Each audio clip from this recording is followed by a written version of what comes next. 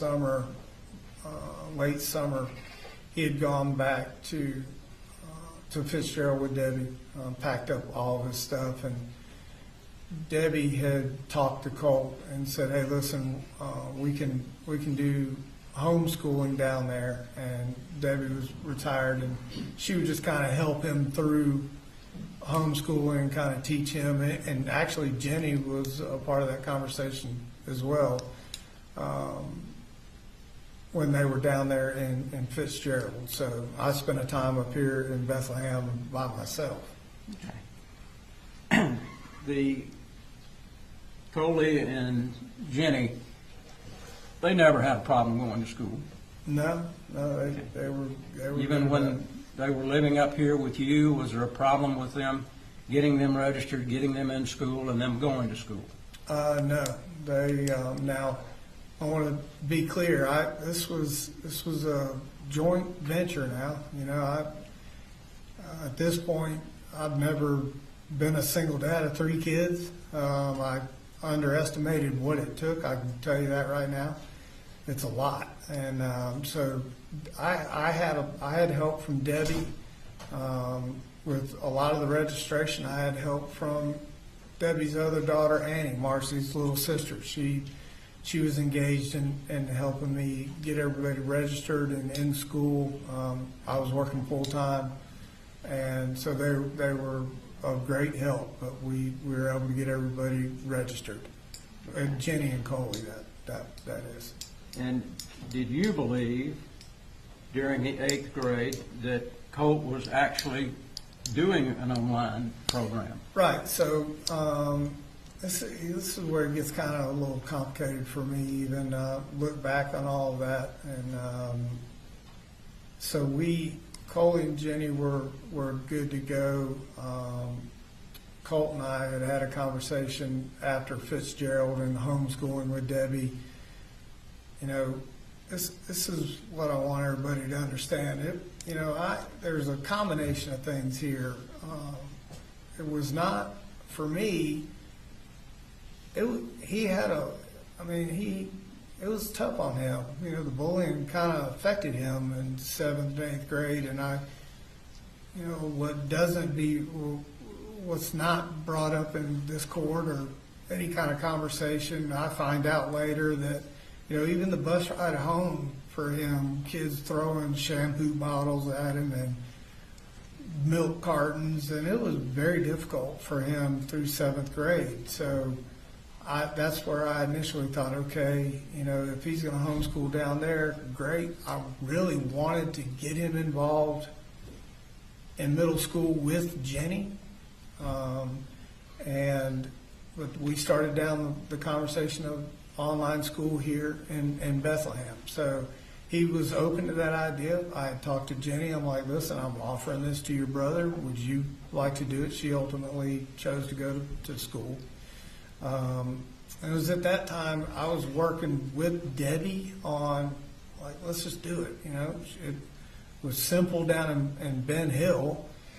But as it went along and I found out it wasn't as simple as getting online and signing them up. It was very more difficult than I anticipated. Everything was full.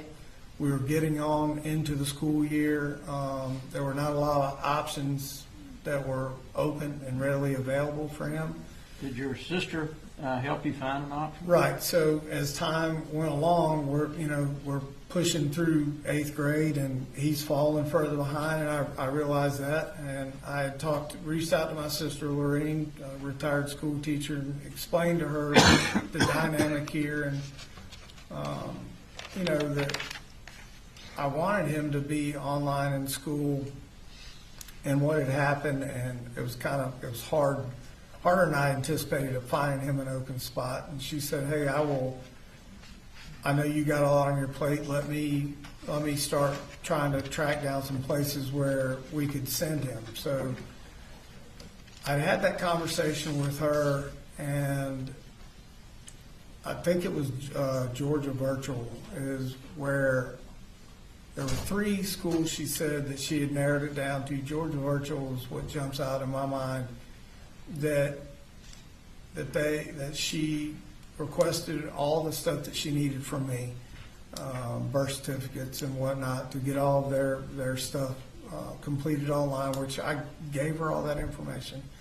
And there was even there was passwords or access codes created through that system in the email chain, or talking back and forth with Lorraine. So I had thought in a time period there that he was locked in and doing what he needed to do. I explained to Colt, hey, we've got you registered. I had thought at the time at Georgia Virtual, as it turns out, maybe it was something that I missed. I thought that, I guess I had thought maybe Lorraine, once I heard passwords and showed Colt what he needed to do, I thought it was as simple as him going in there and doing what he needed to do. Was there times when you would check and ask him? So I had asked him, I can't give you exact dates here, but I did calling him from work and asking him, are you online doing what you're supposed to be doing? I remember him having a conversation with me about an algebra class, and when I got home from work, he was showing me a page of what he was working on. So I never, verified. That's my bad. I didn't fact check what he was saying. We'd established a trust between him and I, and a respect for one another, that, he was growing up, and I was trying, that's what the whole idea was try to get him to just be upfront and honest with me, and moving forward to high school in the back of my mind is what I was thinking. But also, as this time frame was moving along, we were getting further and further behind, and I knew that. And I got to a point in 8th grade where it's like, man, I don't know if he can catch up, right? So I had a conversation with Colt originally and said, listen, Colt and I were at dinner one night, and I said, what would you think about taking the 8th grade over again? And I had a two-pronged attack there on that. I didn't think that he was far enough ahead in 8th grade, and I didn't want him to come out of the gates behind in high school. We're already kind of bumpy in school with him, and I thought if he could retake the 8th grade, that would put Jenny in the same grade as Colt, and they were close. They had a great relationship. Would they be in the same classes? Maybe, I don't know, but they would be in the same school, with the ultimate goal that they could kind of confide in one another, get through school together. And a bigger piece was, if they went through 8th grade together, they would go into high school together, and they would make that 4-year journey together through high school. That was my train of thought, right? It was never that, I don't give a damn if he goes to 8th grade. That's not what happened here. It was very, very fluid kind of thing, trying to make sure I was, and listen, could I have done better? Yes, I could have done better. I could have done more. I see that now. But the overall goal here was to just get him in a comfort zone place. And it got to that point where I thought, okay, well, I had to retake a grade. This would be great. If he could just go take the 8th grade again with Jenny, they could help each other and they could move through high school together. So that was the thought process. All right.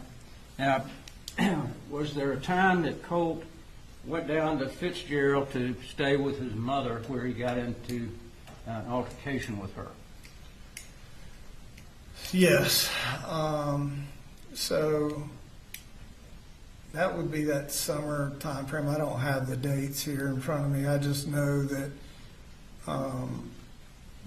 Debbie, and this is the time frame when Debbie came up and they took his computer, packed up a bunch of his stuff, and he went down there to stay. He was kind of missing Jenny and, wanting to hang out with Mamu. And so Mamu had called me. There was actually two that I know of.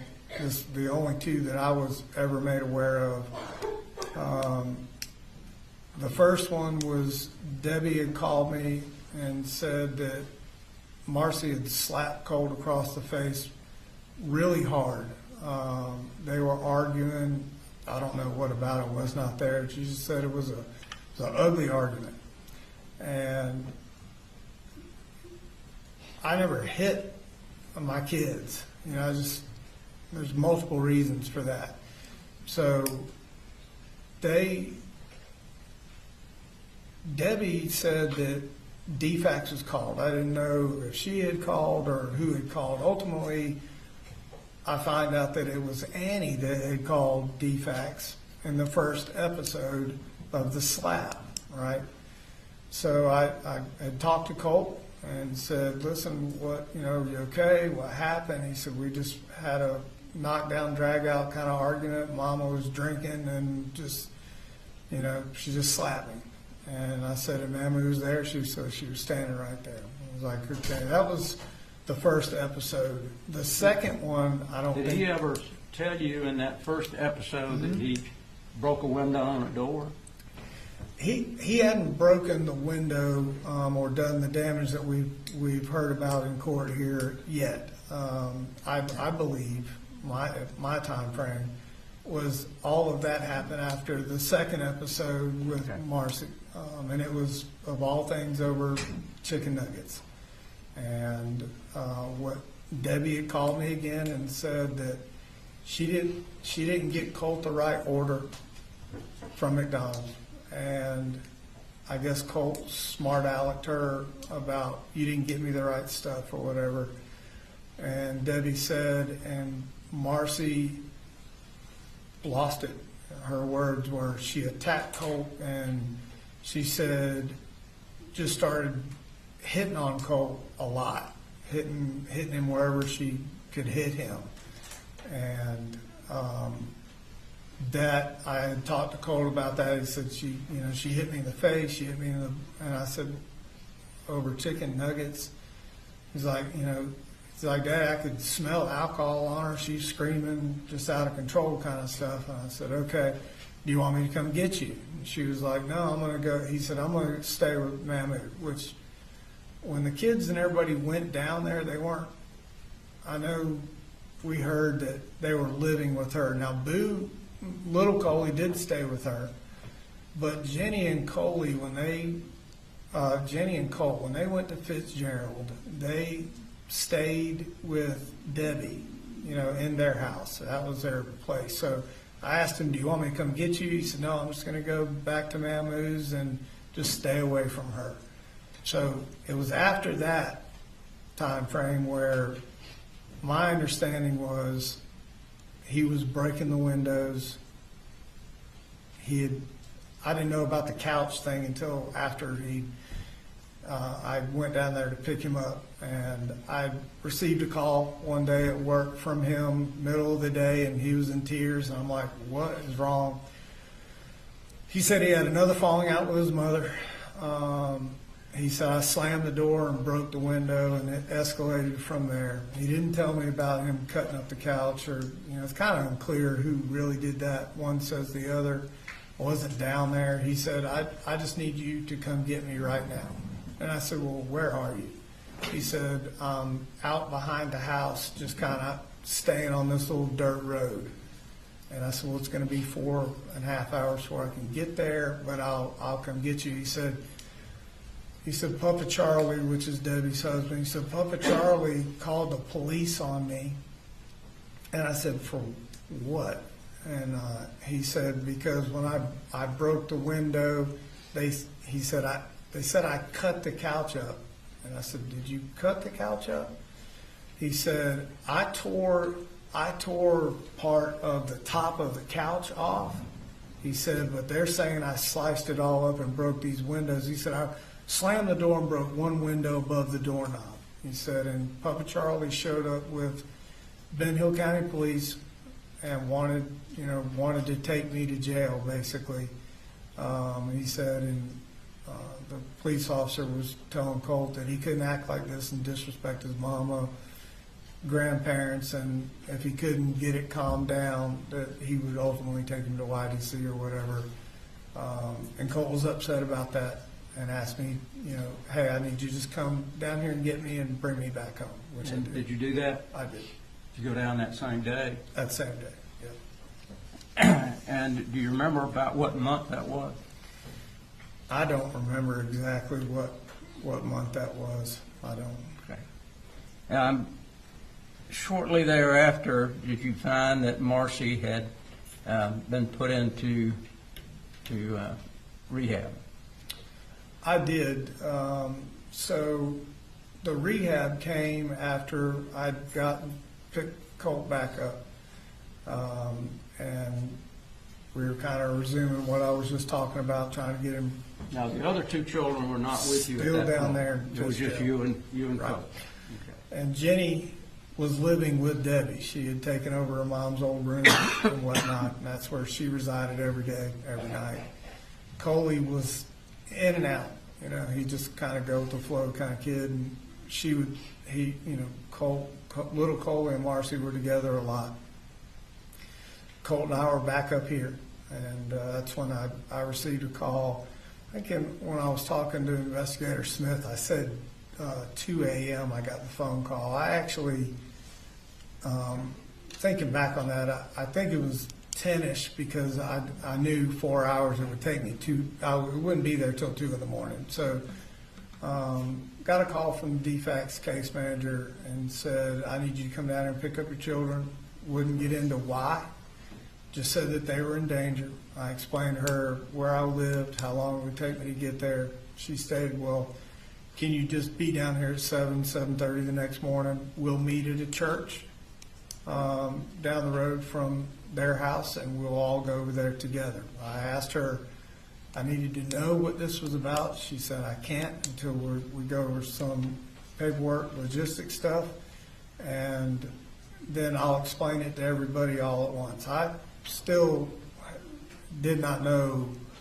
In my mind, I thought as much drinking that she had been doing, I was like, oh, she'd had DUIs before. I'm like, oh, she had a DUI, probably had Coley in the car. That was my original thought. So drove down there the next morning, Colt and I did, talked about what we thought this might be, and met the DeFax lady, went to Debbie's house. That's where she was with the kids. Knocked on the door, went in, we all sat down. The kids were in bedrooms, so they weren't a part of the conversation. Actually find out later that Colt and Jenny had cracked the bedroom door and were listening to the whole conversation. And she said, listen, she said there had been a call made to DeFax, and I find out later that it was Annie, the little sister that had called DeFax, made a complaint that she was driving drunk or acting recklessly with little Coley in the car, something along the lines of to where they needed to hair follicle test her. And so she's reading off the timeline of when they did the hair follicle test. I didn't even know that took place. Apparently it took place a week or so, maybe 2, before I got the call from DeFax that night. And she went through the whole process of we hair follicle tested you, and here are the results. Okay. And at that point, you took the other 2 children with you?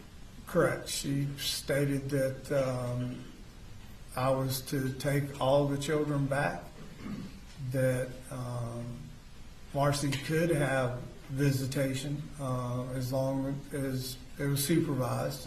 And at that point, I asked by who. I wasn't sure if it was DeFax. She said, no, you will be the one supervising, and you are the one that says when she can come and when she can't come. She cannot just show up. This has to be agreed upon time and whatnot. So I took the kids back. Were you prepared to have 3 children?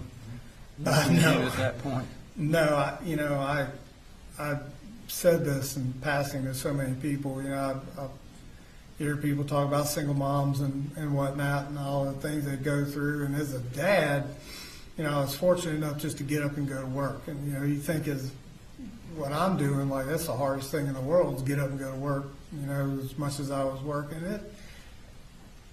It paled in comparison to what a single parent has to go through with one kid, let alone three. So I underestimated the effort and everything that it took to just keep everything afloat with three kids, let alone all the ins and outs and things that happen with kids every single day. It was a lot more than I.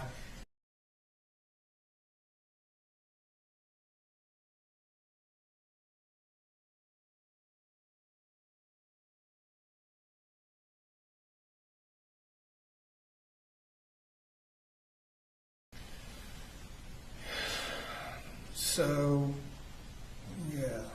So that day, I originally got a call from Annie, the little sister, and I believe I was cooking breakfast or dinner.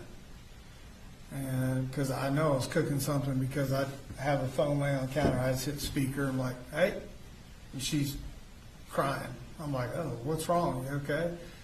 Her original statement was, we can't find my mama. I'm like, what do you mean you can't find your mama? They're in Virginia. Like, they're all up there. Charlie's in some golf tournament. She's like, no, she came back early.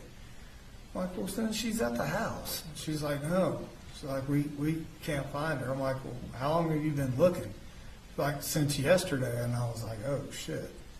I'm like, okay, have you called the police or anything? Like, is something wrong? I'm like, in my mind, I'm thinking, God, I hope nothing happened to her medically, like heart attack or something.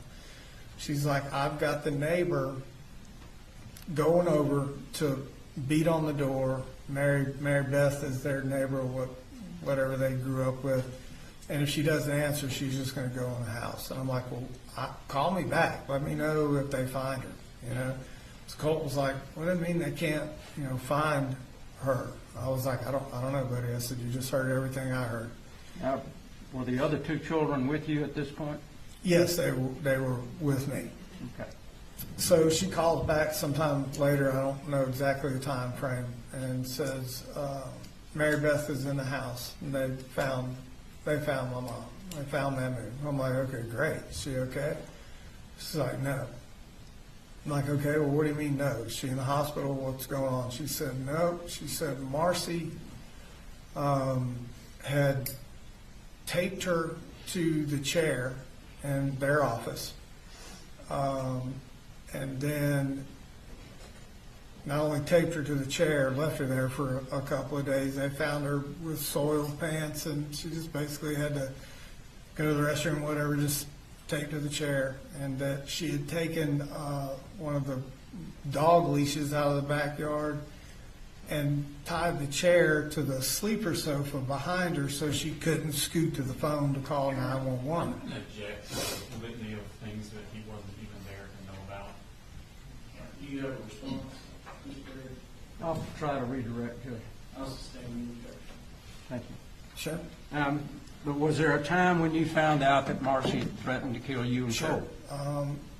After what I was just trying to say right there, she went through what condition she found her mother, and she said that she had told her mother that she was coming up here, wanted her car and money or credit card, and her mother asked her why, and she said, I'm going up to Winder to kill Colin.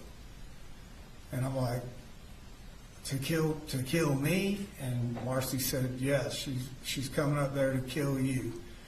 And she said, she told Mama, meaning Debbie, and since Colt is your favorite, I'm going to kill him too, and you live with that. So that on that day is the first time I had heard that threat. And did Colt know that? He heard it on speakerphone while we were talking. Okay.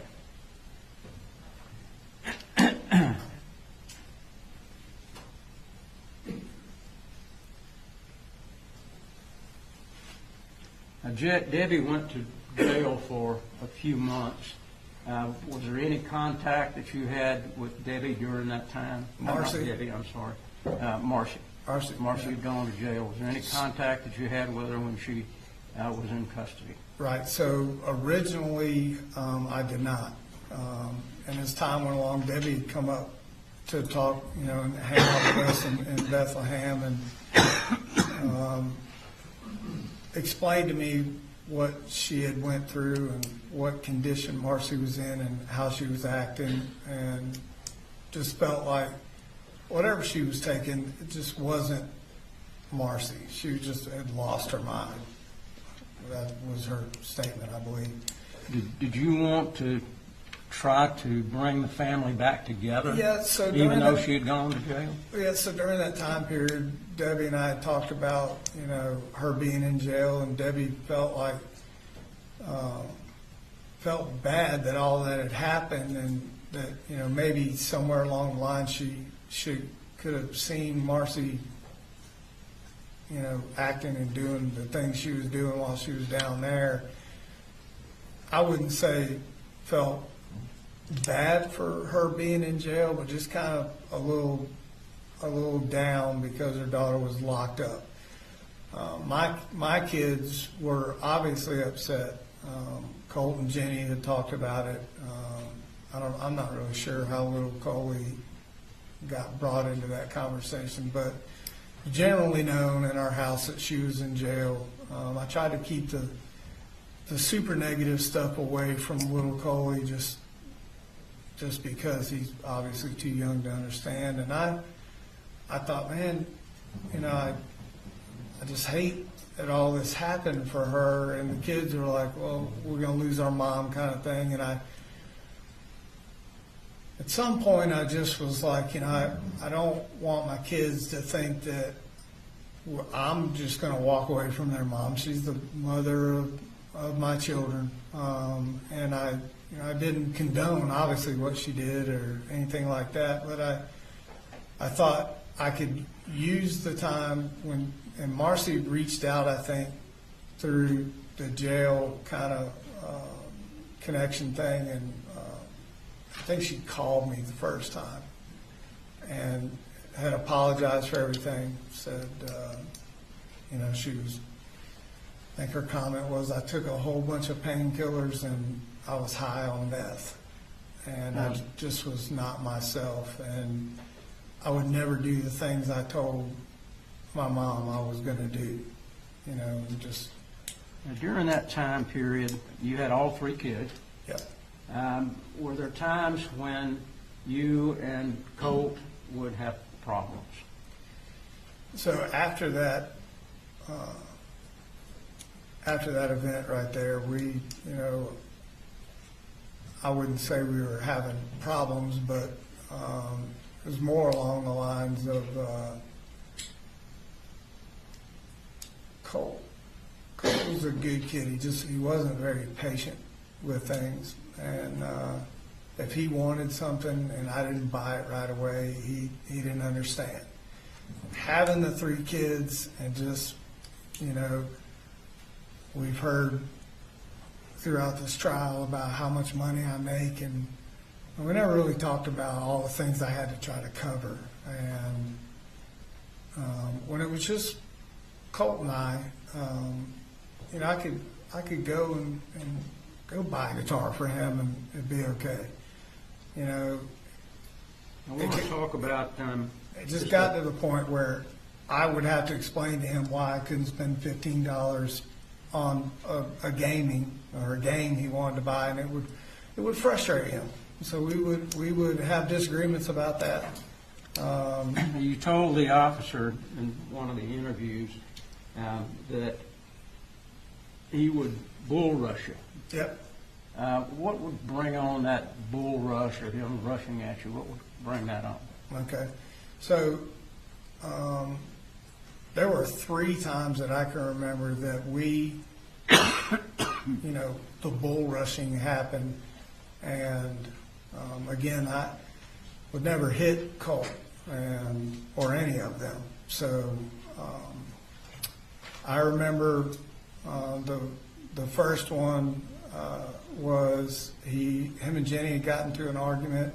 First, it was just kind of kidding around. And somewhere along the line, I was talking to Debbie in the kitchen that day, and they, brother and sister, were picking on each other. It kind of escalated, and Jenny took off down the hallway, and Colt chased her down there, and he tripped and slammed his head into the door, the linen door, knocked a hole in that door. And then he got up and he was trying to pick the lock and kind of damaged Jenny's door. And I went down there and was like, you need to calm down. Took off after Jenny like a wild man. You're damaging this door. I have to pay for all this. This is just a rental house. And that kind of started he was already worked up kind of thing. I remember walking away down the hallway to the living room, and when I turned around, I could see him coming down the hallway, and he was just pissed. And so he kind of bull rushed me. I turned around, he kind of slammed into me, and I grabbed him and just held him up against the wall. And was to tell him, like, you need to calm down, you need to calm down. He had gotten one of his arms loose and was flailing around. He hit me on the side of the neck, hit me in the side.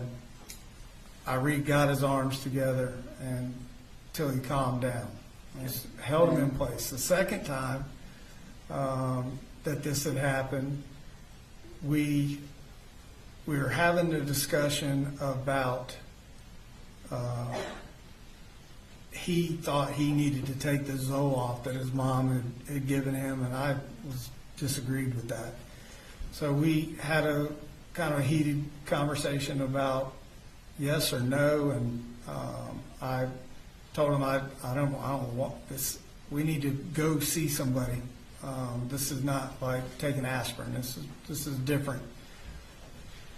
He was pissed because he'd been taking it from her for, I don't know, a number of weeks, and he felt like it was helping him and whatnot. Didn't understand why I would not give it to him,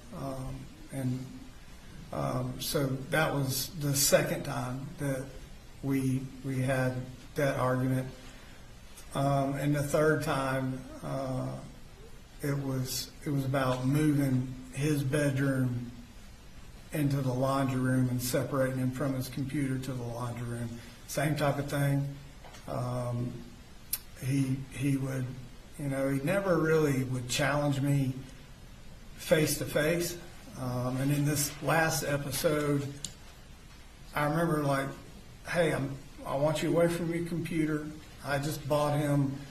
He had his computer torn apart in his bedroom, and he was pissed because I was making him move and to separate him. He wanted to stay in his little bedroom there. I was trying to create space so he wouldn't be on his computer all night long. But I had bought him a set of tools so he could work on his computer. He's really good at it.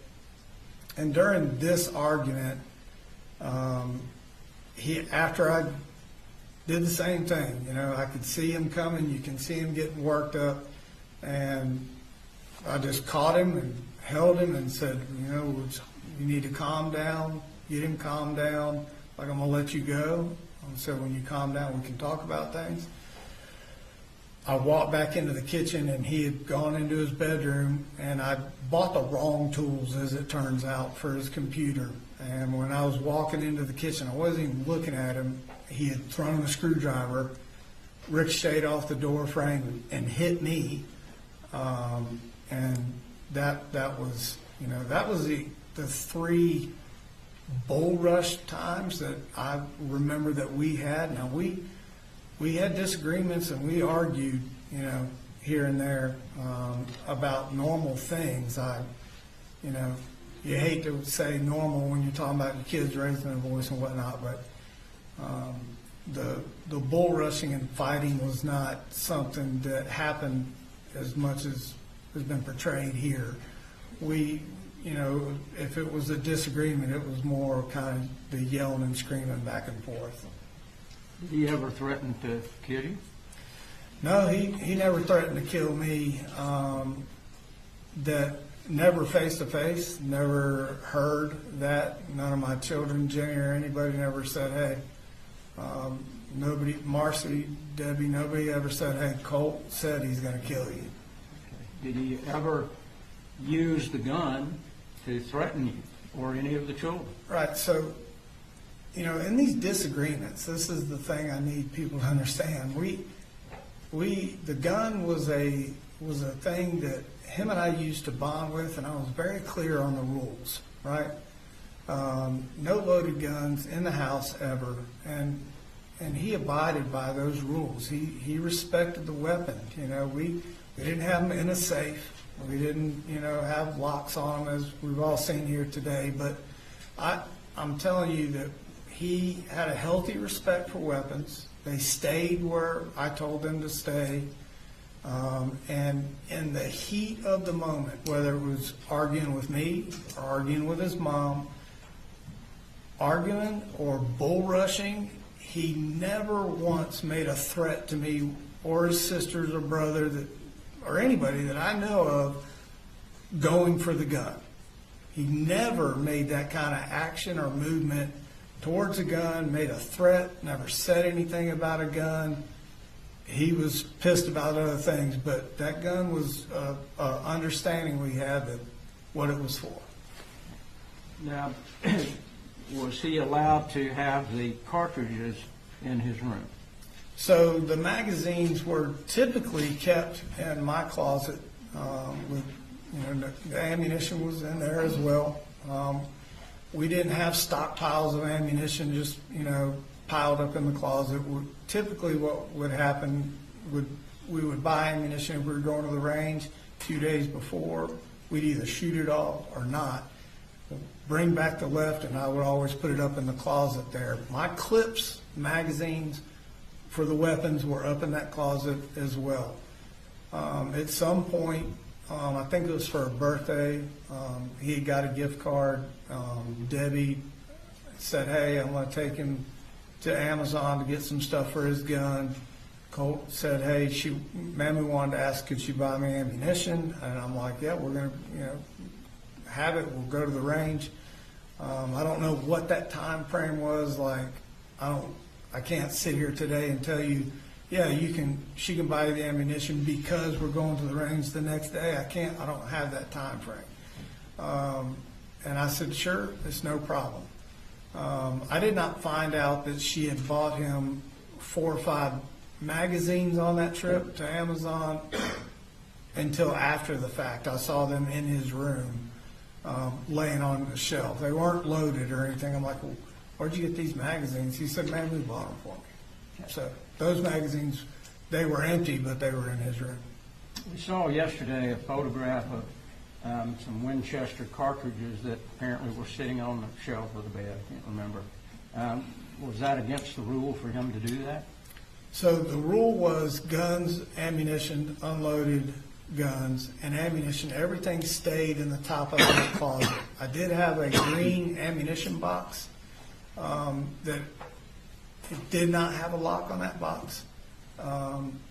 It was pretty difficult to open that box, but we tried to keep whatever ammo we were shooting or going to shoot or any leftover ammo in that green ammo box. Was there ammo in that box that was to weapons that you didn't own any longer? So there, in some of those pictures, I no longer owned several of those firearms. I owned a .308 deer rifle. Didn't have that weapon anymore. I think there was a picture of a 41 mag box of ammunition. I did not own that handgun anymore. And I think there was some 45 caliber ammunition talked about. I did not own a 45 anymore.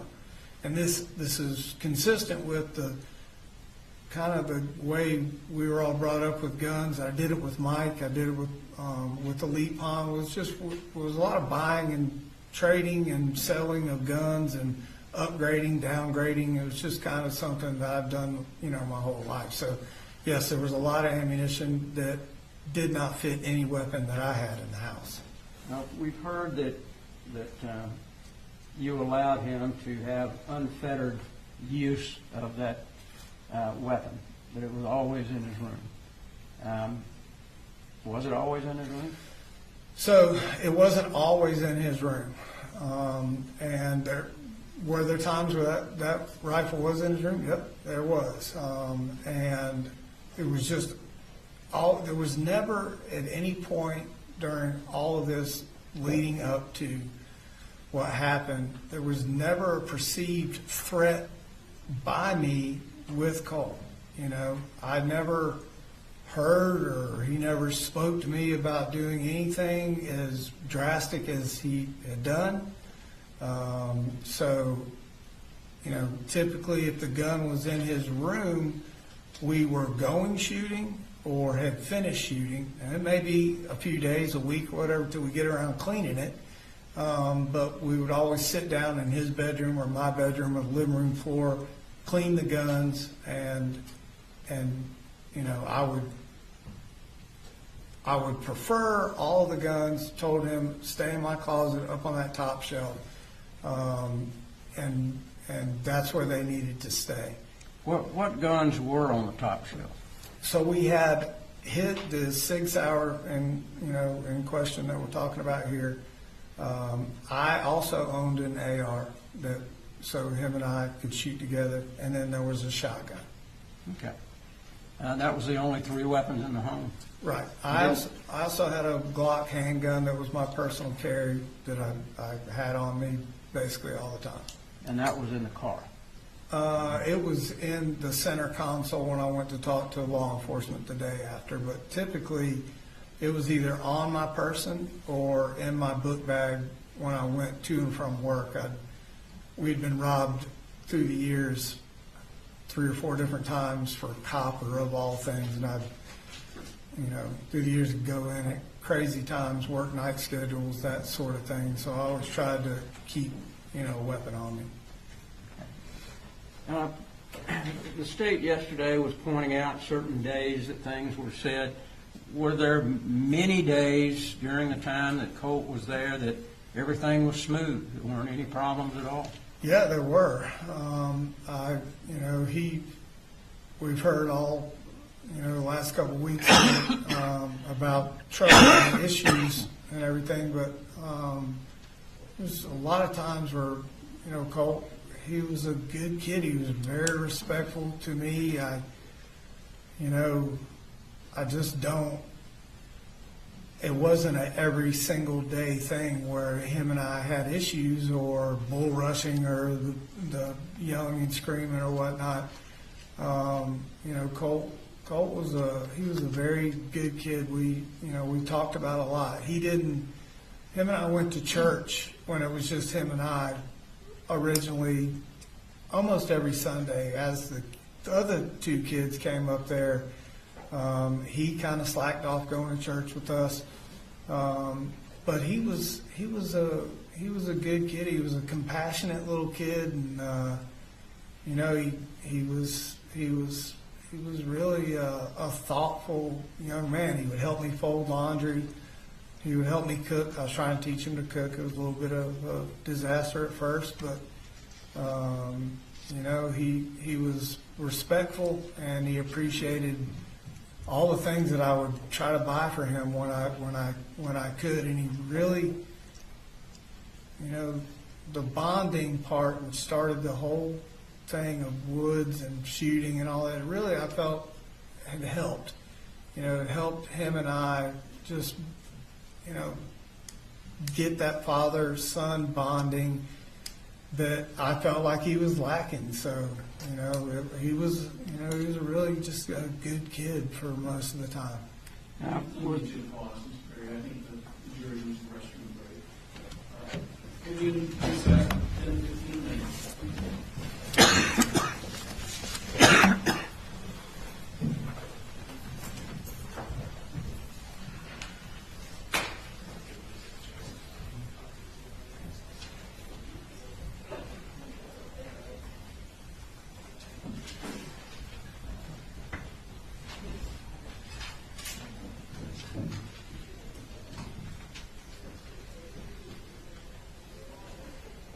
Straight, go back. We can recess for 15 minutes.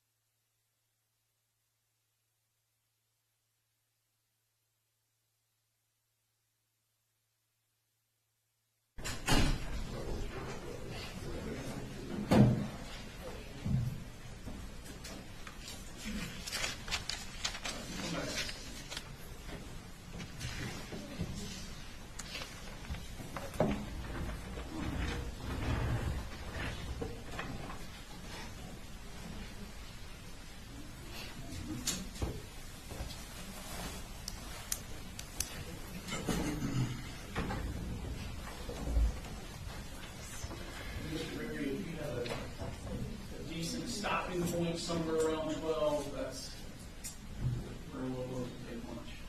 We're going to try to get through this a little quicker. Okay, I mean, do what you need to do. We're ready, sir. All right, I'm ready now.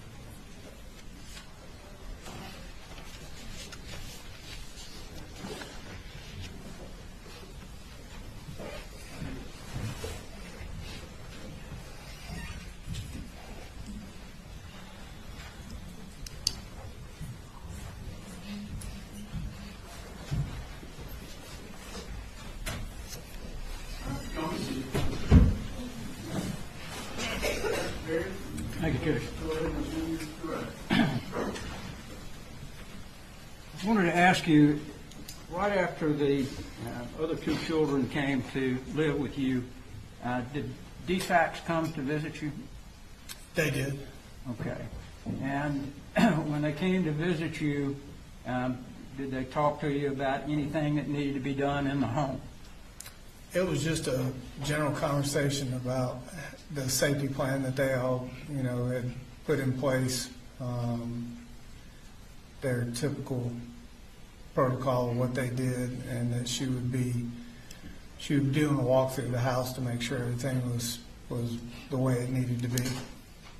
Okay. Did they ever come back and visit you again after that one case? They did. She came back and actually did a walk through the house just to check, make sure everything was the way they Okay. expected it to be. If you recall, when was the last time that anyone from DeFax came by the home? There may have been one more visit from her after the kind of walk through the house. I don't know exactly when that date was. It seemed like she was satisfied with the walkthrough, and the last time she came to the house, my understanding was to close out, the DeFax case as far as what she had on the books, and that everything was sufficient, Okay. I believe. Now, you talked about Colt's computer. Did he have a computer in his room? He did. He had a computer in his room, and I had purchased him and Jenny a laptop. Did you know anything about any multiple accounts that he had or any of the websites that he was getting on? No, I did not. Okay. Do you even know what Discord was? Only time I'd ever heard Discord was with Jackson County, and periodically, only thing I really knew as far as so when I say social media, he didn't have Facebook, nor did I, but Discord and YouTube. If I was asking him, I think there was a couple times I made him show me what he was looking at on Discord, and it was typically all about gaming. And YouTube, he was just doing some, typical kid searches. Did you ever see any communication that he had with any of the people on what we would consider the dark web? No, sir.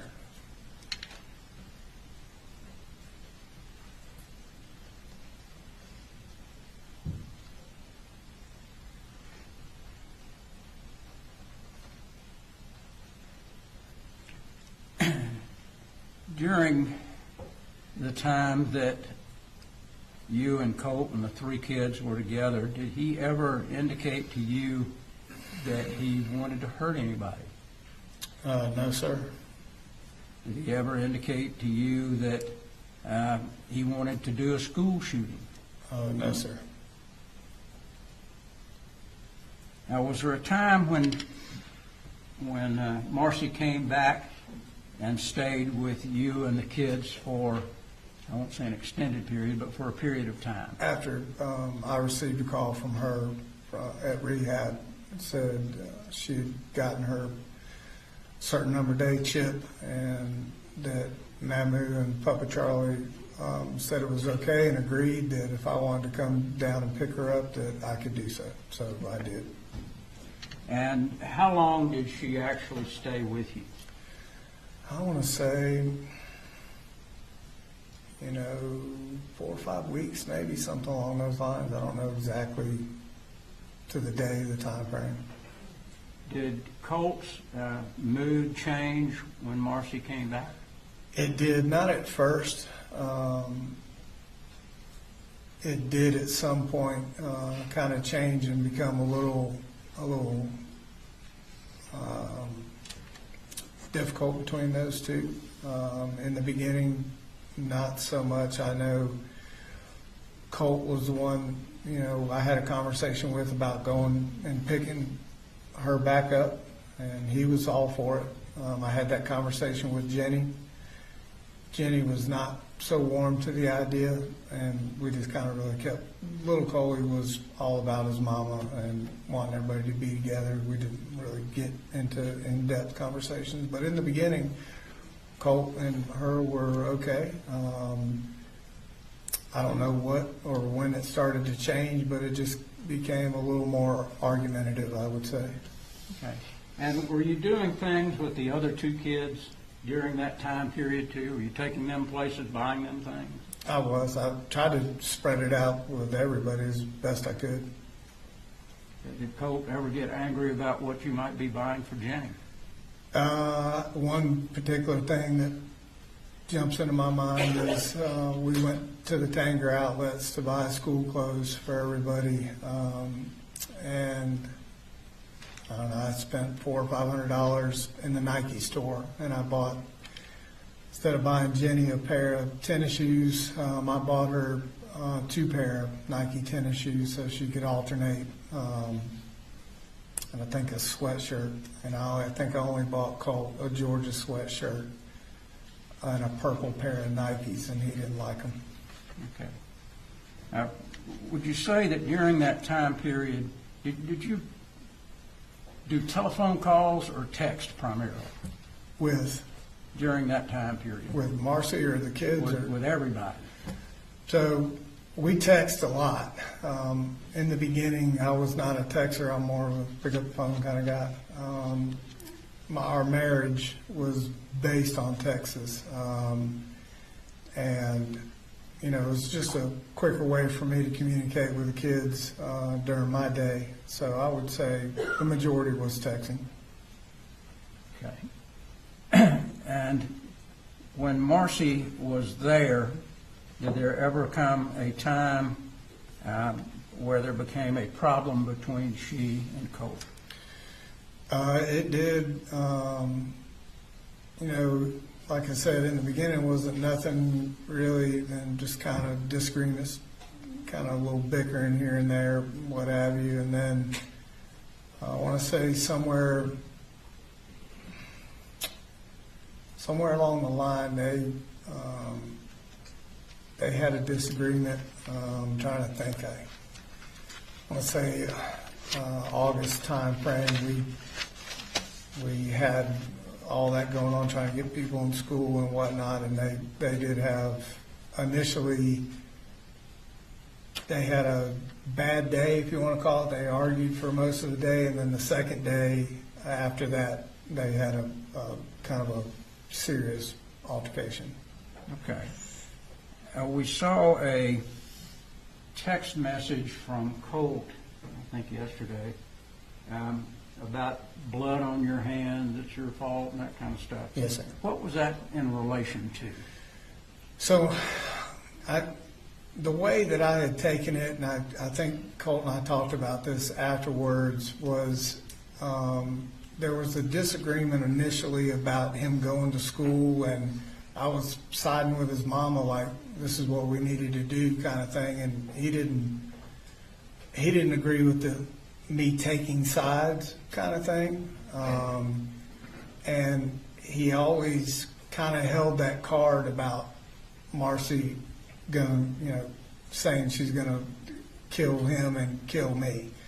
So the blood on the hands kind of comment, it was kind of in a back and forth text. I think that that argument between him and his mama, in the back of his mind, he was thinking, she's gonna do this, and when she does do this, that blood will be on your hands. Like, shouldn't have sided with her. I should have always sided with him after she had made that comment, and he had made in passing that he just had always kind of worried about would she ever follow through with that threat. So that's what, for me, I thought the blood on your hands comment was with, if she ever followed through with this, you're siding with her type of thing, and you should be siding with me.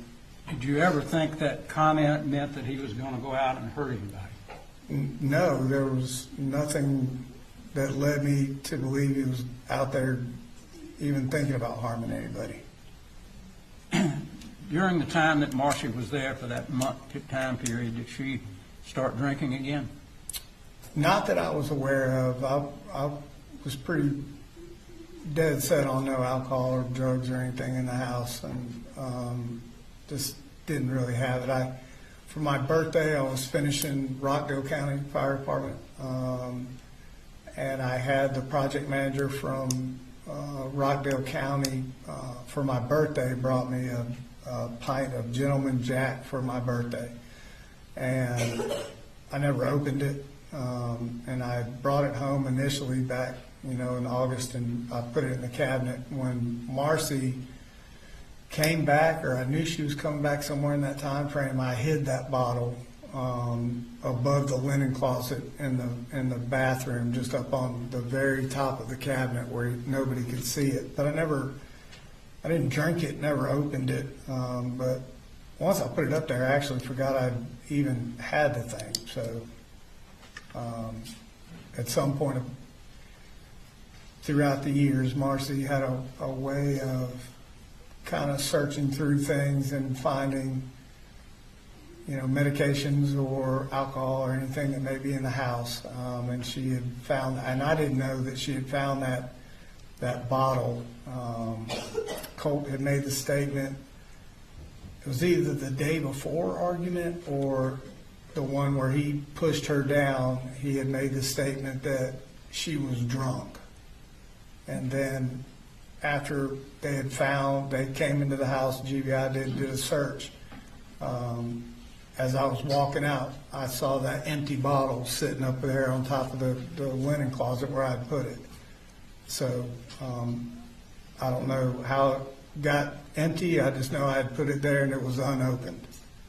Did you ultimately call Debbie and ask her to come and get Marcy? I did. After the altercation between Marcy and Colt, it was clear it wasn't going to get any better. And so I had called Debbie and said, listen, I think, we need to just take a pause for a second. My initial goal was, when I first picked Marcy up out of rehab, those first couple of weeks, man, she wasn't totally back to Marcy that I knew, but she was very helpful, man. She was really good. We went to church together. She was doing all the right things. She was helping me with school, trying to get him lined up and registered and doing all the right things. So there was this moment I was like, I could really use the help, give me a little more freedom at work to do what I needed to do, and just overall being a part of the household. And at that point, any little help I could have in the house, I would definitely take. She left, was that on the 15th? So I think it was the 16th. It was the day after the altercation where Colt shoved her down to the ground. I called Debbie and said, you need to come get her and take her back to Fitzgerald. Did Jenny tell you what happened in that altercation? So initially I got two stories. I got what she told me had happened, and then I got what Colt told me had happened. And, you know, I'm trying to filter through. Marcy had a way of kind of manipulating things as she needed to. And Colt, for any issues he had, you know, with me, we had established this trust bubble, so forth, where he would tell me what happened, and he would tell me if he was at fault.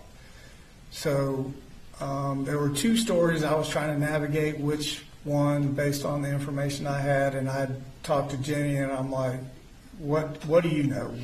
What did you see or hear? And Jenny gave me her version of it. Okay. I want to show you. Exhibit number 2.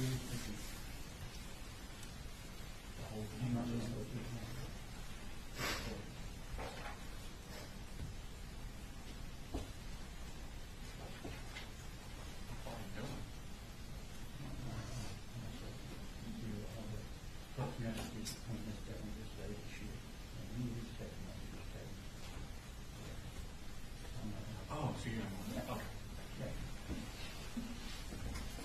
Got that worked out. Let me show you what's been marked as exhibit number 2. Okay.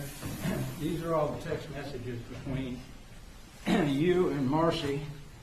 Those are from the 17th, after she left, until the day after this incident occurred at the high school.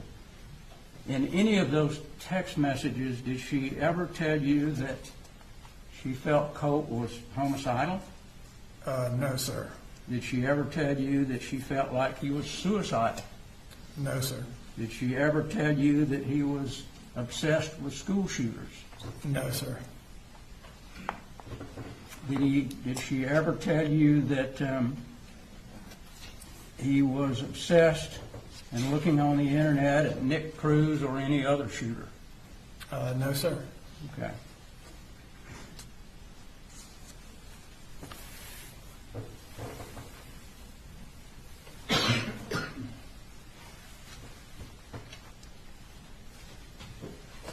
During the time that you had the children, did you try to be as positive with them as you could?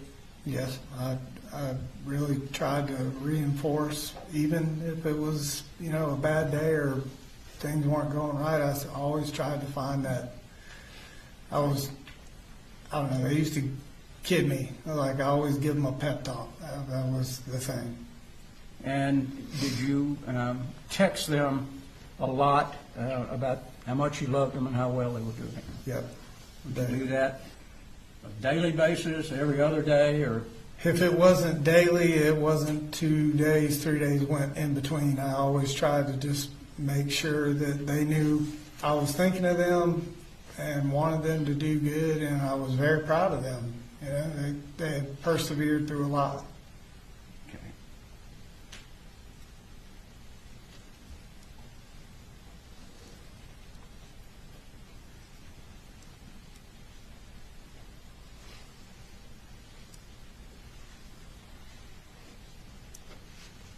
Let's talk about we'll try to get through this before lunchtime. I want to talk about when you went to the school to talk with the people at the school about getting registered. What did you do in order to get him admitted to Apalachee High School? So originally, when we reached out, we had talked with the registrar and kind of explained what we were trying to do here. And I had started that conversation with her. I'm like, listen, not to get into all of this with her, but he had missed a significant time of 8th grade. And I wanted to ask her initially, was there a way that we could just have Colt retake the 8th grade? I felt it would be better for him and help him just kind of be more ready, if you will, for high school and not come out of the gates behind in 9th grade. And she at that point told me that her comment was, we just push them through. I remember was what she said. She said, we don't necessarily fail any child, that we just push him through to the next grade, and they try to help him along, catch up, during the next year or, first semester or so. And I said, well, okay. She said, well, let me do this. She said, I will work on a schedule for him that had part 8th grade curriculum in it, to kind of help catch him up during that first semester, and sprinkle in some 9th grade classes, kind of a hybrid of both in middle and in high school.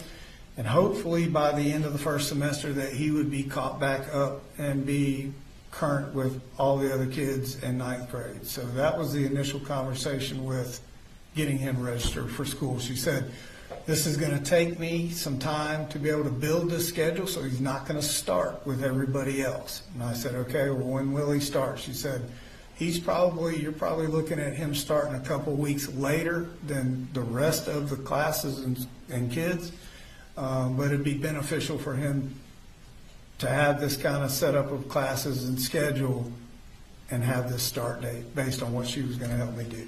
Okay. And is that the reason that there's a gap between the first day of school and when Colt was supposed to Correct. start? Yeah, correct. She was tailoring the schedule to help kind of catch him up from 8th, and in that first semester, bring him through 9th and get started. And by the end of the first semester, he might not be right there, but he would be close. Okay. And do you recall the first day that Colt went to school? So I think it was that 14th, 15th, 16th, somewhere in there. I don't have it in front of me, so. All right. And Whatever the day she had said, this is it, this is the day he's starting, I want to say it's the 16th, but without it in front of me, I can't tell you that's exactly. fine if you don't remember. Yeah, that was the day. And I think we saw in text messages yesterday or heard, Colt told you that he loved it, he liked the teachers, he liked the people, and Right. So I received, a flurry of texts from him that said, I love this place, or I love this school, and I responded along the lines of, I'm happy, I'm so proud of you.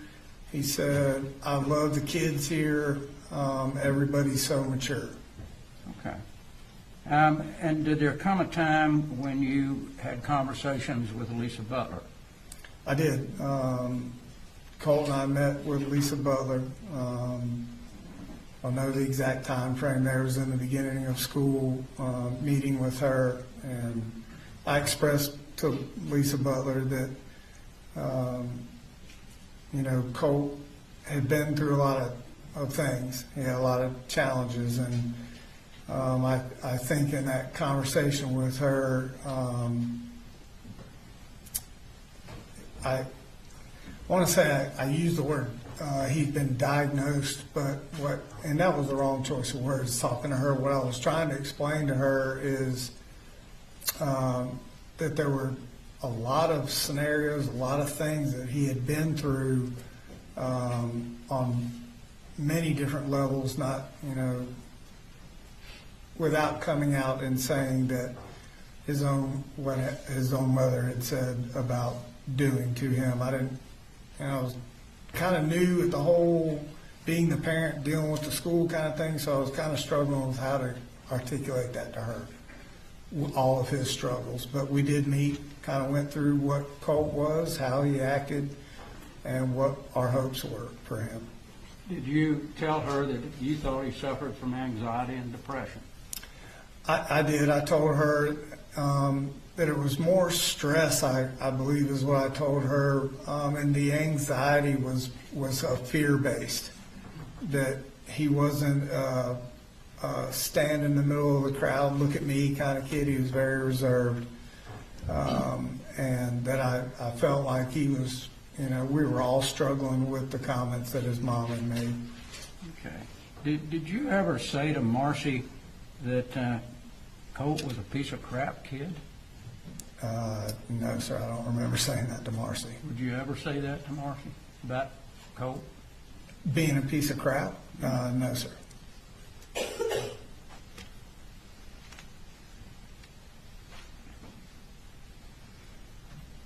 Did you and Lisa Butler talk about getting Colt into some sort of counseling? We did. She had said there was a program called Aware, and it's kind of a specialized type thing where they really worked one-on-one with the child, and she thought this would be a great thing for Colt.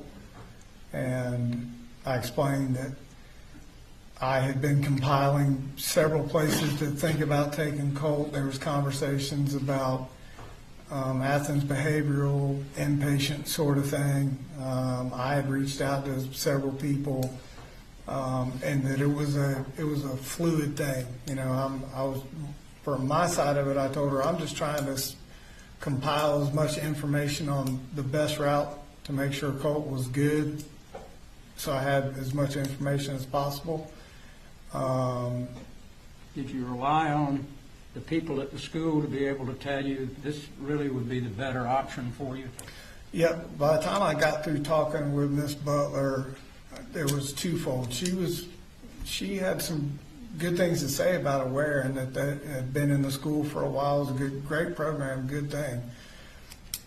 I was looking at it as Colt, after his 7th grade and all that he went through, he didn't have a lot of trust in the schools and school systems and counselors, and I thought my take on it was, okay, this would be a great thing, kind of twofold. He would get help, he would get the specialized help he was needing, but I explained to Colt that also you will see that high school is different than middle school. They are preparing you for college. Things are different. But it also, I was hoping Colt would see it as he could believe and trust in his counselors and the school system, and that they actually had their, for lack of a better term, their arms around him. They really cared about his well-being, and wanted to help him, and that he would be doing these things at the school. So it wasn't like he would have to be out of school, going to different places. It was all in the same house, if you will. And was there a time that was scheduled that you believed Colt would be talked to by the counselor? So my recollection was that September 5th, I believe that was a Thursday, that everything was established, the counselor was set up, and that he would be, I don't know if there was an exact time. I just knew that they would be meeting early that Thursday morning. I think it was Thursday, but it was the 5th. Now, did you know that Debbie had also come up and spoken with Lisa Butler? I did, because Debbie was up staying with us a great deal of time at this point, right? So we had discussed multiple things, trying to understand what would be best for Colt. I wasn't really didn't understand the whole inpatient part of this. I thought, man, he's just going to end up, I just thought that was an extreme measure. Debbie agreed with that. Colt, the conversation I had with him was he wasn't really jazzed about that. And then Debbie and I would use the evenings to kind of formulate a plan. I'm going to work. She was like, I will go up, talk to the school in your place. She's got a good, educational background. Her and Colt are super close. So we would talk about options and what we thought was best for Colt. We'd agree on whatever she was going to say, talk about, options or whatever with Miss Butler or whoever she was meeting with. I would go to work the next day and she would go to the school. So I knew when she was up there and basically what she was talking about, because we talked about it the night before. And did she tell you about the program that she wanted you to go to in Athens? Debbie? Mm-hmm. No, Debbie never brought up the inpatient Athens behavioral inpatient part of that with me. Who brought that up? Was that Marcy? That was Marcy that was kind of on that. And did Debbie have plans to come up and take Colt somewhere? The whole Debbie and I had talked about this aware, and we both agreed that this would be the best option for Colt. So in my mind, I never had any other thought of, I know I had compiled a bunch of searches and looking at different places and talking to people, but with conversations with Miss Butler, Debbie talking about, her and I agreed that aware was the best thing for Colt. Okay. Now, you got some paperwork from Lisa Butler Yes, sir. for that program. Did you fill that paperwork out? Yes, sir. Okay. The state indicated it took you 24 hours or so to fill it out. Did you? Something like that. Okay. Yeah. Why did it take that long? I had to work full time. Wanted to kind of just make sure Colt was good with it. He understood what was happening, and I filled it out, I think, the next day and sent it back. Okay. Now, was there conversations between you and Marcy about coming? She was going to come up on Saturday before this incident took place, and y'all were going to take Colt to this place in Athens. Was there some conversation about that? So the conversation originally was no. That weekend that's the holiday weekend you're talking about. Mm-hmm. Yeah, we were talking about all going away as a family originally. And why did you not go pick her up? I didn't go pick her up. Couple of reasons. One, I thought I was maybe had to work that Saturday. I was not sure. It was kind of a fluid situation. But the kids, Colt and Jenny, they weren't really fired up about her coming back up here, Colt especially after what had happened. So I've been through this enough with her. So I just kind of made the decision that listen, I'm not really sure Tuesday or Saturday if I have to work even for a half a day. So I didn't go down and pick her up because I wanted the kids to be comfortable. I wasn't sure if I had to work, and for me it's a 9.5 hour round trip to go get her. Did you tell her that you were going to take Colt to the program there in Athens? There was never a set time said to me to go take Colt. She was like, they're open anytime. You can take him on a Saturday, I think is what she said. But at this point, during these conversations, we were set for aware and the school. So I had a plan in place. Okay. And I'm sure you're going to be asked, you went to Athens that day, but you didn't take him to that program. I did not. We went to Guitar Center. Okay. You went to a guitar store. Mm-hmm. And did you buy him this hat? Yeah, I bought him, I think I bought him a hat and some guitar strings, and I think I bought him a guitar cord. And it has Fender on it.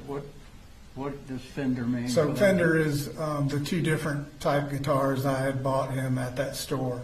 And we would, that's one of those trips that we would use, like the hunting and golfing or whatnot. Music was a bonding kind of thing for us, and sometimes we just went to Guitar Center and he would pick down the most expensive guitar in the store, made me nervous as hell, and he would just sit there and play it. We would just spend hours in Guitar Center just kind of going through guitars and just we didn't never even buy anything a couple of times. We just went in there and let him play guitars and just kind of roamed around looking.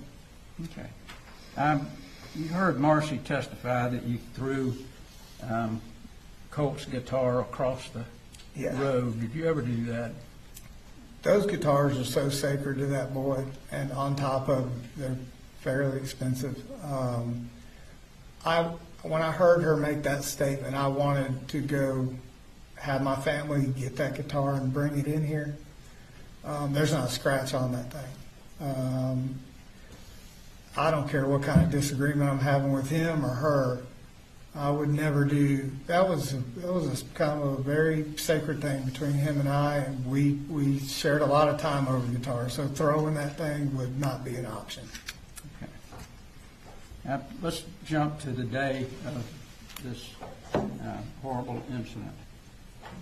You leave that morning. Did you take Coley that morning, or did you just go straight to work? No, I try to take Coley to school every single day. We kind of had our own little ritual. Okay. And where were you working? What were you working on at that time? So I was finishing Rockdale County Fire and was engaged at Forsyth County Fire, finishing out both projects. Were you nervous that Colt might not go to school that day? Yeah, there was I think the day before, a couple days before, when he had told me I went to school, and I found out that he didn't go to school. So, I was nervous. Okay. Was there a reason that you would not want to put him in the car, take him to school, and then go to work? Well, there's a couple things. His bus came at a time, it was before Jenny, but it was later in the morning. So I'm relatively new at Kevin Price. I'd taken a day or two off already. I'd taken a field day trip with little Coley, and so for me to have to do that, it would put me at work late, super late. So had that conversation with Colt, like, I need you to go. He assured me he was going to go. And I felt generally comfortable that, I connected with him. I was still in the back of my mind, I was like, man, I need you to go kind of thing. And nervous, yeah, but I knew that he would go. I felt like he would go. Okay. Did it ever cross your mind that he would be able to put this weapon that we've seen into a backpack and get it into the school? Not only, no, I never imagined that in my wildest dreams. I never thought that he would even have a thought process of bringing a gun to school or doing any kind of harm to anybody else, let alone anybody at school. So, no, that was not on my mind at all. Okay. And did you know anything at all about, did he ever talk to you about any obsession that he had with school shooters? No, sir. We've seen this big poster of newspaper articles and photographs of various and sundry people. Did you see that in his room at any time? I did not see that poster. There was one point in time where I went into his room originally. So Colt, typically his room was usually always dark. He had a room darkening shade on even for the daytime. Lights were off. His monitor screens were usually the only, light in the room. I had gone in there to take him dinner one night, and there was a picture on the wall. It's a young kid. I didn't know who it was. We had been talking about, we always talked about bands and different things, and he always would say I was old, and I would tell him that band members we talked about, their kids are starting bands. And I was like, man, who is that? He was like, you don't know who that is? I'm like, nope. I said, I think that's that kid's son from Green Day, like the band. And he laughed. I'd never seen that picture before, didn't know who it was at all, and that's kind of where the conversation ended. Okay. And you've heard testimony about in photographs where these, or some of these, were on the wall a couple of months before that. Right. And did you see those photographs as they were brought in? No, I didn't see the shrine at any point in time in Colt's room. I think I told Investigator Smith when I saw that for the first time was during that interview. And I don't even remember seeing it on the day I went home of the shooting. I pointed out to Investigator Smith, I'm like, that single picture of that kid with the glasses right there, that's the only picture I ever remember seeing on his wall or talking to him about, Okay. other than the concert posters and whatnot.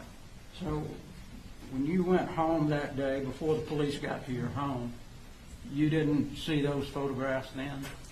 When I went home, I got home after Marcy, Jenny texting back and forth.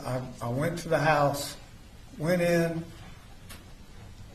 Marcy had texted me what she thought had happened, and I just could not get my mind wrapped around it. There's absolutely no way. I went into the house. I went to my room, or Will Coley's room, into my closet where the guns are stored, sorry. And I moved everything out of the way to check there first. Weapon was not there. I'm like, shit. Went down the hallway, cracked open his computer room door. Now, that was not his bedroom. His bedroom was in the laundry room at that time. So if I did all my talking to Colt, at that point, once we switched the rooms, it was in his laundry room bedroom. I cracked the door, looked in there to see if I saw a gun or his gun or anything like that in case it was in there. Did not see it. I didn't see any shrine or anything on the wall. Never saw it. Okay. Well, you had plenty of time while you were there to jerk all those off the wall, didn't you? Yeah, I could have done that easily, but I'll say this, I didn't know, even 17 killed, like, I read that, I can understand, but I couldn't tell you anybody in the shrine by picture who any of those people were. I had no idea. Did he have other things on his wall at various and sundry times? We had all kinds of stuff. We'd hang targets that we'd go shooting with. We had concert posters. He had some weird poster. I still don't know who the guy is with the red hair. He had his deer that he shot mounted on the wall. Have a flag in there at one time? He did have a flag that Jenny bought him. And I know I'm not going to go all over it's getting almost lunchtime. I'm not going to go over all the flurry of text. You've already seen those back and forth between you and Jenny and Marcy. But when you got home, did you turn the TV on? We saw the TV was on when they were Yeah, so taking when the I photograph. came in the door, the TV was on. And that my first few steps in the kitchen, I remember hearing that TV, and I thought, see, this isn't him. He skipped school today again. But my initial thought was that, man, like he didn't go to school today. I was kind of upset about that because I heard the TV. They played a clip when the officers came up, and there was something kind of unclear that they said, and then you said, I knew it. What were you talking about? So after me looking for, the SIG weapon, after the texts I received from Colt, this is not your fault, I'm sorry, all the things that we all saw and read. Marcy's kind of phone call to me is the first time anybody had ever said to me anything about school shootings. And I remember her saying, he talked to me all the time about school shootings, and she was crying, and I'm like, what? I said, I've never heard anybody say anything to me about school shootings. Just calm down. I remember telling her, there's no way this is Colt. And then Jenny's text. So those combinations of all that happening, when the police showed up, and I thought, okay, that's what when I said I knew it, I kind of pieced everything together of what was being said to me through texts and phone calls with Marcy, and I'm like, shit. The gun wasn't at the house, so I kind of knew it at that point what had happened. Did you mean that you knew he was going to do this? No, that's not what the statement was. Like, I knew he was going to school to do what he did. You heard Jenny testify. Yeah. Did you ever tell her to lie about anything? I would not tell my children to lie. We go back as far as anybody wants to go. Purpose of the bubble, all of this was to create an environment for my children to tell the truth. I don't care what you've done. So we could work things out. Never, I've got family in law enforcement. I would never tell her to lie about anything, first of all. But something serious like this, at this point, I still want to know what the hell happened. So I would never ask her to lie or cover up about anything. In fact, on the way there, what she said to me was, Colt was fascinated with school shootings. And I remember looking at her and saying, why would you say that? Why didn't you tell me? And she said, he made me promise not to tell you. And I said, Jenny, I needed to know things like that. And she said, well, I'm scared. She said, do you think this is what this is about? And I'm like, the interview, and they're talking to me and her. And I said, I'm sure it is. Pulled in that parking lot, sat in that truck. She said, how long do you think this is going to take? I'm like, I have no idea. But the last thing I told my child was, whatever you do, don't lie. Just tell the truth. Just tell them what you know and don't lie. That's the last thing I remember telling Jenny when we went in there. Were you upset and surprised when she came in and said that? I am still to this moment extremely shocked. I know that's Jenny Gray, that's my daughter. I don't know who that was sitting up here. She doesn't act like that. She doesn't talk like that. I was shocked at what she said. I don't know how else to put it.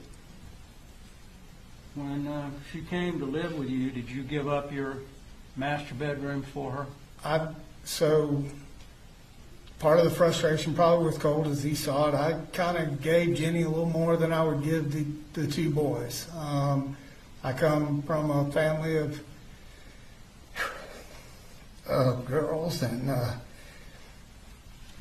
Jenny was kind of special to me, and so I wanted her to feel that I loved her and she was safe there and didn't have to deal with anything. So I said, you live with 3 boys now, so I'm going to give you the master bedroom, the master bath, so you have privacy.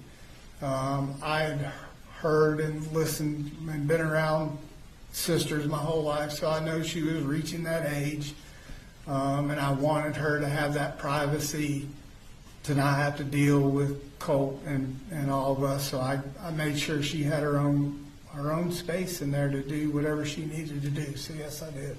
And did you and Jenny ever argue? Did y'all have any problems? No, Jenny and I, was kind of a shocking thing to hear her talk about. Colt didn't really go, but Jenny and Coley and I, it's rare, if at all, that we miss church. Our Sunday was go to church. She's a big reader. I would take them to Barnes & Noble right across from Athens Church, spend money on books for her, spend the day there. So we just had a really good relationship where she saw what I was doing for her and with her, and bought her an iPhone. I didn't buy anybody else an iPhone. I had to save a little bit longer. She was very patient and waited. But I just tried to do extra things. So Jenny and I really never had a riff, and I could talk to her about things, and she could talk to me about things. And Jenny was wise beyond her years. She's very calm and perceptive and understood a lot more than people give her credit for. She's a smart kid too. So in my mind, we had a great relationship. Okay. Is there any, if you can remember, any red flag or anything that Colt did that would make you believe that he would ever be capable of doing this act? No, I struggle with it every day. I've never seen that video until yesterday. He's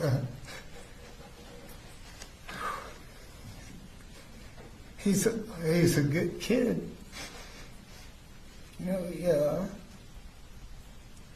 he wasn't perfect, nor was I. But he could do something that heinous. Like I don't know if anybody could ever see that kind of evil. And like the Colt I knew, the relationship I had, there's this whole other side of Colt I didn't know existed. So, no.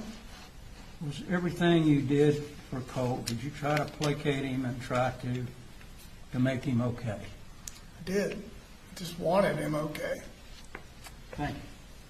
Nothing further. All right, ladies and gentlemen, we're going to go ahead and take a lunch recess. We'll be in recess till 1 o'clock.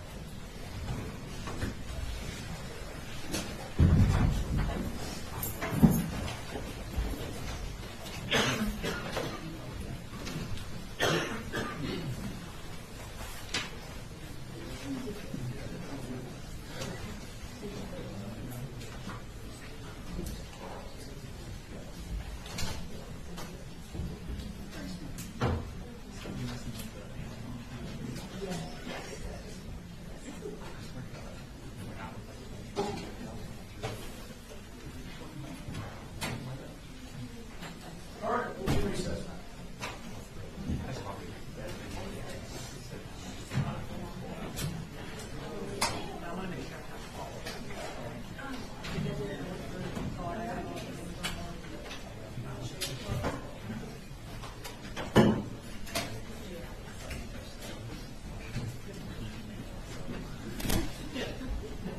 You know what I mean? I was like, I kind of back off.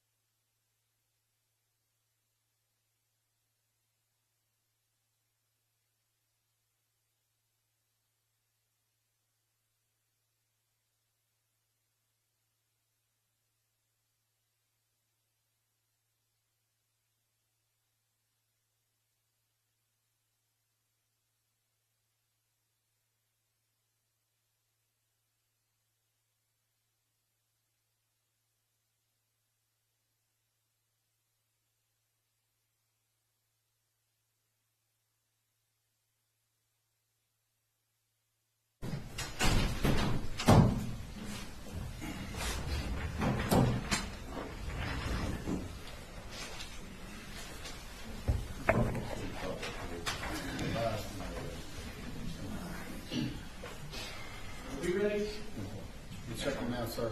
What's that? We're checking now, sir. Y'all ready? Yes, Your Honor. Mr. Gray, you can go ahead and go back to the stage.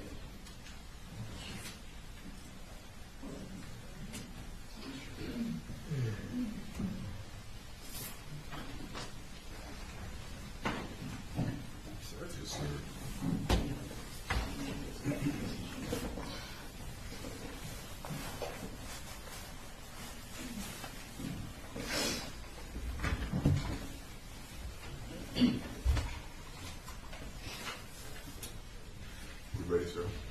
All right, bring it in.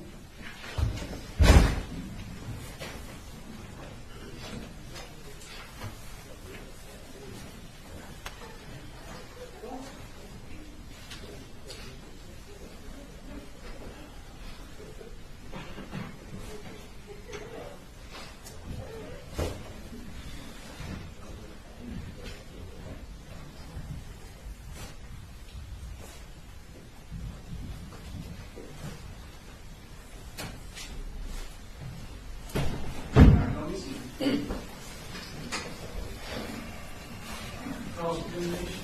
Yes, Your Honor.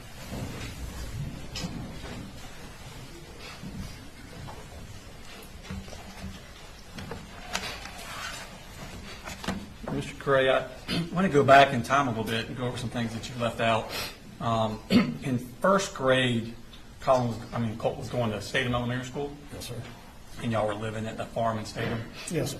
And Colt had an individualized education program, otherwise known as an IEP, in first grade, didn't he? As far as I know, I wasn't involved as much as far as that type of knowledge of schooling. Debbie and Marcy were really engaged with what he was doing school-wise. So he was involved in first grade and something like that, but I couldn't tell you in detail what it was for. Okay, and an IEP is tailored for each individual child's educational disability, correct? As far as I know, that's But Colt's was actually for behavior, wasn't it?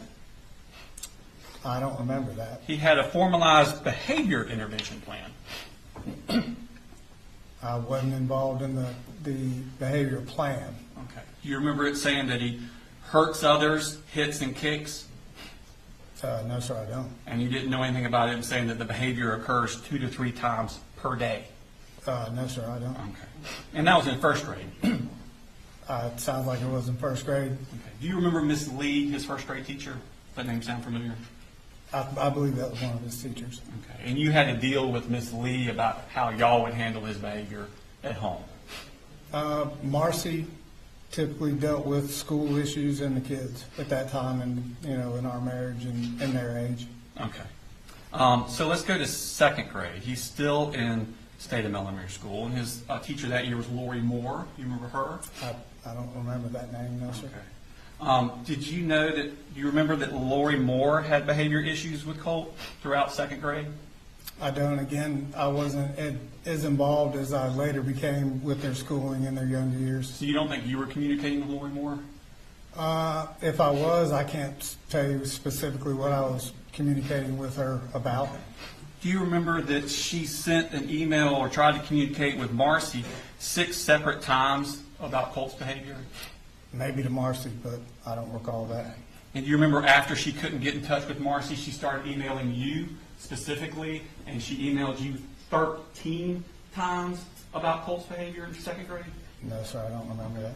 And you don't remember the conversation on October 19, 2017, where you'd say, "Hey, Miss Moore, I'm sorry I'm texting you late this afternoon," and you reference in there talking with Miss Lee last year, and y'all had a system of how you were going to handle Colt. You don't remember telling Miss Moore that? If you have reference to that, then I did. Okay. I don't recall that, but no. And so that was about, in her messages with you, she was talking about anger issues that Colt had, aggression to other students. In those 13 emails she was referring to you? Yeah, it's so long ago, I couldn't tell you about any of those emails, to be honest. Property destruction? No, sir. Okay, you don't remember any of that? If you've got record of it, then it took place, but I don't recall the specific conversations. Okay. So y'all are at the farm, and you left the farm when Colt was in third grade? third or fourth grade. Third or fourth grade. Well, he withdrew from Statham on May 22nd, 2019, which would have been the end of his third grade year. Okay, starting a fourth. Okay. Now, Marcy testified that y'all left Statham because you were having financial troubles. That's not what you said. Right. Which is it? So it's a combination of both. Financial troubles, just not making as much money, but also a chance to possibly sell the farm, make a profit, and wanting to kind of have the lake life. Okay. And so you move up to Hall County. Yes, sir. Okay. And you live, he goes to White Sulphur Elementary School. That's correct. And you lived there from August to December of 2019. Yes, sir. Okay. And why did you leave there? So we left there, initially there was an argument between the landlord and Marcy. She was under the use of things that we've talked about during this trial. And we were promised several things in that home, including there was a downstairs leaser that we had asked to be moved out of the house, and that guy did not break his lease or remove anything from the property. So we kind of had an agreement in the beginning that wasn't met. So we started to look around and decide if this was the right house for us. Oh, okay. So, and that would have been Jeremy Baker was your, I think so. okay, and that was at 412, or excuse me, the house you were in was at 3208 Winterberry Lane? I think so, yeah. Okay, and isn't it true that he actually filed a dispossessory on you guys because y'all are $10,000 late in rent or behind in rent? Right, so I found out the same way, yep. I found out the same way I found out at Traditions. Marcy was the financial person in our marriage and household. I usually went to work, made the money, and she paid the bills. Well, here's my problem. See, I asked you why you left, and you gave me an answer Yeah, that didn't mention you being 3 months behind in rent and being kicked out. Well- You said you voluntarily left because you had a disagreement. Well, And I- now you're admitting that it was. no, that was part of it. Answer the question. Just make sure that when you ask the question, you finish his answer. Sure. Let I me thought- ask the question a little better. Well, When I I can- first asked you why you left, why didn't you mention this? I was trying to get to that before you cut me off. I cut you off? I could have So swore I let you what answer all I'm this. saying, when I found out we were actually late behind when I came home from work one day and all of our things were on the curb. Did not know at that point, as in Traditions, that she was not paying the rent when she told me that she was. Okay. And then you went to Forsyth County and lived there, correct? Yes, sir. And a dispossessory was filed against you on March 9th of 2020, evicting you from that house. Correct. Okay. But you didn't mention that in your direct, Which part? The being Forsyth? kicked out of Forsyth, being evicted. I didn't think you asked me that until right then. I didn't ask you, but he was asking you what happened, and you said, well, we decided to go down to Fitzgerald because things were slow and we wanted to see the Sure. quiet life. And you made it sound like you chose to go down to Fitzgerald and leave Forsyth County, but never mentioned that you were evicted from Forsyth County. Right, we decided to break the lease was the impression I had with Marcy. So I'm not aware of us owing anybody anything from the Forsyth County home until Okay. right now. So if Marcy, when she testified that you are evicted from these places, that's actually the truth. It's hard to say what Marcy is telling the truth about or not telling the truth about. Okay. So you moved to Fitzgerald in February, March-ish of 2020, and Colt enrolls at Ben Hill on March 4th of 2020. Okay? Correct. And then COVID shut down right there, right? Yes, sir? Basically about the same time. So fourth grade was basically an academic non-event for Colt, wasn't it? Somewhere in there, I think we were doing the online school program through Ben Hill, I believe. Okay. Now, in fifth grade, Colt's still at Ben Hill Elementary School, I think so, yes. and that would have been the fall of 20, spring 21 school year. Okay, Okay, and that was mostly virtual, wasn't it, because of COVID? correct. Now, sixth grade, fall of 2021, Colt starts Ben Hill Middle School. Yes, sir. Okay. And on August 20th, he searches abuse, the word abuse, and then a few hours later searches how to kill your dad. Yes, sir. Okay. Now, What is happening in his life at this point where he's searching for abuse? It's a very good question. The only search that I was made aware of until all of this started was how to kill your dad. Okay. But abuse, that connotes emotional problems, It can, and it connotes he's trying to reach out, right? I would suppose, but I didn't know about the abuse search. Okay. And then he searches how to kill your dad. Yes, sir. Okay. Now, Colt's 11 years old at this time, That sounds about correct. Yes, sir. and he's talking about homicide, violence, a lot of turmoil in this 11-year-old, isn't there? Sounds like it based on the search. Okay. Now, at that point, DeFax down in Ben Hill becomes involved with your family, correct? Yes, sir. Okay. And DeFax officer or caseworker comes out to your house, I think when she testified, and you were in the carport and y'all spoke about things at that point. Yes, And you were actively moving back up to Jackson County. So at that time, I had received a job offer, and I had left Fitzgerald to take the job in Atlanta and was solo up here for a couple of months by myself. Okay. Well, my question was, DeFax was involved with Yeah. your family at Yes. that time, and you actually met a DeFax officer and talked to her about that. I did. Yes. Okay. And that would have been in October of 2021? If that's what you have, yes, I don't know the exact dates. Now, you move up to Jefferson around November 2021? Correct. Okay. And that's the Rice Creek Drive, Evan? Yes, I believe that's correct. Now, Colt's not enrolled in school there that semester, is he? Not right off the bat, I don't believe. Okay. So you leave in November, but you don't enroll him in school?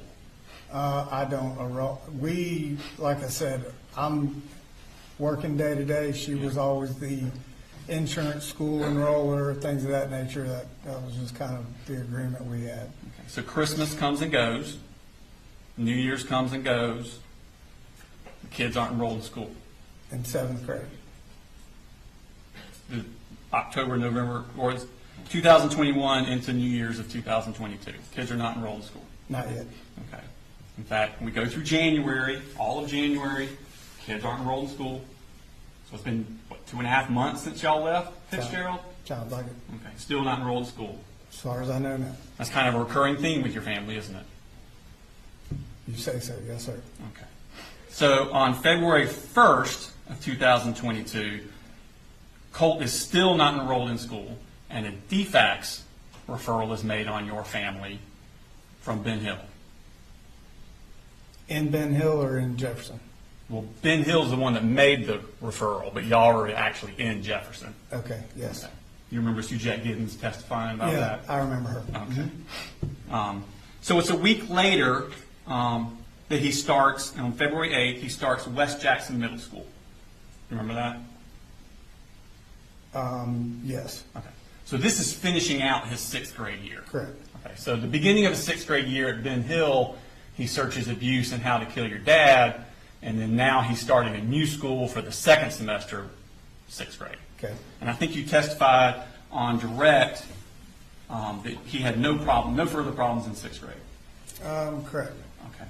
Now, do you remember that on March 10th of 2022, so about a month after he starts, he gets in-school suspension? Yep, never heard that until the other day sitting here when it was discussed in the court. That wasn't brought up in the bubble? Wasn't brought up in the bubble. Had no idea he was suspended. Okay. And it was for, let me pull that up for us. And it's 2 pages, go to the second page. It goes from blah,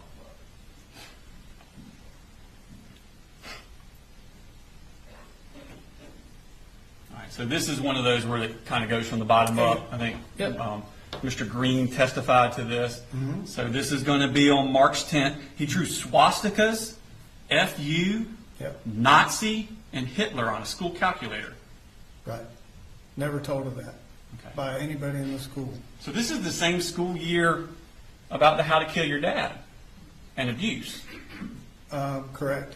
Which I didn't find out till months later that the searching took place with the how to kill your dad. I mean, to you, does that look like a child that has a lot of anger issues? I would think so, but when I found out about the how to kill your dad part of it, like I said, it was several months later. And the excuse that he gave me about that, I took him at his word, and he wasn't really lashing out at me or saying I did anything specifically wrong to him. I was referring to this. Oh, this, I didn't know anything about swastikas or suspension or any trouble he was actually having at this school. I think, if their parent was notified by email, her voicemail was full. So I wasn't on the voicemail or email, so I didn't even know this took place. Let's go back to my question.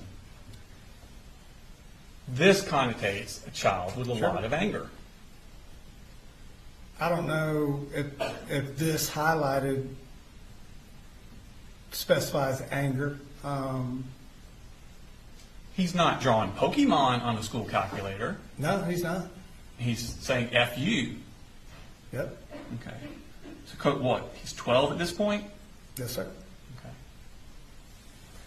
Now, that's March 10th. That's his first month at school. Okay. 19 days later, he gets in school suspension again.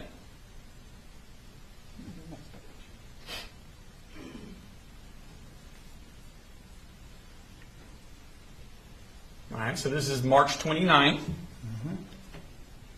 Leaves the cafeteria without permission. Now, he was already serving silent lunch for something he did in class, and then he leaves silent lunch, I think is what Mr. Green testified to. So this is 2 weeks after, 19 days after the first one, correct? Yes, sir. Okay. And then 2 weeks after that, he gets his third in-school suspension on April 13th.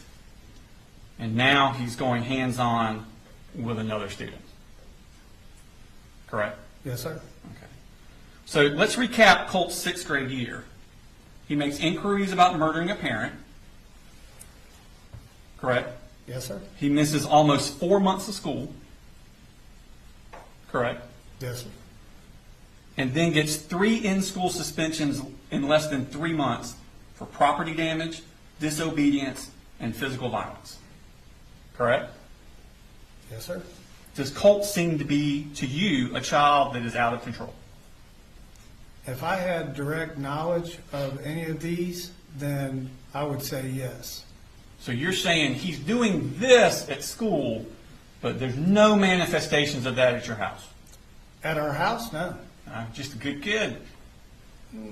I mean, is there a perfect kid? No. But as far as hands-on with any of us or destroying property, no. All right. Well, let's move on. Now, Colt's 12 at this point, correct? I believe so. Okay. Let's move to his 7th grade year. That was 6th grade. Now he's going to a new school. This is the fall of 22 into the spring of 23. Jefferson Middle School. Jefferson. He's at Jefferson Middle. And I think you testified on direct that 7th grade, going well. Started out really good. Okay. When did it stop being really good? About the time that, as far as Marcy's interaction and involvement with our family, took a turn for the worse, as I described. About the time she had a huge falling out with the neighbor. That would have been around October. Yep. And What about September? Didn't Colt, right off the bat, when 7th grade started on September 22nd, deface 2 separate bathrooms at the school? He did. I talked with him about that, and he said that he didn't. Yes. Does that look like a child that's full of anger? I don't know about anger, but destroying property. I see a child that's extremely disrespectful. Well, it seems to me like he's lashing out. Would you agree with that? At who? That's a good question. So,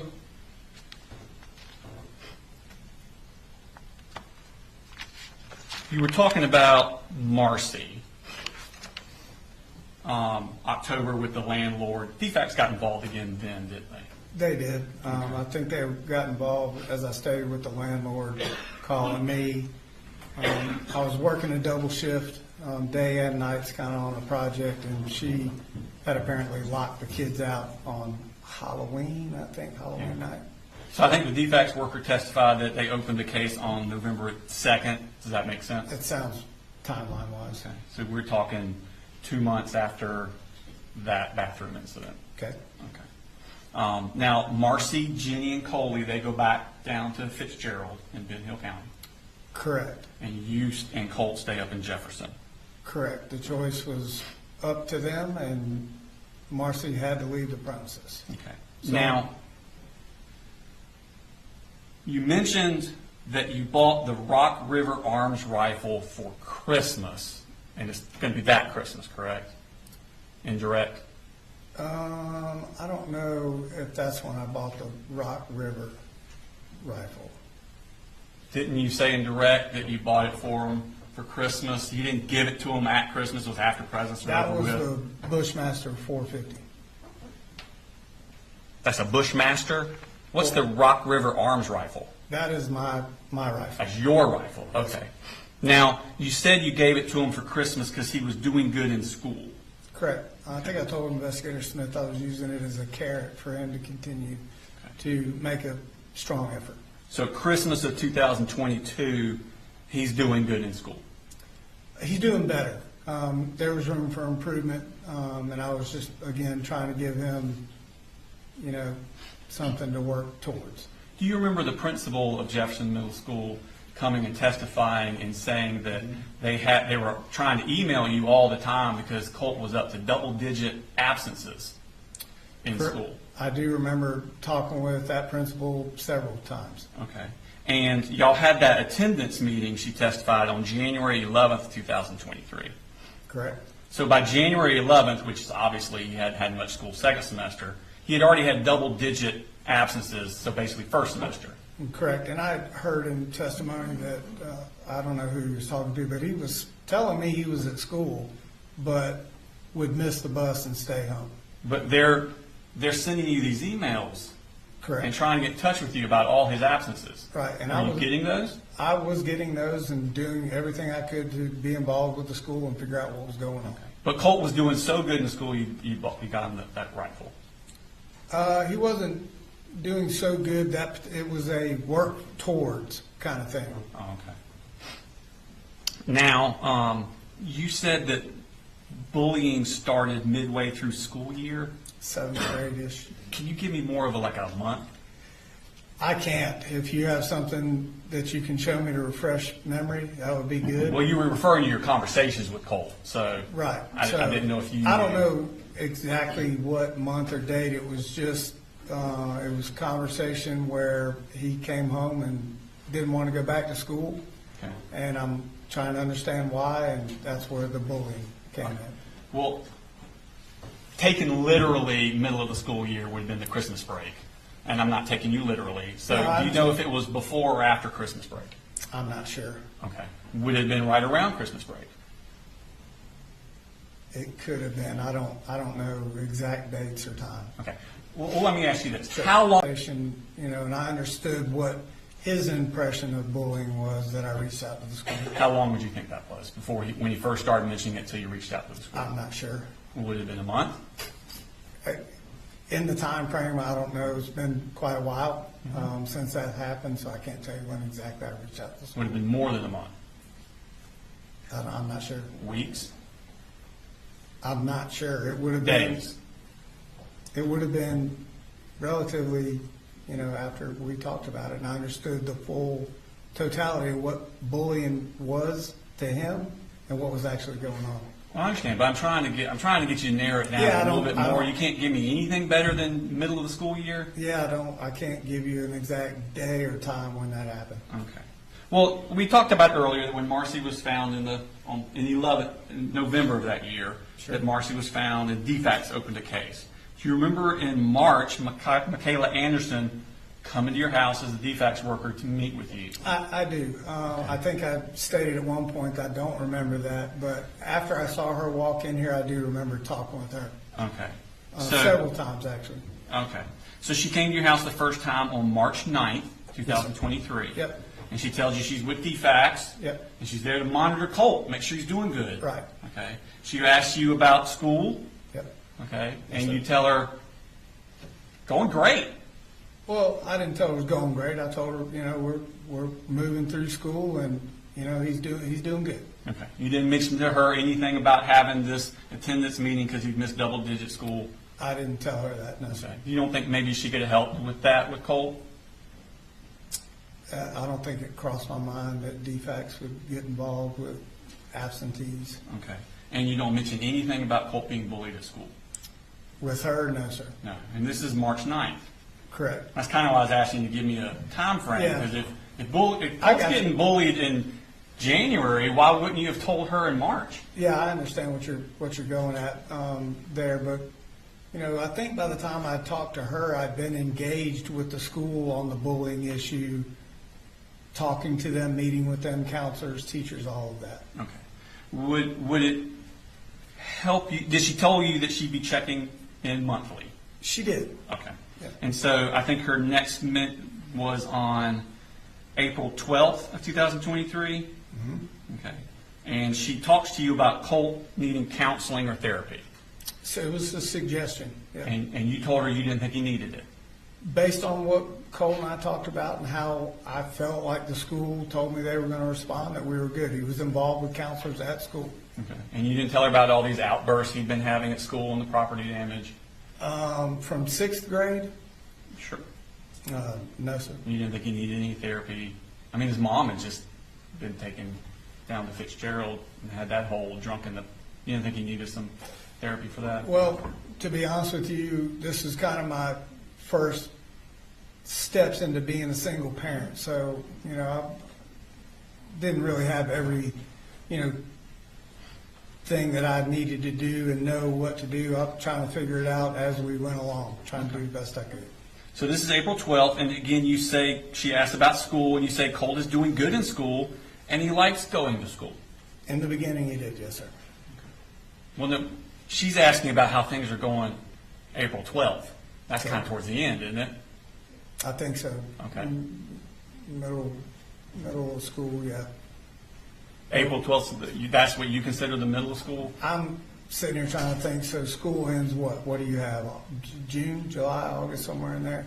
Well, So, when my kids were in school, they generally got out in May. so I thought we were out June, like beginning of June. So towards the tail end, I guess April would be. You know, outside of the bullying issues, he was, you know, But that's not what you told her. You didn't say outside of the bullying issues, Right. he's doing good in school. Right. You said he's doing good in school and he likes school. yeah, I mean, Just left it out completely, the bullying. I didn't feel like DeFax was going to do anything more than the counselor and the school administration was already doing for Colt. Okay. So it's actually 5 days after that you first emailed the school about Colt being bullied on April 17th. Does that sound about right? Sounds like maybe. And the next month, May 5th, so this would have been 2.5 weeks after you sent that email about Colt being bullied at school, she visits again. Correct? Correct. Every month. And you say Colt is doing superb in school. Correct? If that's what the statement says, yes. And you still make no mention whatsoever of Colt being bullied. Okay. And she tells you at this time that she wants Colt to do counseling, right? She may have. Okay. But you didn't give him any counseling. I did not. Okay. Now, it's 2 weeks later that Jackson County Sheriff's Office shows up at your door. Yes, sir. Okay. And that's pretty unsettling to have law enforcement show up at your door. Obviously. Jarring. Okay. And they told you that Colt had made threats on Discord to shoot up a school. Yes, sir. Okay. And did you look to see what Colt was doing on Discord? I didn't know what Discord was. Okay, so you didn't make any inquiries with Colt and actually look into his Discord? Oh, I didn't know what Discord was. I asked Colt, sat down and had a long discussion about what Discord was. He gave me the rundown as he knew it. And all I did was tell him to shut it all down. You didn't ask him to pull it up for me, let me look at it? I don't believe I did. Oh, okay. But he did spend a lot of time on the computer, didn't he? He gave me. Okay. Now, this is less than 2 years after he searched how to kill you on a computer. Okay. But you didn't mention that at all to the deputies. No, sir, I didn't. I didn't find out, like I said, until after the fact, and was really settled with the explanation I got from Colt. So no, I didn't bring it up. And to be quite honest, I was more focused on what they were there for. Well, they were there because they had reports that Colt threatened murder on a computer, and you had information that Colt had once searched murder on a computer. Well, actually, they were there because someone in a chat room made a threat, not specifically Colt. But they're there to look at Colt, and they gave you Colt's name. Colt was on a list of what I was told of several different juveniles that were in the chat room, not just Colt. But they came to your house because they had the name of Colt. They did, and they were Okay, on and their, they told you that. and they were on their way working down the list, is what he told me, of several different names of children that were, or juveniles that were in that chat box or room or whatever. But Colt was on that list, and several others were too. They were asking you Yep. if Colt could have been the person that was talking about murder on a computer, and you had information, whether you got it at the time or got it later, you had information that Colt had once searched murder on a computer, and you did not share that with them, did you? They did not tell me directly, Colt. My question, you did not share that with them, did you? Which part? That Colt had once searched how to kill you on a computer. I did not. Thank you. Now, you know at this point he has trouble controlling his temper, Colt, when they're out there talking to you. Controlling his temper, I don't know. I know he would get frustrated Okay. And he would get all red-faced and angry at times. at times. And you actually bring that up with them. Right. Can you pull that clip up?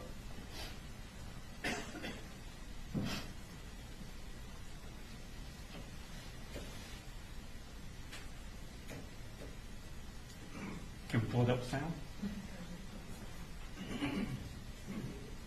All right, so him is, now look, let me give you the backstory. So, you talk to him? Yeah, absolutely. Now look, he gonna get all red-faced when you talk to him. Just calm, all right? So him is, let me give you the backstory. So you're warning the police officers before they see Colt. Right. Calm. Right. Colt's a little volatile at this point, isn't it? Not volatile. It's just more, I don't know if embarrassment's the right word. He just gets flustered. His face gets really red, and to be honest, when he gets to that level, he tends to just shut down and not talk at all. In fact, I think you said in there that he gets flustered under pressure and doesn't think straight. Yeah, that's what I believe I said. And you know he's interested in school shootings at this point. I don't think I do know that. You don't remember telling them that you guys talk about this a lot, We talk about what we see on the news, about school shootings. any shooting. Okay. Now, you also know he has access to firearms at this point. Correct? In fact, you say, I'm going to be mad as hell if he did threaten the shooting, and then all the guns will go away. They won't be accessible to him. Right? Yes, sir. In fact, they ask you to restrict Colt's access to guns. They asked to make sure that they're not laying about the house and freely available. Freely available, because you don't want dangerous kids having access to dangerous instruments, do you? That's correct. I mean, that's just reasonable, right? Yep. Now, you believed this tip enough at the time that you took Colt's computer away. Correct. Okay. So they're going down this list. They're not sure it's Colt. We're not sure. But you believed enough you actually took his computer away from him. Until I could get a follow-up call the next day from that sheriff verifying that Colt had nothing to do with it. How long was the computer taken away? I'm not sure how long I took it away. I think you talked about it to Jason Smith. Let's look and see what those things say.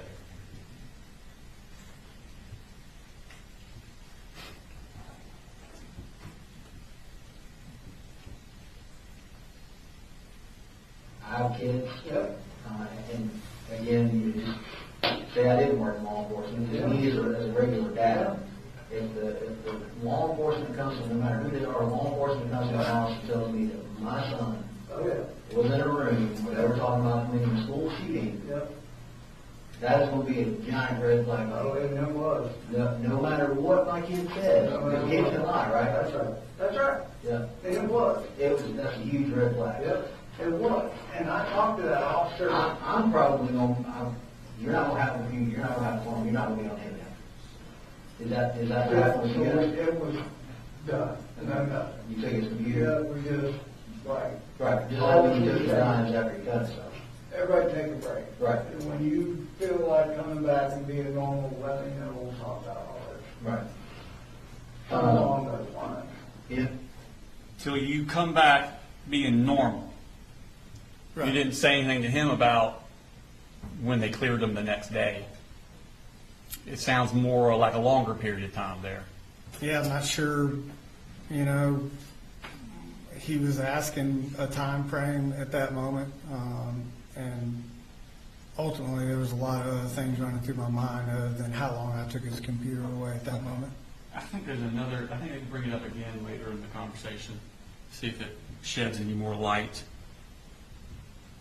When did you give his computer back to him? Because he was able to go look up all this about the school shootings and stuff. When did you give his computer back to him? In Jefferson? Yeah. I have no idea when I gave it back to him because that was towards the end of school and then we started moving. Okay, so it wasn't the next day, was it? I don't think it was the next day. And then he also did have a laptop, I believe, at that time too. So you take away his computer because of this threat.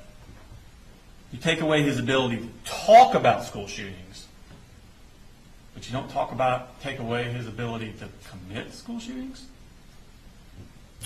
I mean, the gun stayed, right? Well, the guns stayed, but at that point, I just, there was no, this was Colt said to me by law enforcement. There was a lot of variables and unsure statements by the sheriff. So, So at this point, you're not sure, is it Colt? Is it not Colt? I don't know. I'm going to take away his computer, right. but not the guns. Correct. Okay. Now let's jump to September 4th of 2024. This is the day that Colt murdered 4 people at Apalachee High School. This is 16 months later. That afternoon, you are talking to GBI agent Kelsey Ward. Remember that? I do. She came out to your house and Yep. y'all met in a car. Mm-hmm. Now, when you're talking to her, she's trying to figure out why Colt did what he did earlier that day, wasn't she? Yes, sir. That was the point of it. Yep. Okay. And she's asking about Colt's friends. Remember that? At some point, I'm sure she did. Okay. Now, you never mentioned, y'all talked for like an hour and a half, you never mentioned one time Agent Kelsey Ward that just 16 months earlier, Jackson County Sheriff's Office deputies came to your house and told you that Colt may have been threatening to shoot up a school on the computer. And she's asking you for anything anything you can think of about why Colt would do that very same thing. And for an hour and a half, talking about Marcy and your back and everything else, you never mentioned them coming out to that house, did you? No, sir. In fact, she actually, when she's talking about the friends, she asks you, did you ever have any reason to talk to him about what he did on the computer? She's specifically asking, has there ever been a reason that you would need to talk to Colt about what he did on the computer? Did she? Is relating to Apalachee? Relating to Colt, and that's what she's talking to you about. Sure. I didn't feel it relevant to talk to her because I had followed up with Jackson County and was specifically told that Colt was not that person. You didn't think it was relevant. Is that what you're telling us? What I was told was anything from Russia to California and multiple other persons could be involved. So I didn't think at the end of the day that... But you didn't know it wasn't him. You just don't think it was him. No, I was told it wasn't him. I was told I do this for a living and I believe Colt. That's not what the Jackson County deputy said on the stand. Well, that's what he told me on the phone, on the follow-up phone call. That's what he told me the next morning. He never said that on the stand. I can't. Did he?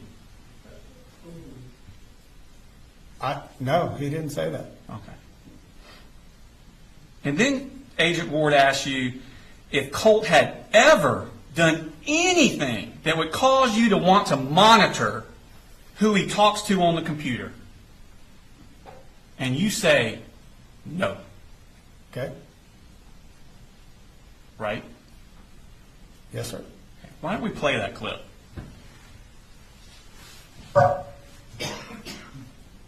I have to do for you. Tell me about his friends. Like, who are the names or people that you hear, or does he? There's nobody he has ever been like friends with. Okay. And now what or who he's talking to on the computer, he pretty much kind of keeps that under wraps. Okay. I've never had a reason to go in there and like grill him about. He's never done anything that caused you to feel like there needs to be any extra monitor on that front. Yeah, yeah.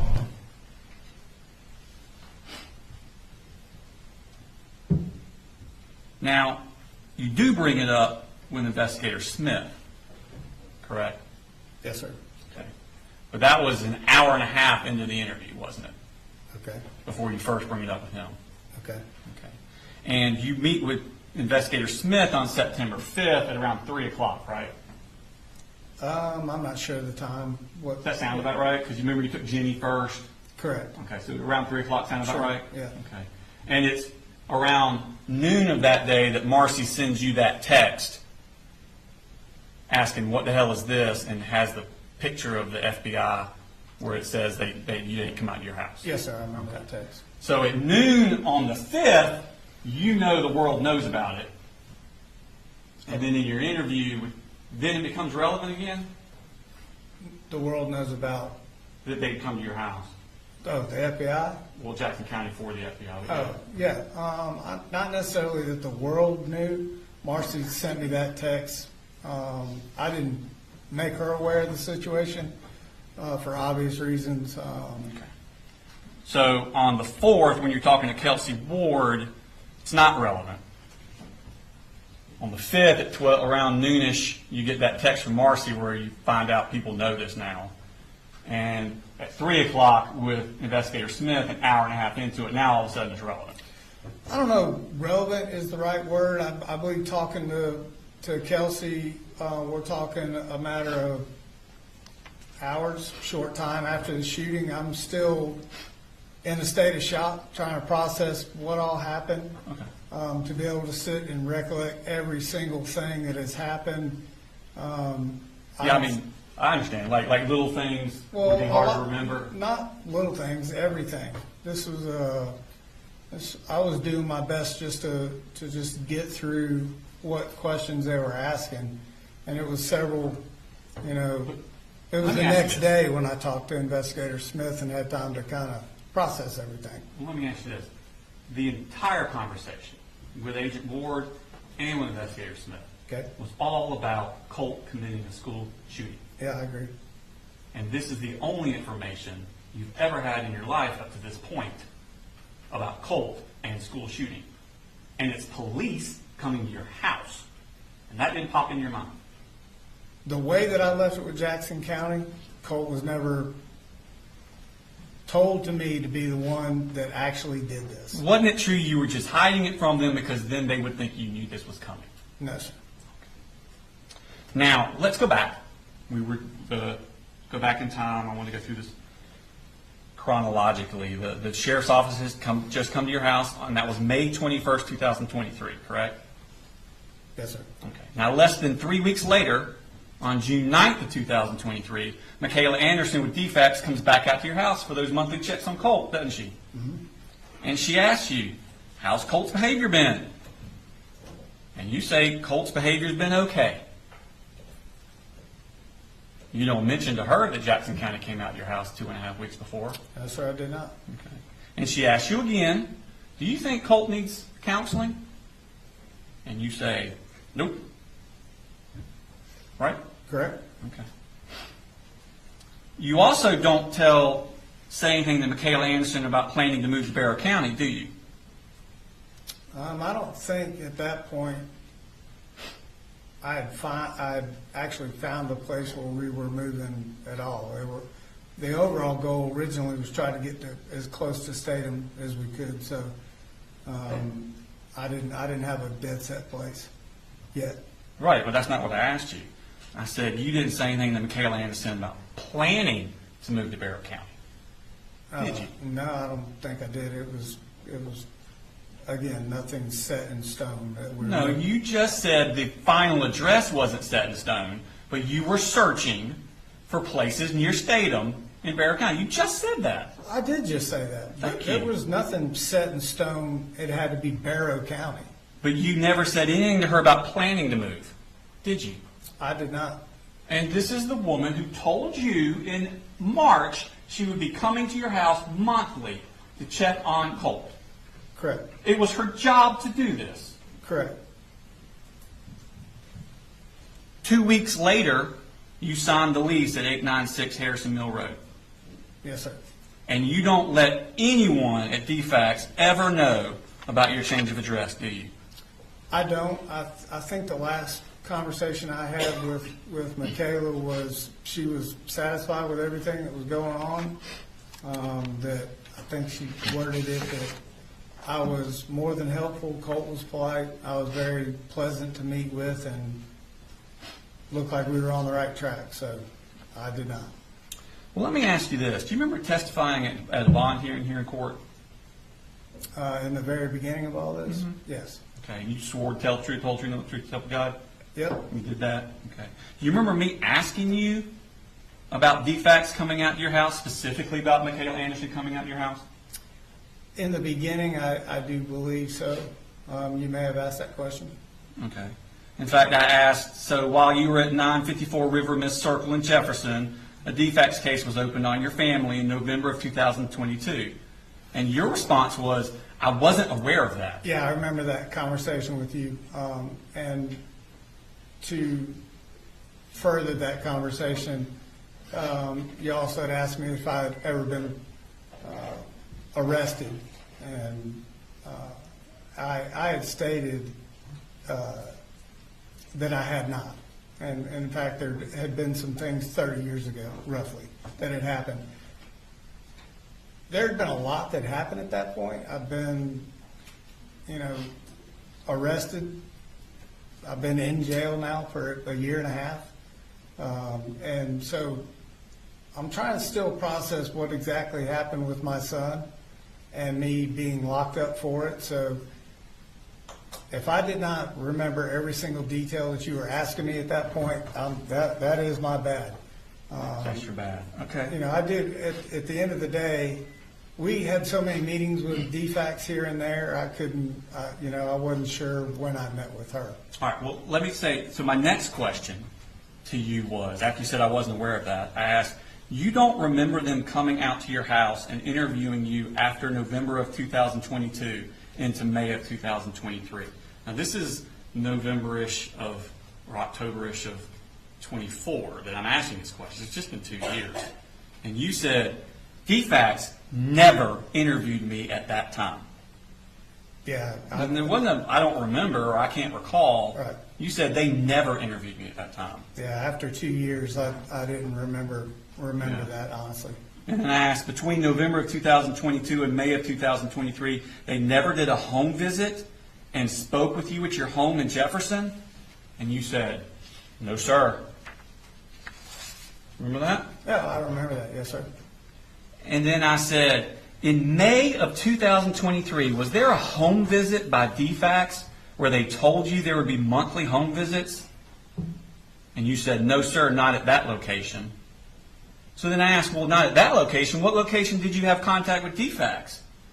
And you said, I had contact with DeFax in my home recent here in Bethlehem.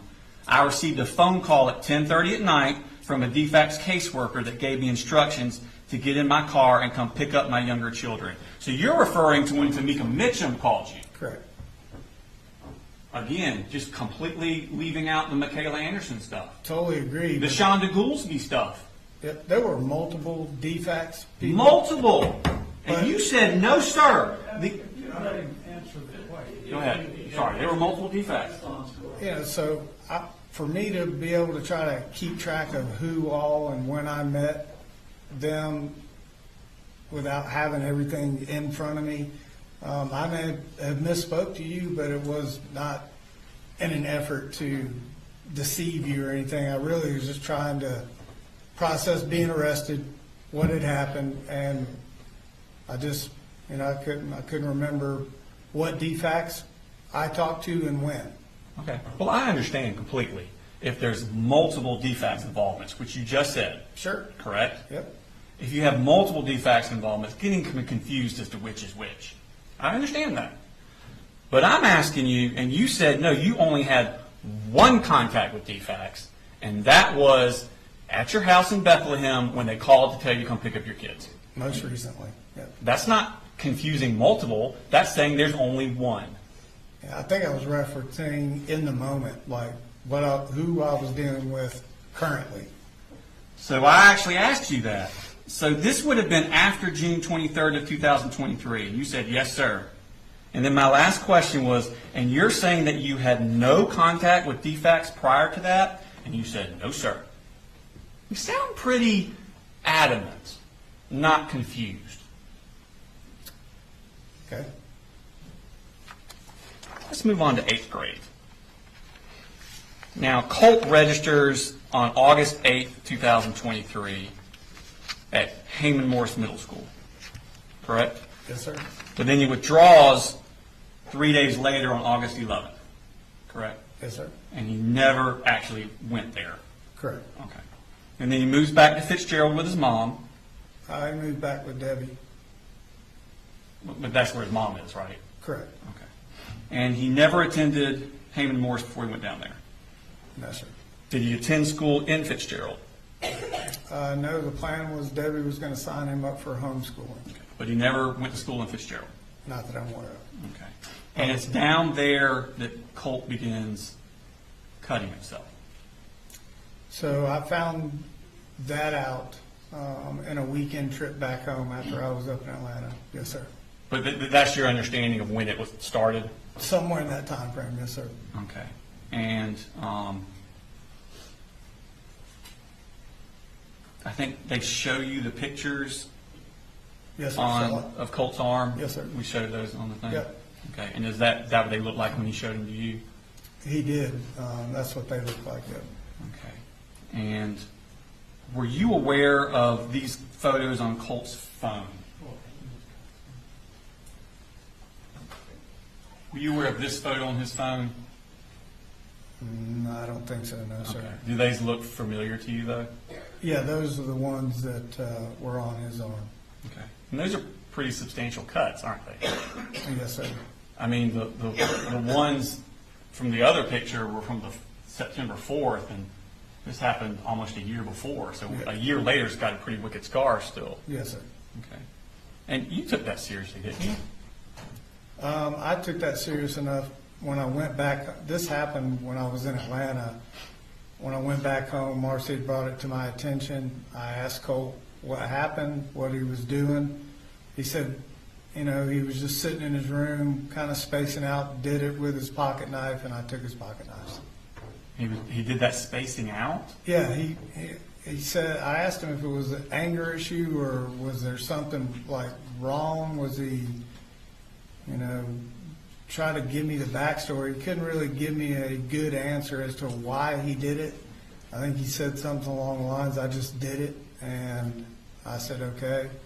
And I took the knife he had in his room. But that's a sign of depression, don't you? I did not know that was a sign of depression, no, sir. You didn't know that that's a cry for help? I didn't know that was a cry for help, no, sir. You didn't realize that's a form of violence? A form of violence, yes, probably, but I guess, yeah, you could say it was a form of, doing something harmful to himself is the way I took it. Yeah. And he's only 13 at this point. Correct. Where did you get the knife? I had pocket knives down there, so I guess he had taken one of my pocket knives. I'm not sure. I wasn't in the home day in and day out at that point. But you removed his knife, right? The one he said he used. Okay. Because you can't hurt himself if you remove the instruments to hurt yourself, right? That particular pocket knife and the answer of I don't know why I did it, then yeah.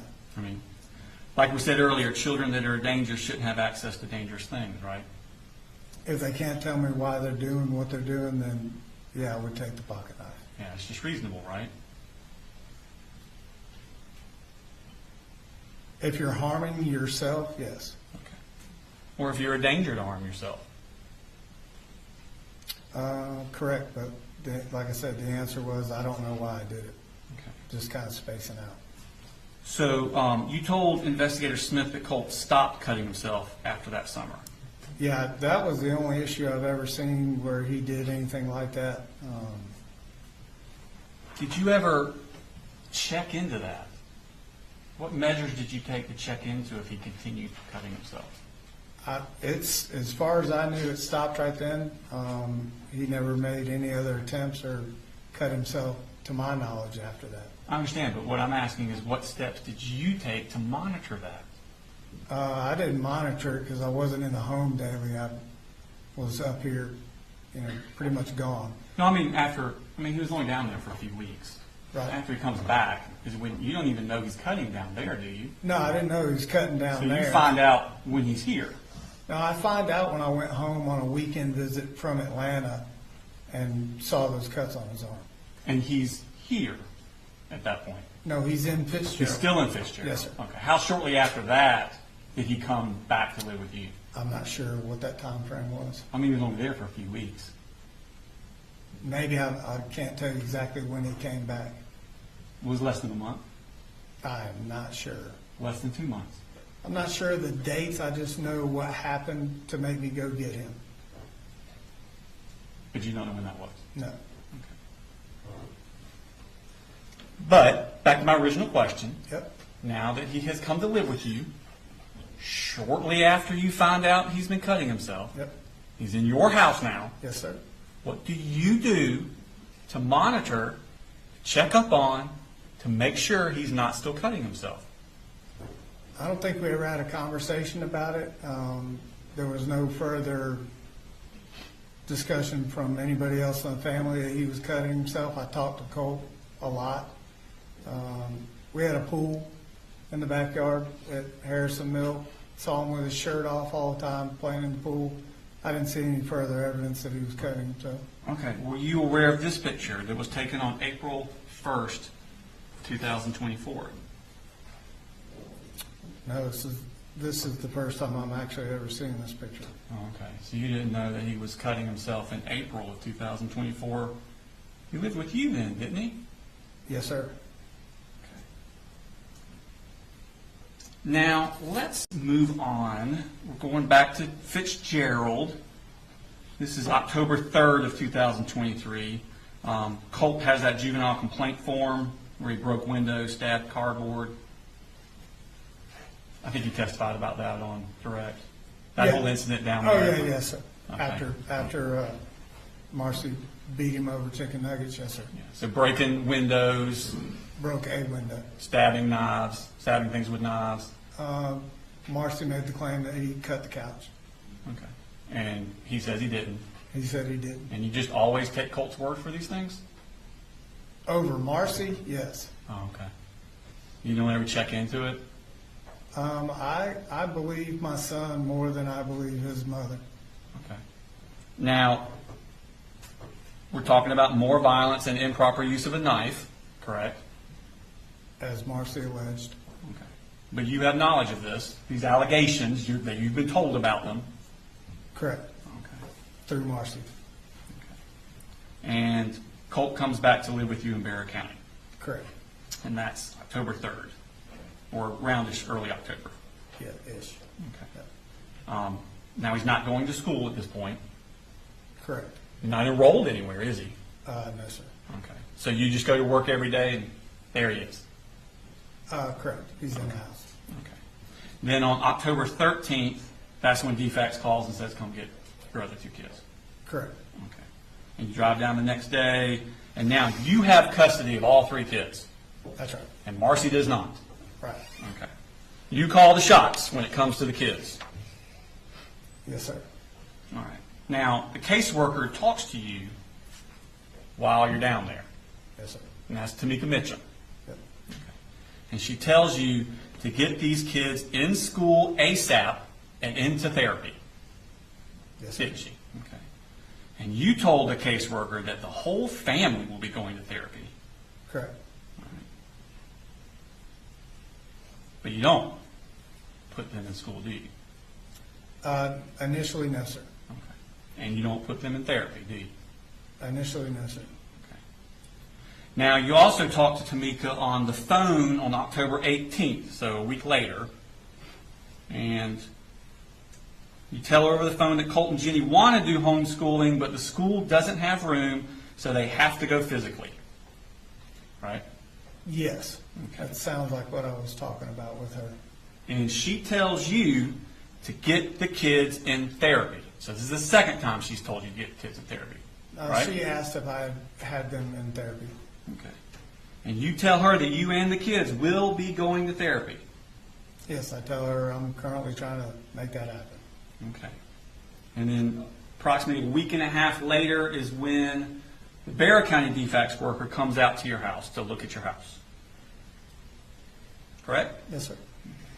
And you tell her that you have arranged counseling services for your kids and yourself at Barrow Village Ministry. Correct. Arrange probably wasn't the right word to use with her. I was in the process of researching everything that I could as far as therapy went and family matters. Relatively new at being a single parent. So I wanted to let her know that I was not doing nothing about it. And I had researched Barrow Ministries at some point, trying to figure out what was the best avenue for us. Okay. So you didn't want her to think you weren't doing anything. I wasn't not doing anything. Yeah, you were researching. I was looking around trying to figure out what was best. Okay. But you never pulled the trigger on any of them, did you? Just collecting information at Just that point. collecting information. So they've asked you twice to get the kids in therapy because they've been through a lot, haven't they? They have. And you keep telling them you're gonna. And one time you kind of alleged that you already had, but you didn't. Right. But you don't ever follow through on any of it, do you? It's not the only thing I had to worry about while I had those kids.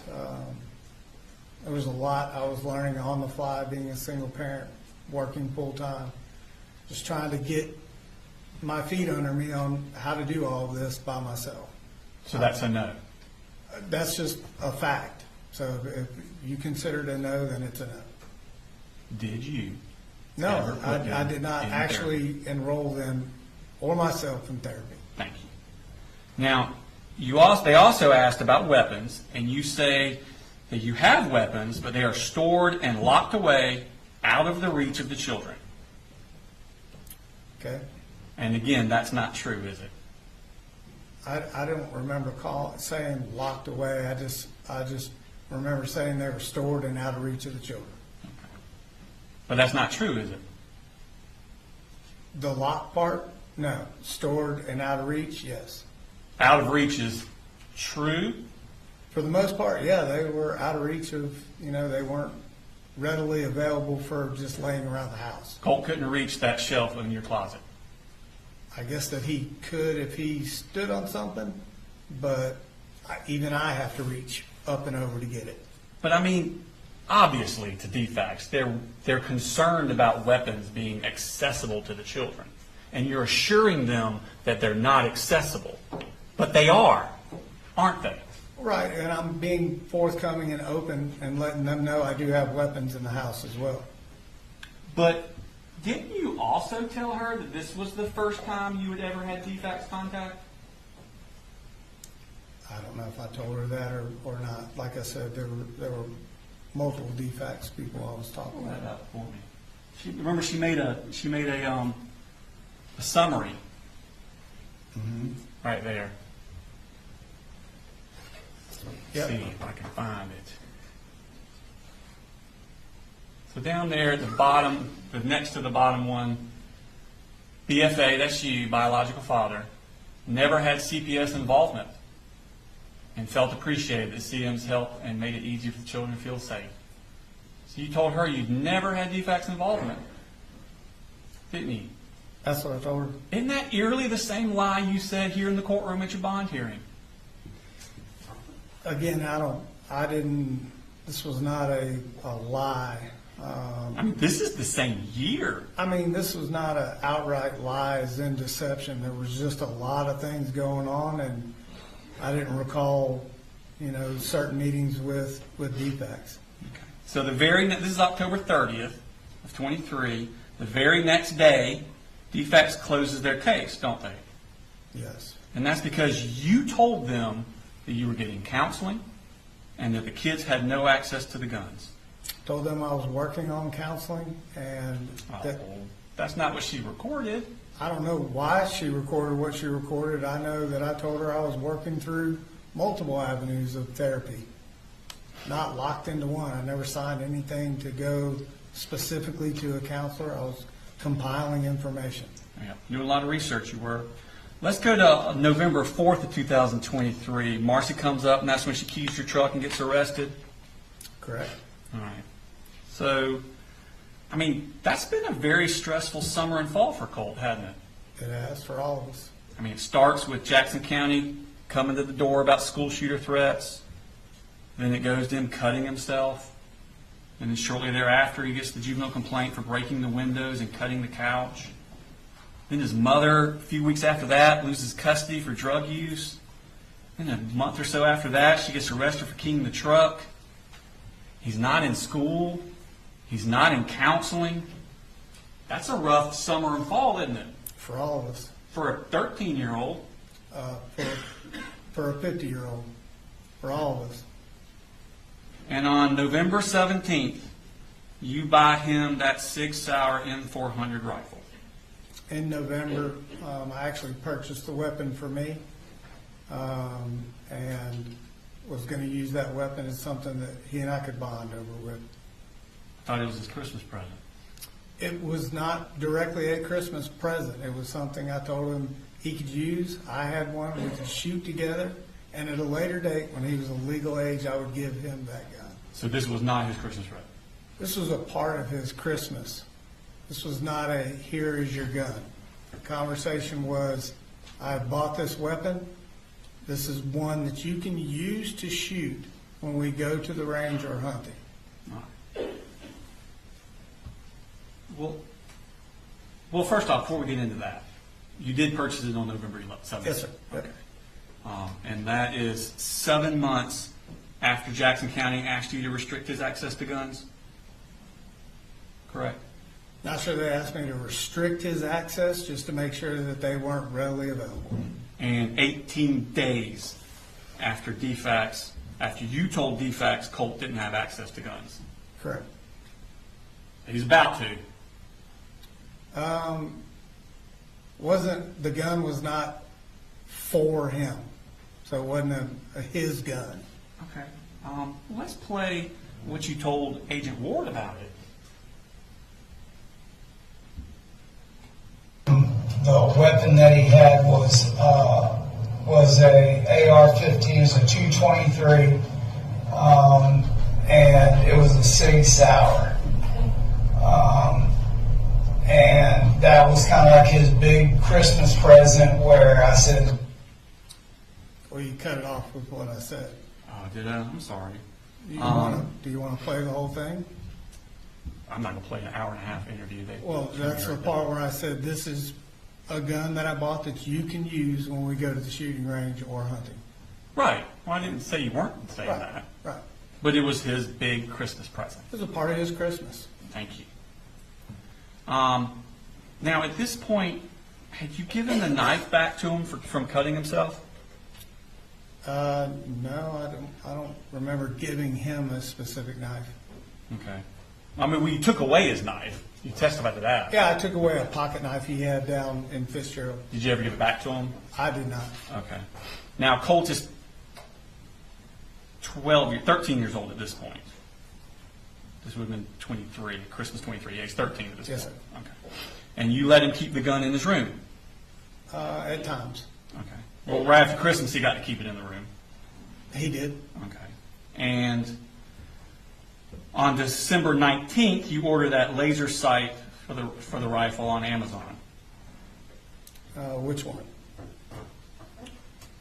We can pull it up. That one there. Green laser rifle, the one that's in the pictures. Correct. I had actually ordered that laser for my rifle when I ordered it. But yes, I did order that laser. Now, Colt is still not in school, is he? No, sir. Okay. And you got the kids in October. Correct. And this is December. Right. And you haven't done anything to enroll them in school. For 8th grade or 9th grade. When you got the kids in October. Right. So this is December. You haven't done anything to get them in school. Yes, sir. Did you even do any research? I don't believe I did. Okay. Now in January 12th actually, Annie's the one that registers little Coley at Austin Road Elementary School. Correct. Okay. Annie, myself, and Debbie were working on registration for all the kids. Okay. In January. I think Annie and I started talking about that maybe prior to the new year. Mm-hmm. I was needing guidance on what to do and how to do. I've never been in the position where I had to enroll our kids. It was always, Marcy. Did you ever think about going to the Bexar County School website? No, I didn't. Because I relied on Debbie and 40 years of education, and she usually guided me through what had to happen as I became a single parent. Oh, okay. So that's little Coley, though, on January 12th, right? That's not Jenny and Colt. I believe so. Okay.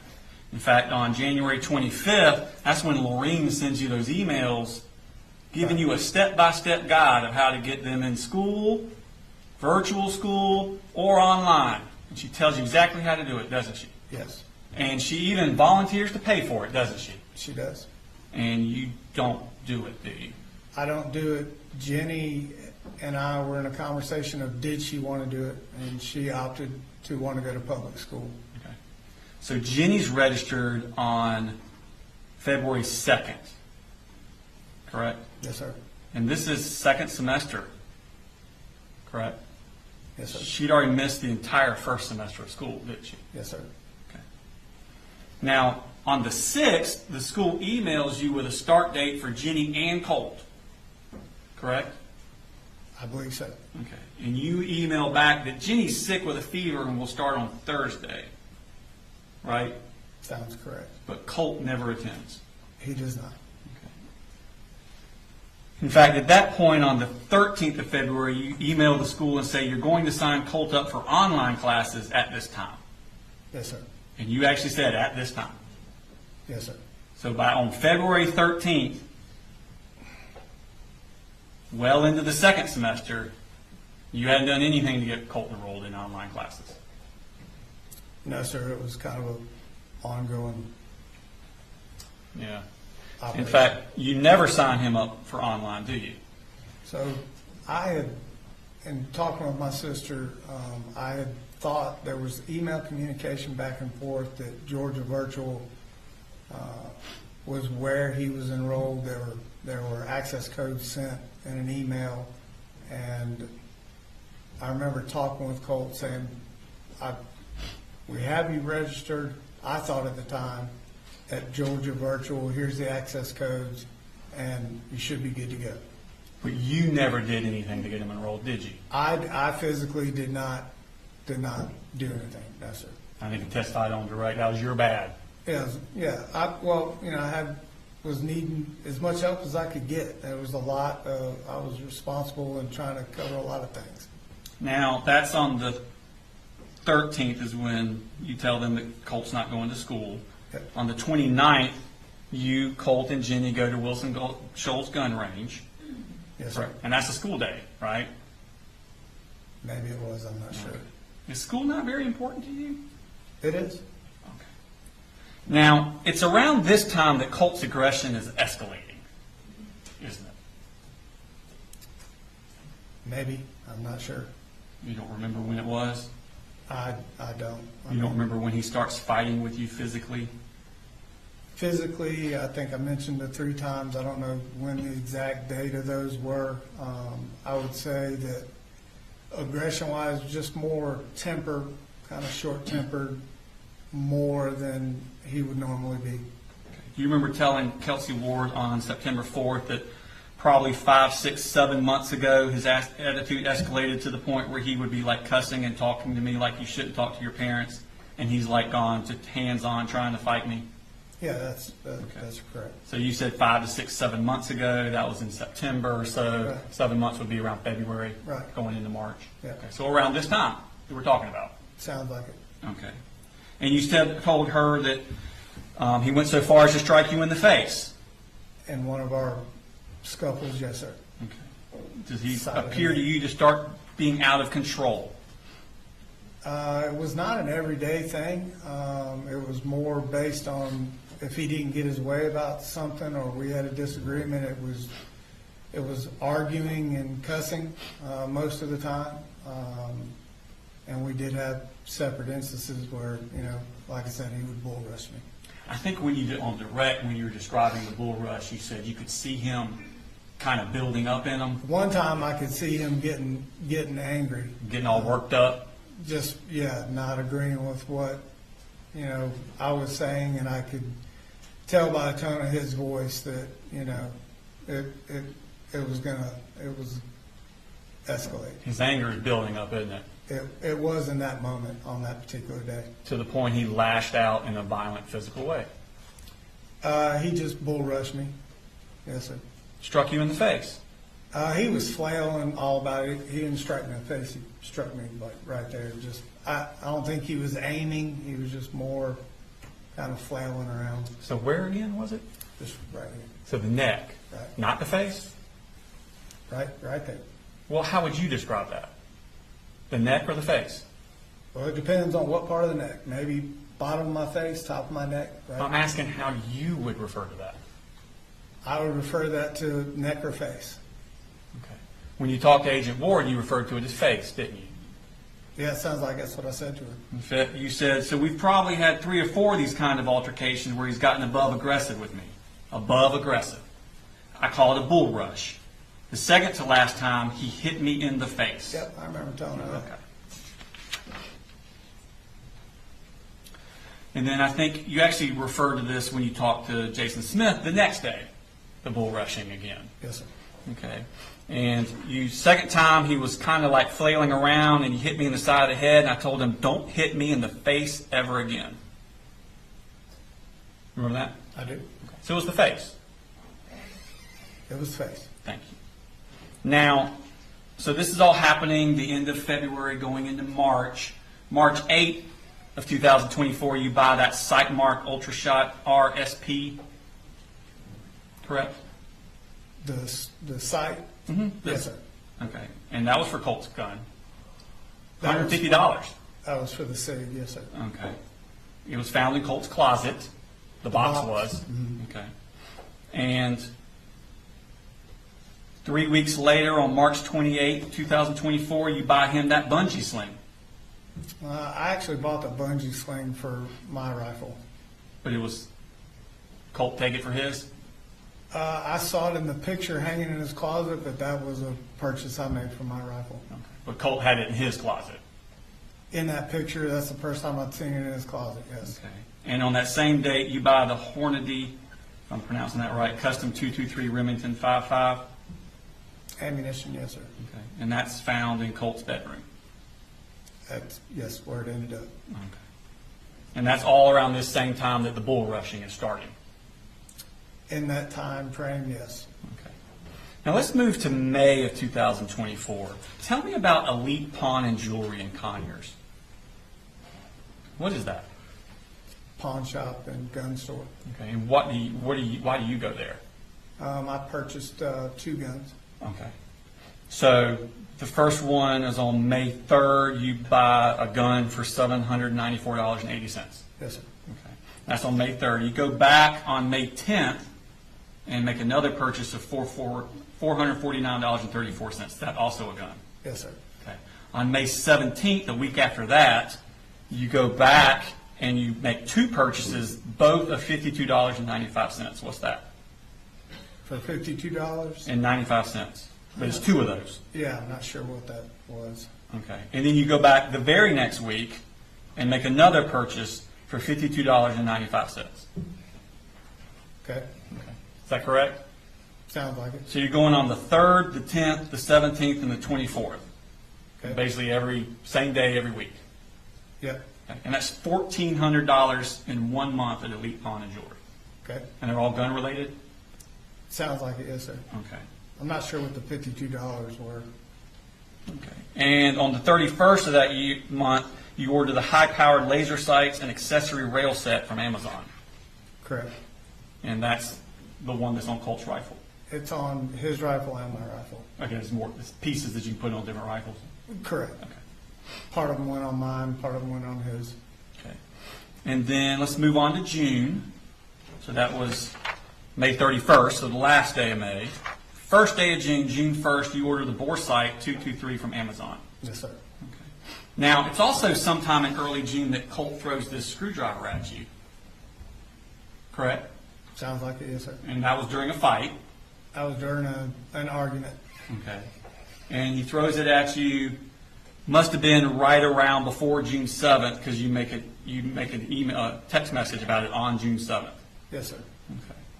Okay. And he's angry at you, He's frustrated. and he throws a screwdriver at you. He threw it down the hall towards me. Okay. Well, I had my back totally towards him. Didn't even see him throw it. okay. But he threw it at you. He was aiming for you. I don't know who he was aiming for me. It ended up hitting me, but I didn't physically stand there and see him aim for me. All right. Well, let's talk about play the clip where you talk to Investigator Smith about it.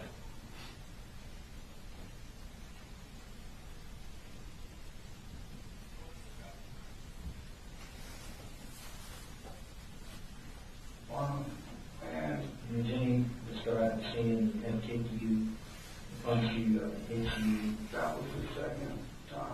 And that was all of it. Probably a month and a half ago before he started back to school.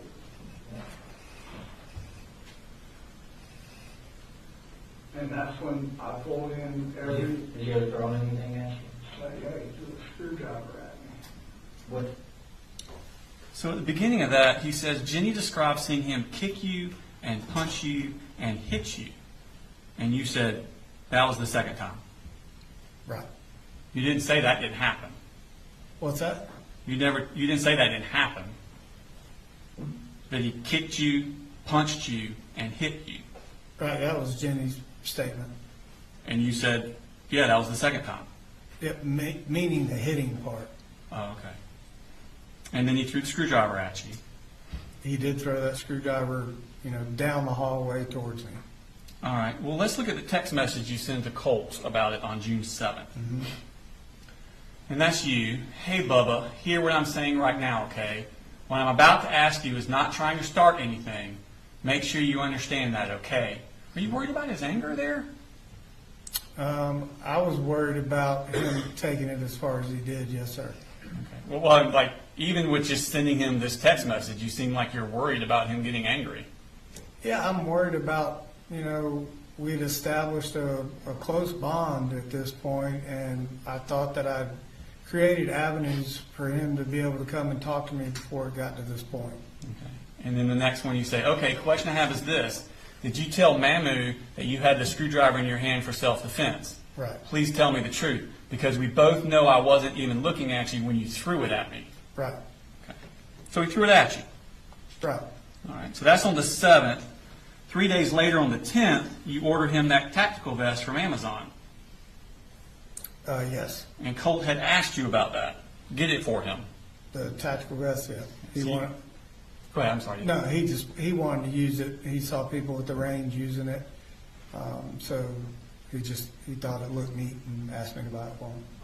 Okay. And you ordered it to appease him. I did. Okay. And you told him you were getting it for him in a text message, didn't you? I did. All right. Let's see that text message. And you say, yo, I got this for you, son, because I love you. And also, hopefully, you can work on being a little more patient. Mm-hmm. Colt, when it comes to you, and if you need something, if I can do it, I will do it. But if I cannot, then I cannot do it. And that's when I need you to be okay with it, knowing that as soon as I can, I will. At the end of the day, being disrespectful and flat out being mean and ugly doesn't do anything. So please, when you feel like you're getting angry or about to lose your temper, take a deep breath and then realize I'm going to make it happen at some point. Okay? I'm working hard for us. I do not want any more of that pushing, shoving, hitting anymore. We both deserve better than that. So here's the wind-up and the pitch. See you later, alligator. Love you. Yes, sir. And then that's the one where you talk about when you feel like getting angry and about to lose your temper. Do you get angry and lose his temper a lot? Not a lot. Okay.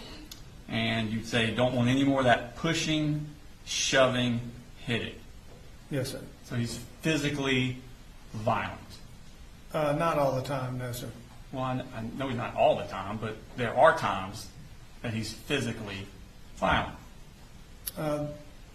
3 times the pushing and shoving, three times that I remember. And the throwing the screwdriver. Correct. Okay. And you also add in a screenshot of the tactical vest in this.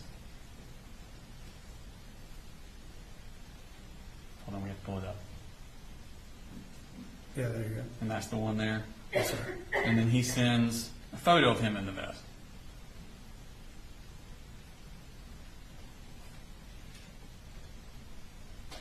Yep.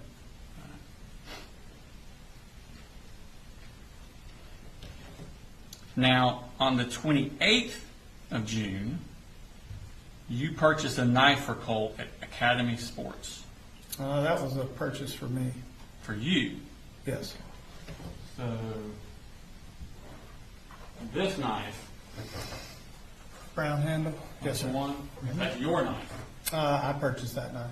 Where did you keep it? I had it in my pocket sometimes, had it in my book bag at other times. Sometimes I forget to take it to work. Okay. Was it accessible to Colt? It may have been if I didn't have it on my person. Okay. I mean, that's the one that was found in Colt's book bag at school, wasn't it? Oh yeah, I agree. I didn't know that he had taken that knife. Okay. So you're not worried about Colt cutting himself anymore? Again, that knife wasn't for Colt. But it's in the house where he can get to it. You weren't worried about him cutting himself anymore? Again, I didn't purchase that knife for Colt, and typically it was on my person. Okay. So let's move on to July. That was June 28th. So let's move into the month of July. I think you were testifying earlier that Colt can be violent, but it's not all the time. Jenny sends you a text on July 3rd.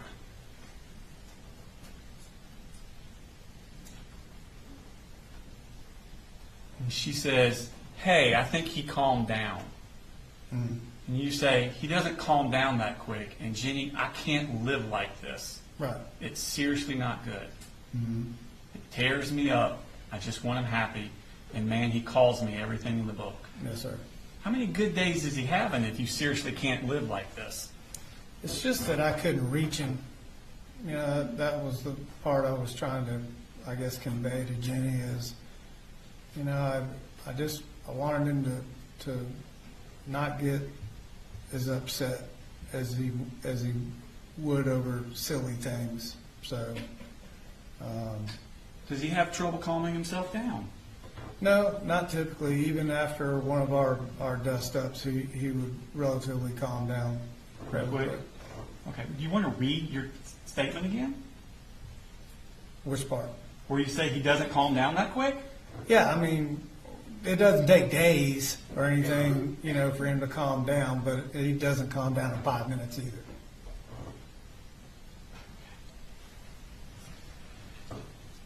Now, Colt would chase Jenny around the house. Correct? He chased her one time down the hallway, yeah. And that wasn't in a playful way, was it? It started out as a playful kind of thing in the kitchen while Debbie and I were standing there talking.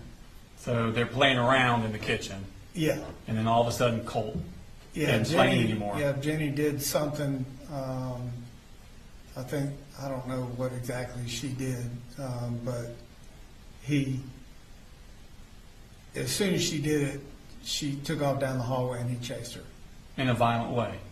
Oh, I don't know if it was violent, he just chased her down the hallway. Well, do you think it was playful then, or did you think it was violent? I think it was brother and sister kind of picking on each other. Just brother and sister picking on each other. Right. And that's what you're testifying today. Well, Debbie and I were standing there. I don't think either one of us thought it was a violent thing. Okay. Well, you talked to Investigator Smith about it, didn't Right. you? I did. Let's play that clip. See if you thought it was violent then. Told us about the incident where he chased her into his room and said it scared her. Scared me? Yeah. And you know that you and her have talked multiple times about getting him help. Yep. Going back for a while. On them for a while. You're asking time frames. I'm sorry, I can't just snap off with what these time frames are, but yes, they're like, there was no like blind eyes. We're trying. Right. He says she told us about the incident where he chased her into his room, and she said it scared her. And you said, yeah, it scared me. Yeah, it scared me because when he got to the end of the hallway, he tripped and went headlong into the linen closet and put a hole in it with his head. Okay. And then he put a hole in her door, trying to get into her door. Not at that time. He got up and I think he was trying to pick the lock, I think is what she said he was doing. Okay. But he put a hole in her door too. Not at that point, I don't think so. Okay. So he can go from being playful to chasing his daughter to the point it scares her, so his sister, it scares her and scares you like that. Well, what scared me was him banging his head into the door. That's not how you said it. I said it scares me. Right. He never asked what scared me. I just told him it scared me. And I'm telling you what scared me was he tripped and went headlong into the door. Oh, okay. Okay. Now, so that was on the 3rd. You pick up Marcy on the 6th of July, correct? Sounds accurate. And she moves into your house, Correct. and you refer to her in your phone as my pretty. Yeah, that's how I always talk to her. Okay. And she talks to you about Colt while she's up there. Correct? Okay, Y'all yes. talk about Colt a lot. We talk about all of our children a lot. Okay. We specifically talk about Colt a lot. I don't think any more than the others, but we do talk about Colt, yes. You don't think you specifically talk about Colt any more than the other kids? We at talked this, about- at this time? Oh, I don't know about this time. We were talking about a lot of things at this time. If it was more about Colt, we probably had good reason to be talking more about Colt. Yeah, I think y'all have pretty good reason to be talking about Colt. This is when he starts showing signs of depression, isn't it? Maybe I'm not. I can't tell you I can look at somebody and see depression. Well, you don't remember telling Investigator Smith that he suffered from depression for a while? If I use the word depression, it was more just kind of really disappointment of what his mother had said and done leading up to, So the word depression is being thrown around in your house in July. It's just casual conversation, not being thrown around, One of your children having depression is casual conversation? we're talking about our children. I don't know how you want to quantify it, but, we're just talking about what's going on with all of our kids. All right, well, did you talk about Colt on July 20th when he had the panic attack at the house? I did. And you were there then, weren't you? I believe I was, yes, sir. And Colt wanted y'all to call 911. Yeah, I never heard him state that to call 911. I wasn't in that living room at that time. Okay.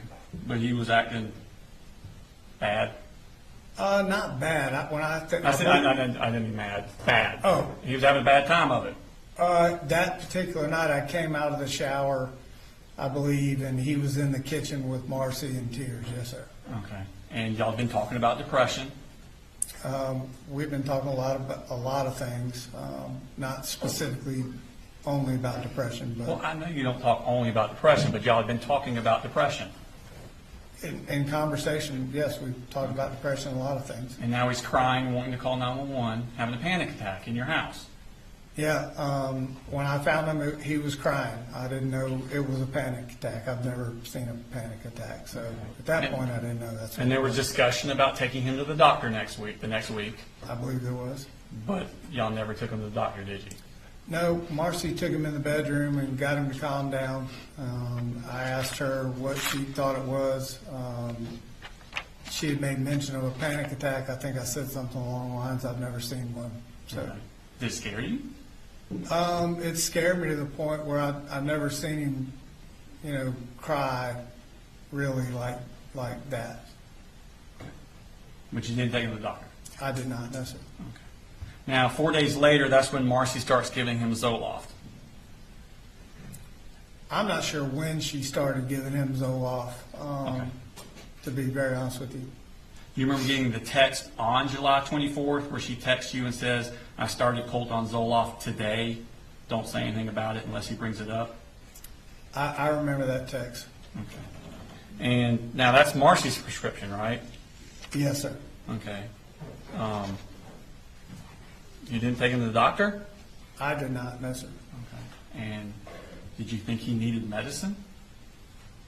I didn't think he needed medicine, no, sir. Okay. Did you want to go to a doctor and see if she's giving him medicine? Don't you want to kind of talk to a doctor about that? I didn't think that, I needed to take him to a doctor. Did you tell Marcy not to give him the Zoloft? I did tell Marcy. The comment was where I think she had made mention of how she was divvying up her medicine, and when I asked her, well, how do you know what to give him? She said, I researched it, but then I talked to my doctor about what I was going to do for Colt. That's kind of where we left it. But you didn't stop her from giving him the Zoloft? I did not stop her from giving him the Zoloft. Don't you have full custody of those kids? Oh, I do, yeah. Isn't there a safety plan in place to protect them from Marcy? I don't know if the safety plan was in place at that time, but there was one at a point, yes, sir. And you decide who visits and when she visits and what contact she has with them, don't you? I do. Okay. And you didn't stop her from giving your son Zoloft? I didn't stop her from giving him Zoloft, no, sir. Okay. Now, you testified to some stuff about registering Colt. I think you said that you went up and met with the registrar, and they said don't start right away. I think I talked to Get her. his schedule under control or I think I something? talked to her on the phone. I don't think I ever met with her face to face. Oh, okay. Why is there no record of that in the school records? I don't know. You don't know. Didn't you hear Lisa Butler testify? Do you remember her testifying? And her saying that y'all came up on the 13th of August, Right. and she sat down with Colt and made a schedule for him.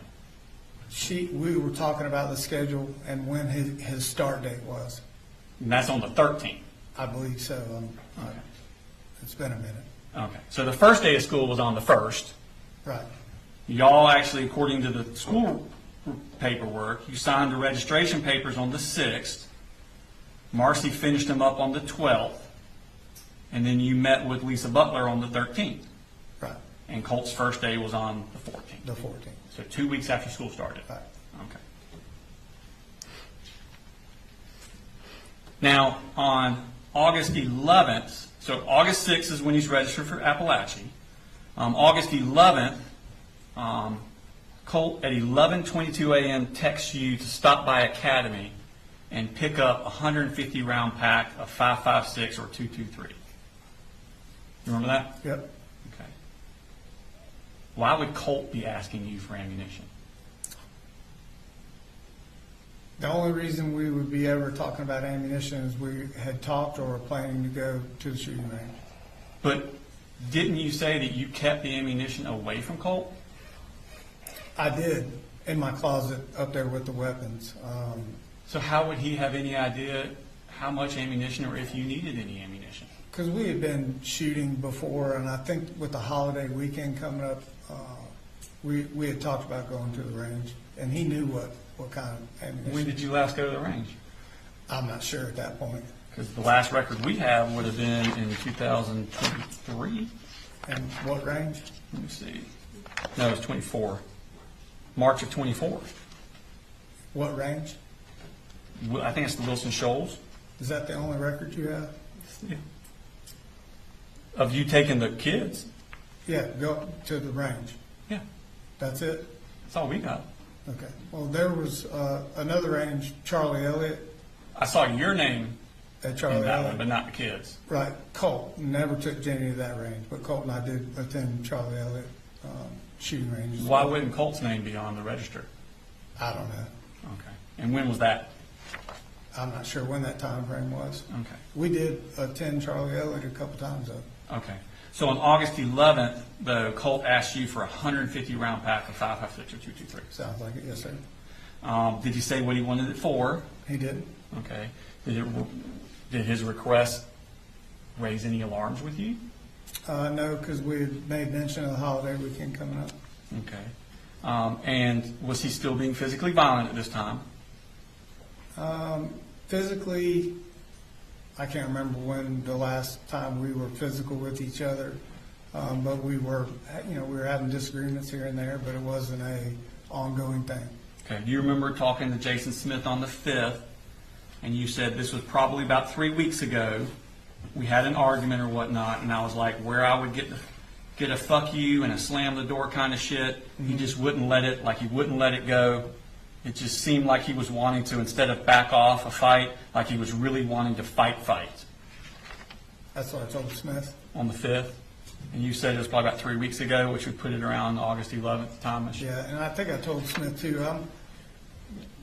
And these days after, the day after and day after talking to Smith, there was a lot going on. I was not. Well, I know, I'm not holding you to a specific date on that kind of stuff, but you said about 3 weeks before, and that would be around this time period. Okay, correct? Correct. Okay, and he's asking you for 150 rounds of ammunition, and he's still in that wanting to fight you. Not every day, no, sir. Well, of course not every day. Let's go to the 13th. That's the day you went to Apalachee to get Colt's schedule we'd already talked about, and you met with Lisa Butler. Right. And she introduced yourself as the school counselor. She did. Okay. And you said nothing to her about Colt needing counseling. I did not at that point, I don't think. Okay. So the next day is the 14th. We also had a school tour. Yeah, she talked about that. On the 14th is Colt's first day of school. Correct. And he had already missed the first 2 weeks of school. Correct. And he did not want to go, did he? I think his comment to me was he was scared. He was Yeah. a little nervous. Okay. And he made threats of violence that morning before school to you in 2 texts, didn't he? I need to see the text. I'm not sure what you're talking All about. right, let's pull them up.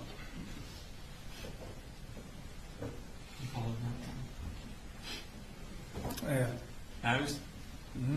I'm sick of your shit. This is the fucking end for you. There's more. Yeah, I know. No more apologies. You have I fucking had it with you.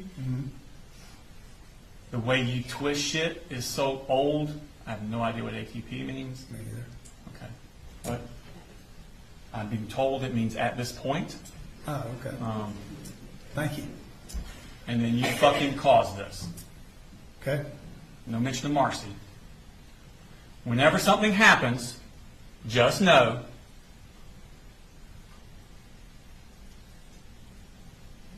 the blood is on your hands. Fuck you. Correct. And this is at 6:49 through 6:51 a.m. before Colt goes to school. Yep. And that's his first day of attending school since May 21st, 2023, Yep. when Jackson County came to your door about threats to shoot up a school. Yes, sir. Did those texts alarm you? They did, but I kind of knew what they were about. I think you testified about. You kind of knew what they were about? Yeah. You're just guessing?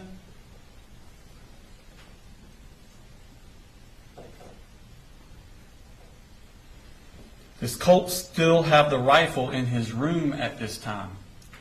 I'm not aware of the rifle maybe being in his room at that time. Okay. So let's look at this picture we have.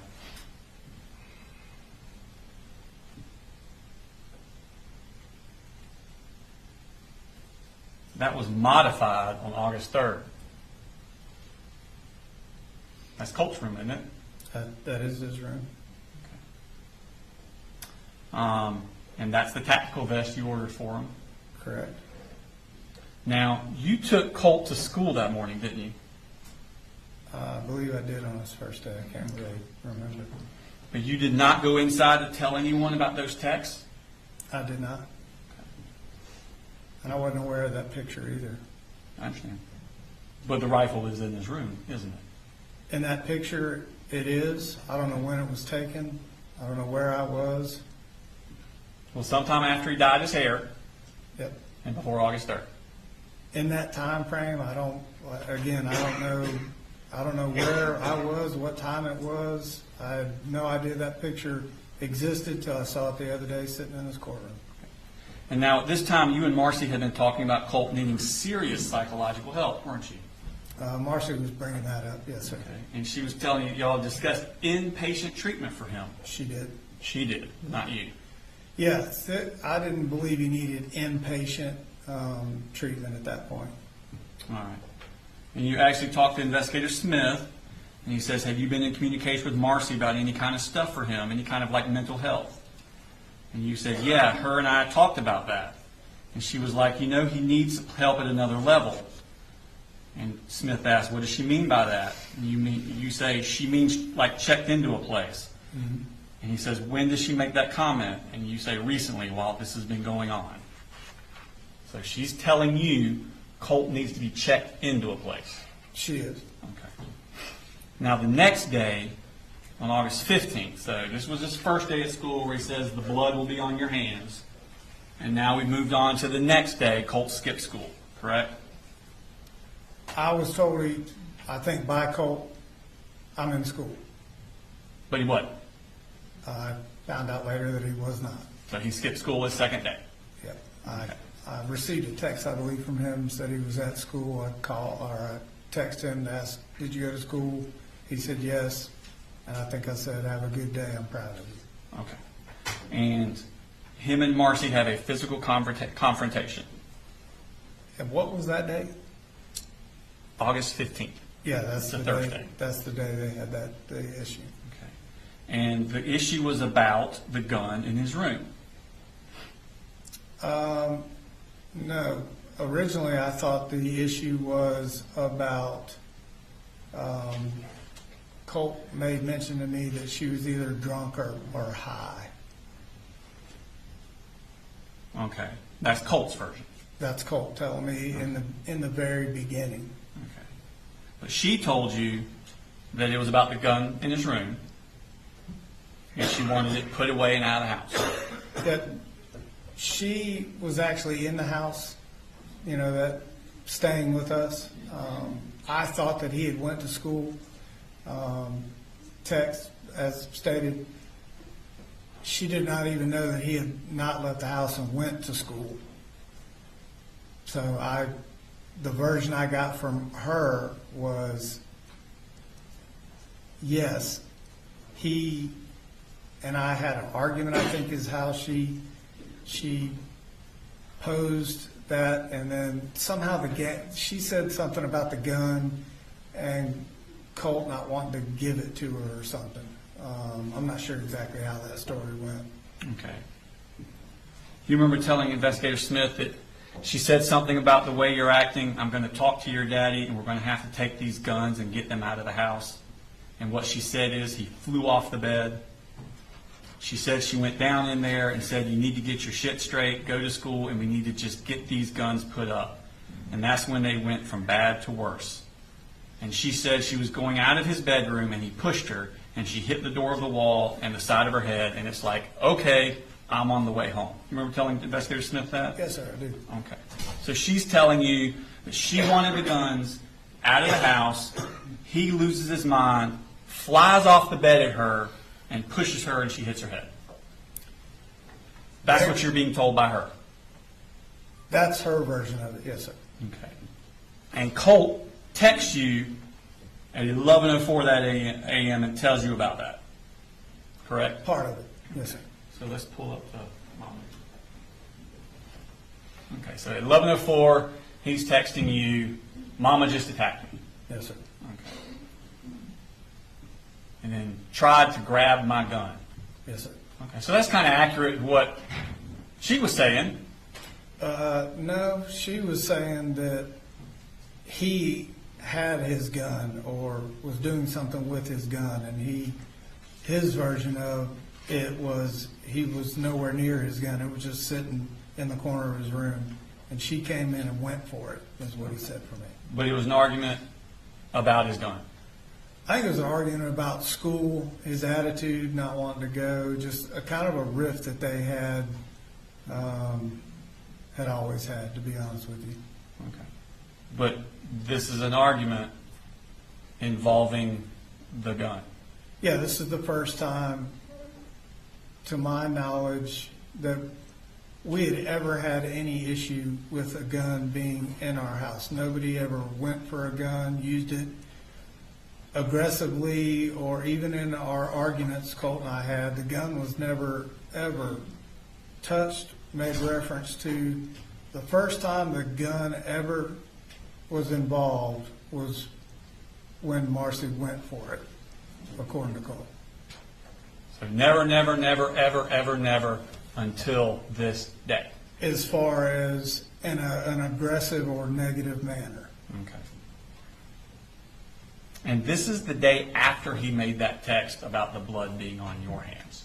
Right, and I think I stated, I took that blood on your hands as he thought that his mama may go through with the threat to kill him. Okay. That's how I read that text. That's how I took it. in You the took it argument. that he's scared of his mother killing him. Whatever they were arguing about, I don't think he ever got over that statement that she made. That's not in any of his texts to you. No, it's not. And You just thought that. That's just how I perceive that. Okay. So you're going through this month thinking in your head, Colt's terrified of his mother killing him. Not terrified. I just think that he had that thought in the back of his head. Okay. And this is the woman you went and picked up and brought back to your house to live with Colt. This is the woman I went and picked up after we went several family visits, Colt and I, to rehab to see that she was doing better. It earned her chip, and I was told that she was to a point where she could be released and that she had permission and her parents were on board, so I went and got her. Well, what about Colt? Colt was on board. He went down there for family days with me. I thought you just said that you were worried that Colt was afraid she'd kill him. In that argument, So you have a child that's afraid of the parent killing them, and you're going to bring her into your house? not afraid of killing him, I'm just saying he always had that, we both had that thought, Okay. Well, let's see the text that he sent. This is at 1:52. Do this.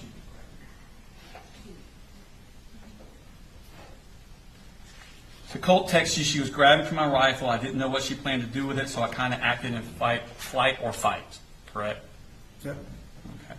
Sorry, I got ahead. that's okay, I know it's coming.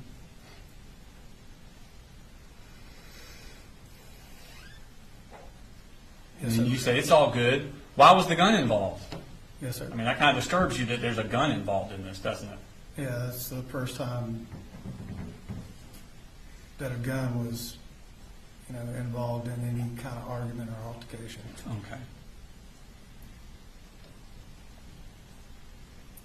And then he writes, I don't know, she backed me into my room and started talking about, oh, you're going to get your gun, even though I wasn't, and then she grabbed it. Yes, sir. So the gun is in his room. It was on that day. Okay. And it was after that day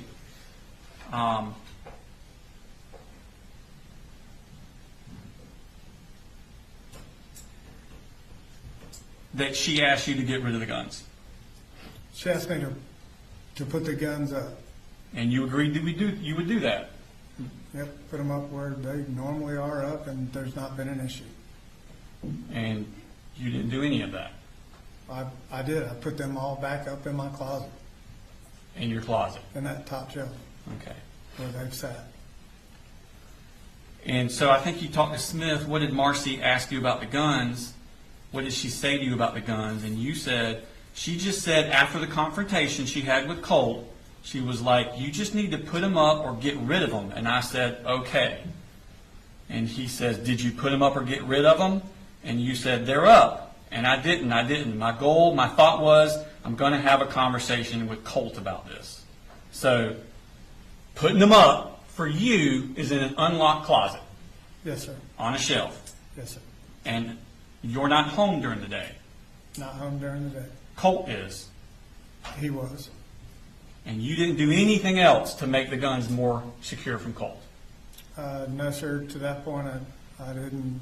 There was no perceived threat from Colt. Okay. In fact, later the same day, at 3:48, Colt texts you, asks you to buy the Apalachee bore sight with the red laser bore sight and 3 sets of batteries from Amazon. He says, could you please buy this? Correct. That was in reference to us going the following weekend to the range. Okay. And you ordered it for him the very next morning. For him and myself. Okay. That was a accessory we both used on our rifles. The morning after he had a physical confrontation with your wife holding the gun. He wasn't holding the gun. She was. That's not what She She said. I'm sure that's what she said, but he told me she went for the gun. So I put him up. So the 16th, you order him the Apalachee bore sight at 6:25, and at 8:57, Colt sends you a text. They also talked about the holes in the door, and that's referring to the holes Colt put in the 2 doors, correct? Yeah, the one headbutt where he tripped, I think, was an accidental thing. I don't think he was doing that on purpose. In fact, I know he wasn't. Okay. So this isn't the first house Colt has put holes in, is it? Didn't he put a hole in the house in Jefferson in 2022? I don't know if I'm aware of that, of a hole he put in the wall. Okay, and of course he broke the window down in Fitzgerald. Yeah, he slammed the door and broke a pan. He just cracked it. And really, And at 9 a.m., he sends you the text. Sends you this text. I am restraining myself as for what I feel like doing right now.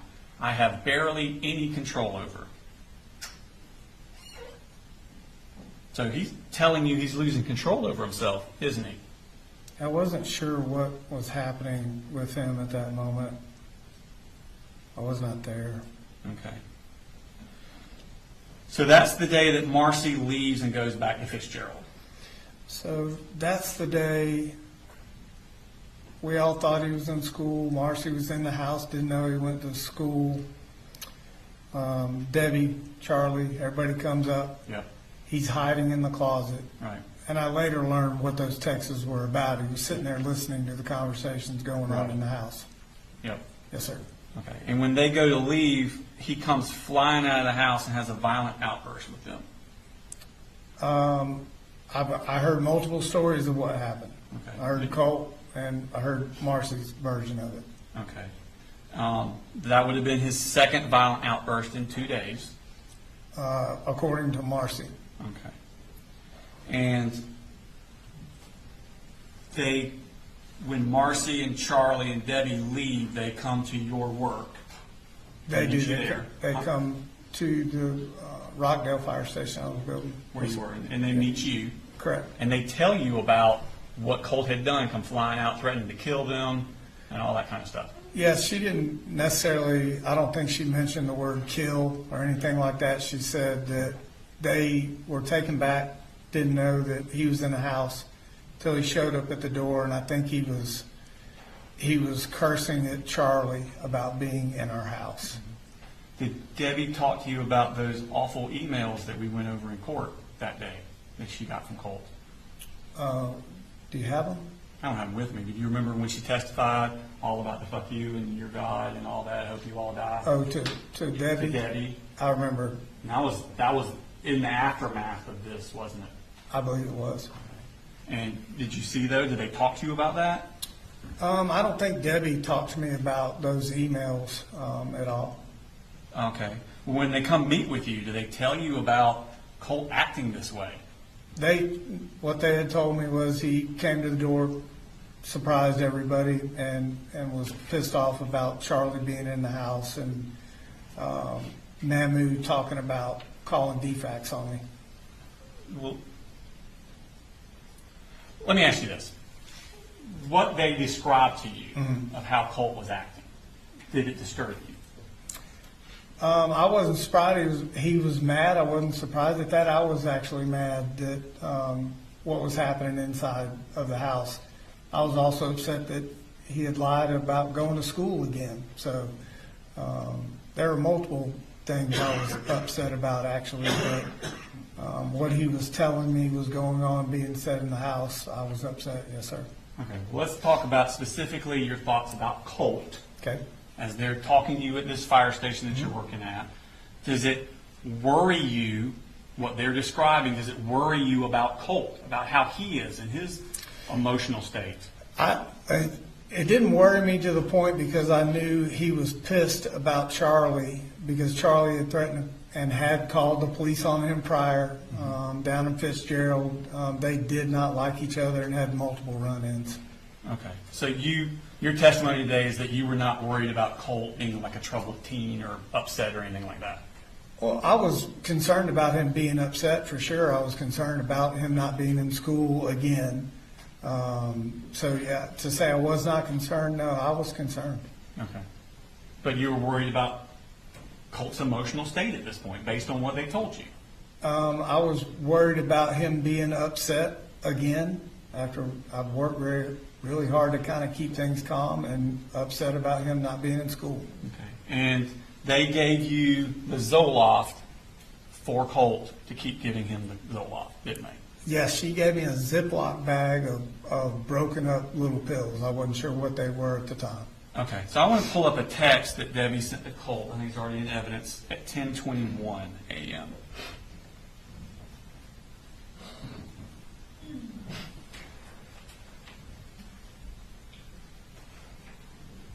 Let's actually come back to that. I think we gave the jurors a break. Okay.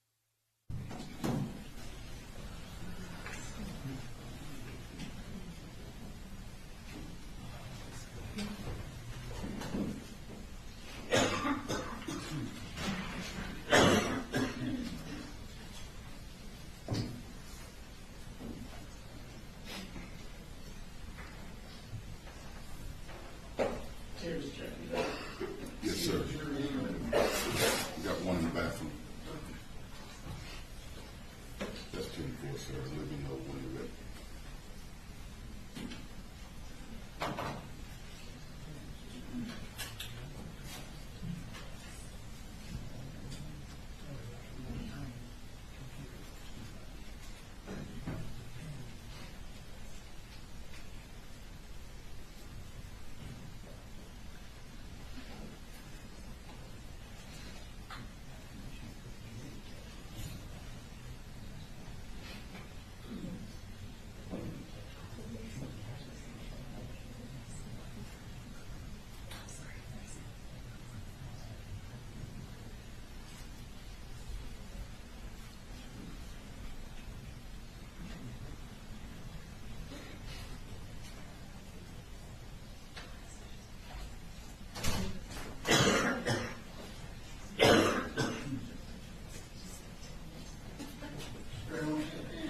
Yes, sir.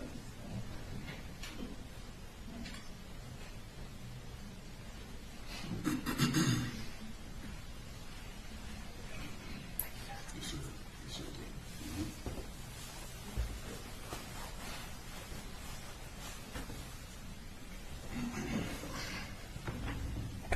Tell us when you're ready.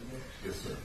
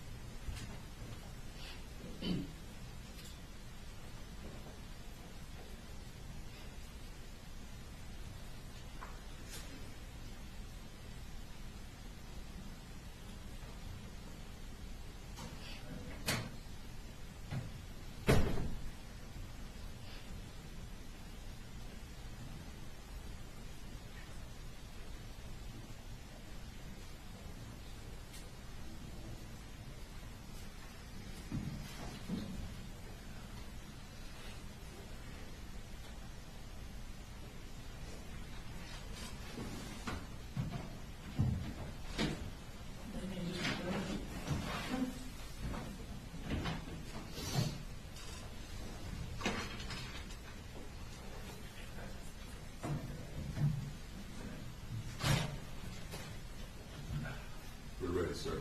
All right, bring it in.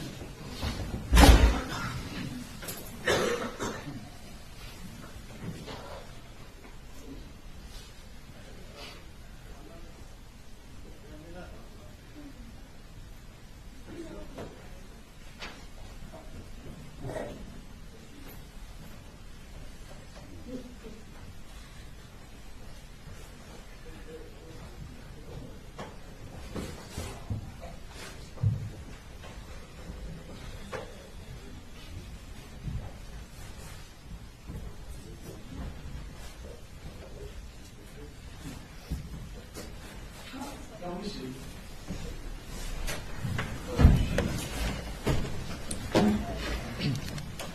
So, Mr. Gray, we were just talking about August 16th, and this is when Debbie's parents come, Marcy's parents, Debbie and Charlie, come get her. According to them, Colt has a outburst where he threatens to kill everyone at the house. They drive to your work, give you the Zoloft. They tell you their version of events, correct?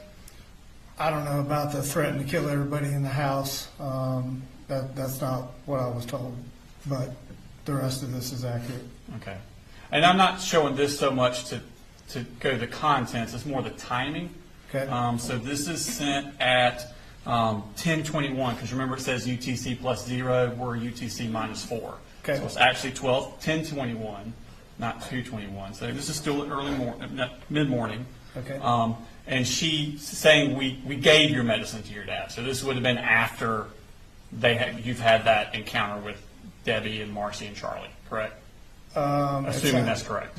Yeah, if they came to my work, that was after everything happened at the house. Okay, and they've given you their version of events of what happened at the house? Well, Marcy gave me hers. Okay, so that's the only one you talked to was Marcy? Right. Okay. So that's at 10:21. 10 minutes later, you start doing some searches at 10:31 a.m.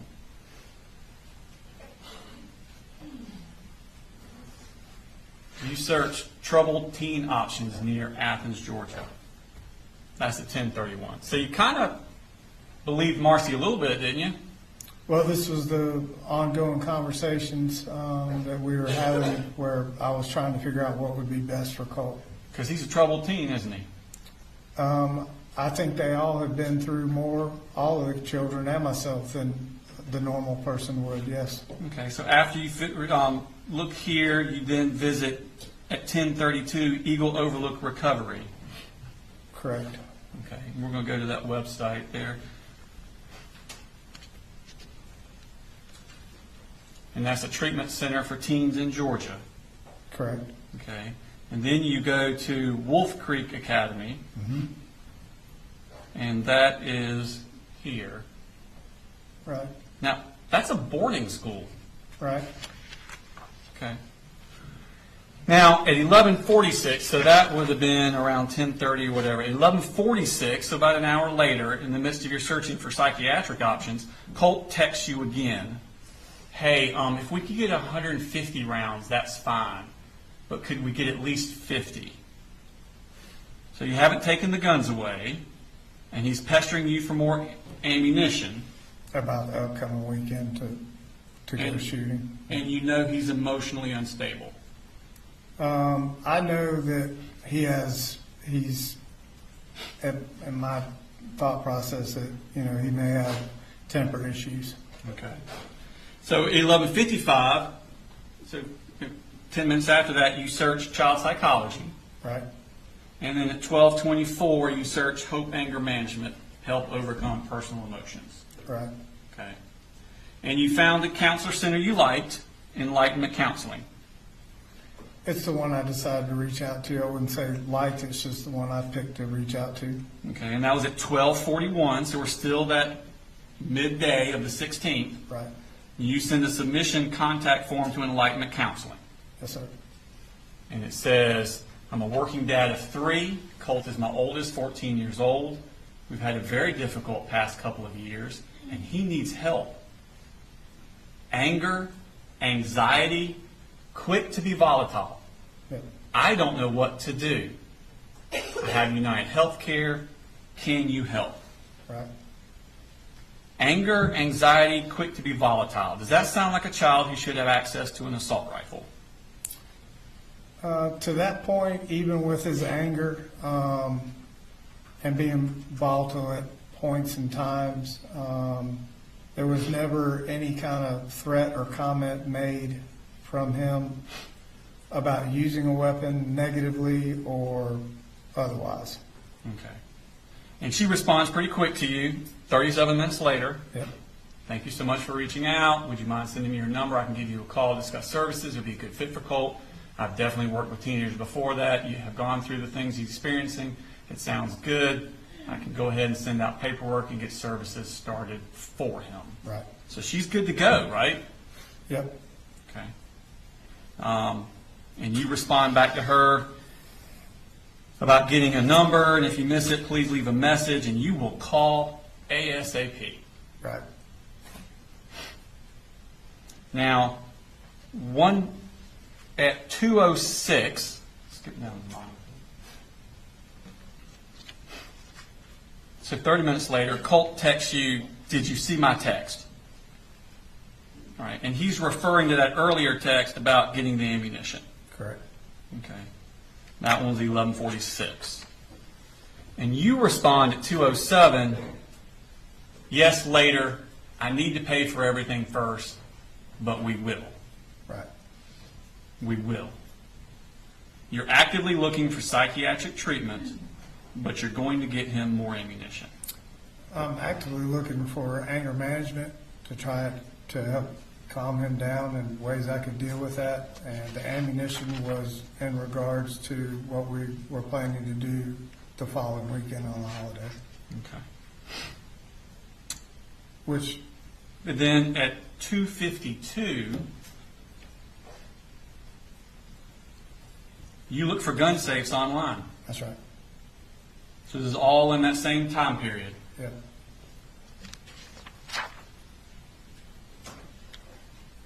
Anger, anxiety, quick to be volatile. Now we're looking at gun safes.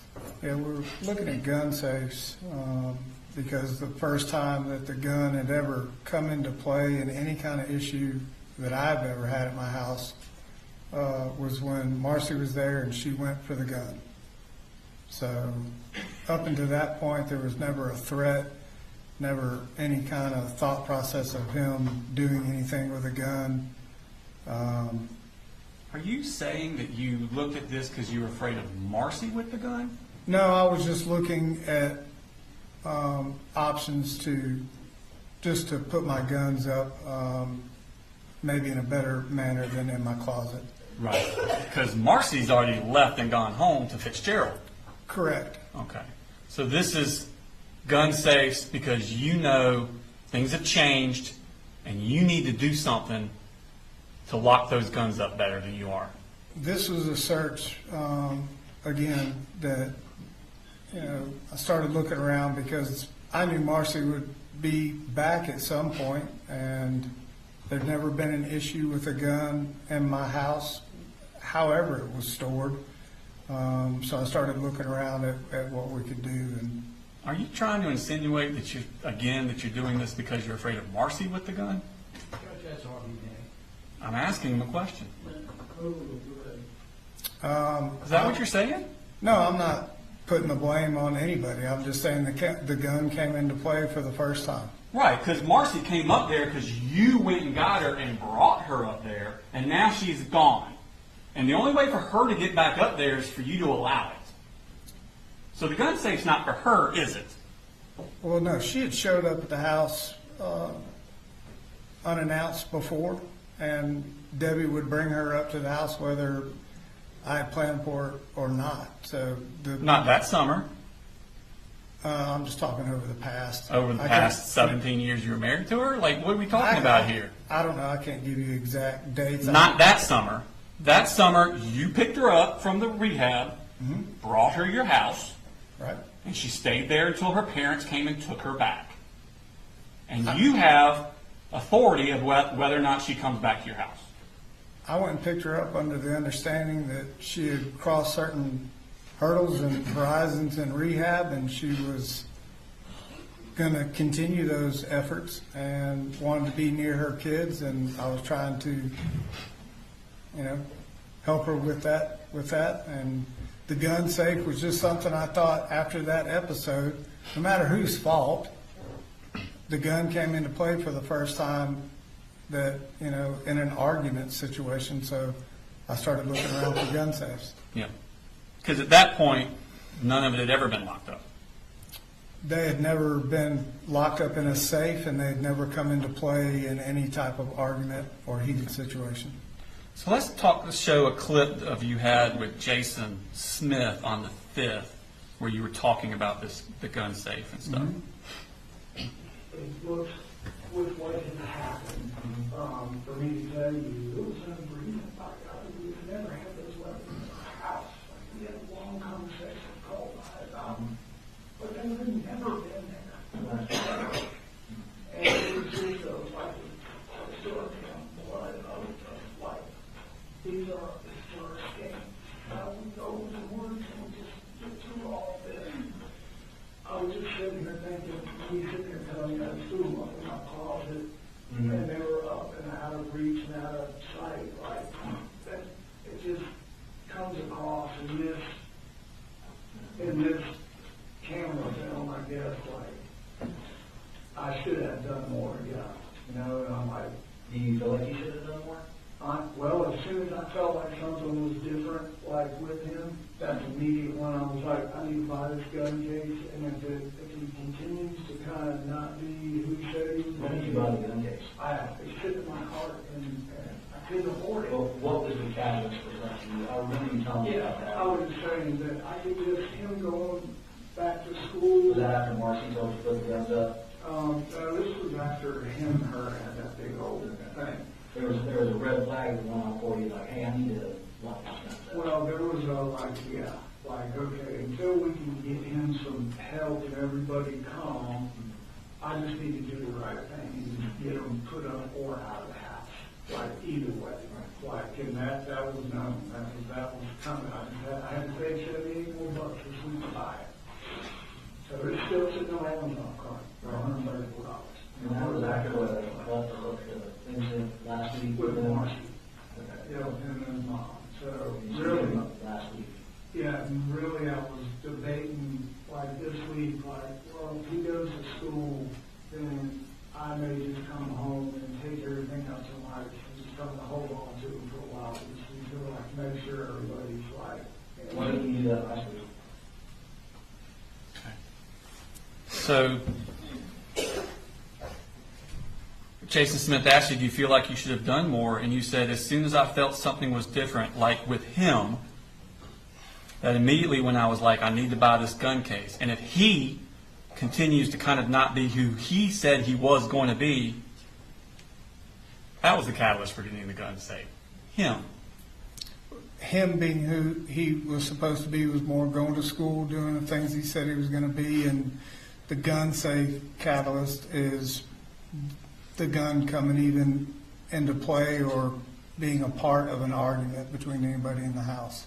And then Jason Smith asked you, so there was a red flag that went off. Hey, I need to lock these guns up. And you said, well, there was, like, yeah, until we can get him some help and everybody calm. I just need to do the right thing and just get them put up or out of the house. Yes, sir. Till you can get him some help. Yeah, we were in the process. You wanted to do the right thing. Yep, we were actually had counselors set at school, and we're in the process of doing the right thing. So you knew the right thing to do was to not let him have access to the guns. No, not necessarily him, just to do the right thing to make sure that a gun wasn't involved in an argument with him or Marcy or me or anybody else in that house. But you didn't do the right thing, did you? Immediately, no. Okay. As far as buying a safe, I did not buy a safe. So you're still trying to get him counseling at this point. We're still on the 16th, same day. Correct. All right. I believe counseling was dialed in and ready to go at Aware. And Marcy and, well, you haven't done Aware yet. This is on the 16th. Okay, all right. We'll get to the Aware thing. Okay, all right. Okay. This is before that, right? I believe so, yes. Okay, so y'all were trying to get him counseled. You just filled out the enlightenment form. Right, okay, so yeah, I'm still That day. collecting who would be best. And you're communicating with Marcy and Deborah because they want him to get counseling too. Correct, Okay. In fact, you send a screenshot of that enlightenment response to Deborah. to Debbie, yeah, And she responds, "That's awesome, Coley. Thank you." yes, Okay. So that all happened on the 16th. correct, I think you sent that enlightenment response on at 3:46. Right. And she's so happy that you did that. At 4:35, so less than an hour later, Don Crook calls you, goes to voicemail, she leaves a message, yep, and you never call her back. correct, Let's fast forward 5 days. Now we're at August 21st. That's 5 days after the first voicemail from Don Crook. She calls you back again. Goes to voicemail, leaves a message, and you don't call her back. Correct? correct, Okay. So now that's at 4:26 when she leaves that voicemail. Okay. 6 minutes after that voicemail is left, at 4:32, Marcy searches Don Crook, Bethlehem, Georgia. Is that a coincidence? I don't know. Or have you told her about Don Crook just calling and leaving that voicemail? I don't know how that transpired. I know that I had talked to Mamu about it, so more than likely it was Debbie that had shared that with her. Because, I mean, so you told her, "I just got an email from Don Crook, a voicemail," and and Marcy searches Don Crook, Bethlehem, Georgia. Sounds like it. Okay. Now, that's at 4:32. 2 minutes later, Marcy's looking at different places. Crisis stabilization. She searches crisis stabilization, Advantage Behavioral Health System. Okay, yes, Okay. And then she sends you at 4:38. So this is 12 minutes after Dawn Crook left you that voicemail that she's good to go to help with Colt. Marcy sends this. This is what Colt needs right now. They take our insurance, and he will go there until he was stabilized, and they figure out a treatment plan. She's talking about an inpatient here, right? right, Okay. Dawn Crook is an inpatient, is she? no, Okay. In fact, that's at 4:38. At 4:39, you go to their website, Advantage Crisis Stabilization. And that's the one in Athens, right? yes, sir, That we've been talking about. yes, sir, That's at 4:39. At 6:10, Dawn Crook from Enlightenment sends you an email. Hope you're doing well. I wanted to follow up and let you know that I tried to call you to touch base on Friday. Left a message for you today as well. If you could please call me back when you have a moment to discuss details and getting services started for Colt. You never responded to that email, did you? I don't believe I did, sir. No. It's because you and Marcy believe Colt needs something more than just counseling. I don't believe Marcy and I. Why didn't you respond to her then? You set it up with her because Colt just needs counseling. That was your idea. Yeah, I reached out to her. It was- Okay. Marcy says, "No, I think he needs to go to this place where he can be held there until he's stabilized." And that's when you just ghost Dawn Crook. Well, that's when I, was trying to figure out what the best option was for him. I think I may have talked with Colt at some point about what his mom was researching and inpatient. I didn't. You didn't want to do inpatient, did you? No, I didn't. I wasn't sure what inpatient meant. That's why I think I did the search. But I thought that, it wasn't to the point that she was making it out to be. This was more. She wasn't in and day out with us. I thought this was more of an anger management issue. Right. The stuff Dawn Crook could handle. Right. And others that I'd looked at. I wasn't, at this point, I'm still, I'm not exactly sure what I should be doing. So I'm trying to, Trying to get some guidance. No, I'm just trying to research what I can to understand. I know what Colt's going through day in and day out and what facilities offer and what aligned best with Colt. And I just didn't feel like inpatient was where it was at. Did it occur to you that maybe you could get more information if you called Dawn Crook back? She was just one of the people on the list. So, no, I mean, it was just a fluid situation. And you never contacted anyone else on the list? No, I just continued to research. Okay, that research thing again. All right. Now, you were worried about his violence. And you worried that he needed something more specialized. Weren't you? Are you telling me or asking me? I'm asking you. I just knew he had anger issues. But you and didn't think he needed to be in someplace. Institutionalized, no. That wasn't you. Okay. You remember talking to Investigator Ward about that? I may have. Let's see what you said to her about it. With counselors. Yeah, and my mother-in-law is a school teacher for 40 years. Like she gets it. And I'm like, he's got to have specialized. It can't just just five and dime. Like may need to be checked into someplace. I said if it continues to escalate and it goes towards his brother or his sister, then he needs to go right.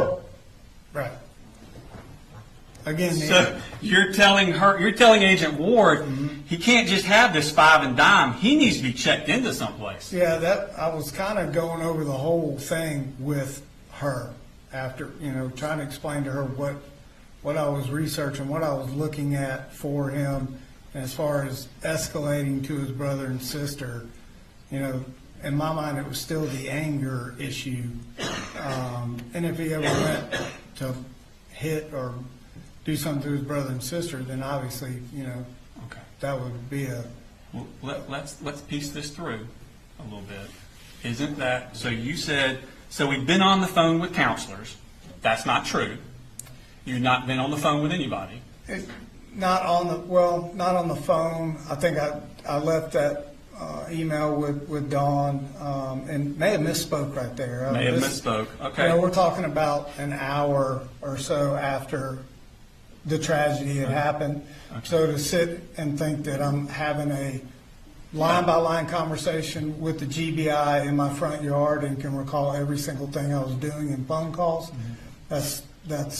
I understand that, but have you noticed that when you get confused and you may not say it right, you always say it exaggerating how much you did? Exaggerating how much I did? Yeah. Like when you're mistaken, you're mistaken the exaggeration benefit to you direction. I don't think it was a benefit. I was trying to convey that I was not doing nothing, and I was trying to do the best that I could do. I don't, there's no. But you weren't on the phone with counselors. There's no game plan for being a single parent. I've never been one. So you had not been on the phone with counselors, correct? Had not. Okay. And then you said he's got to have specialized. Can't just five and dime. Like he needs to be checked into someplace. Isn't that the exact opposite of what you just told us? That was just a conversation that, I said after Marcy and I had been talking, Let me rephrase. Or actually, no, I'm not going to rephrase. Isn't that exactly the opposite of what you just told us? If you say that's the opposite, then that's the opposite. You told us that Marcy wanted him to be institutionalized, put into a place, and you didn't think so. You were against that. You didn't agree with that. But you're telling Ward he's got to have specialized, can't just five and dime, like he needs to be checked into someplace. Isn't that the exact opposite of what you told us? It is the opposite. But what I left out to Agent Ward was that was the conversation between Marcy and I, and still just kind of, very emotional about what happened. I did not word it correctly. Yeah. And then you say, okay, I said, if it continues to escalate, and it goes towards his brother and sister, then he needs to go. Correct? That's what it says. If that violence that he's had, that you've seen, continues to escalate, and it goes to his brother and sister, he needs to go. Yes, sir. Don't you understand that if he has a rifle, it will be too late?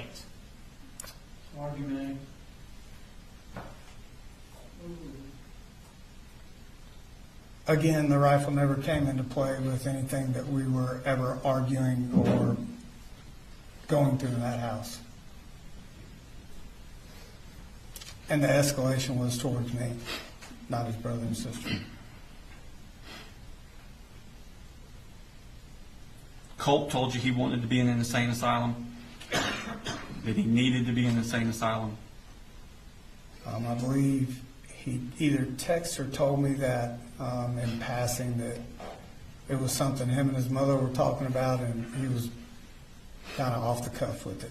All right, I think you talked to Smith about this. Mhm. Good.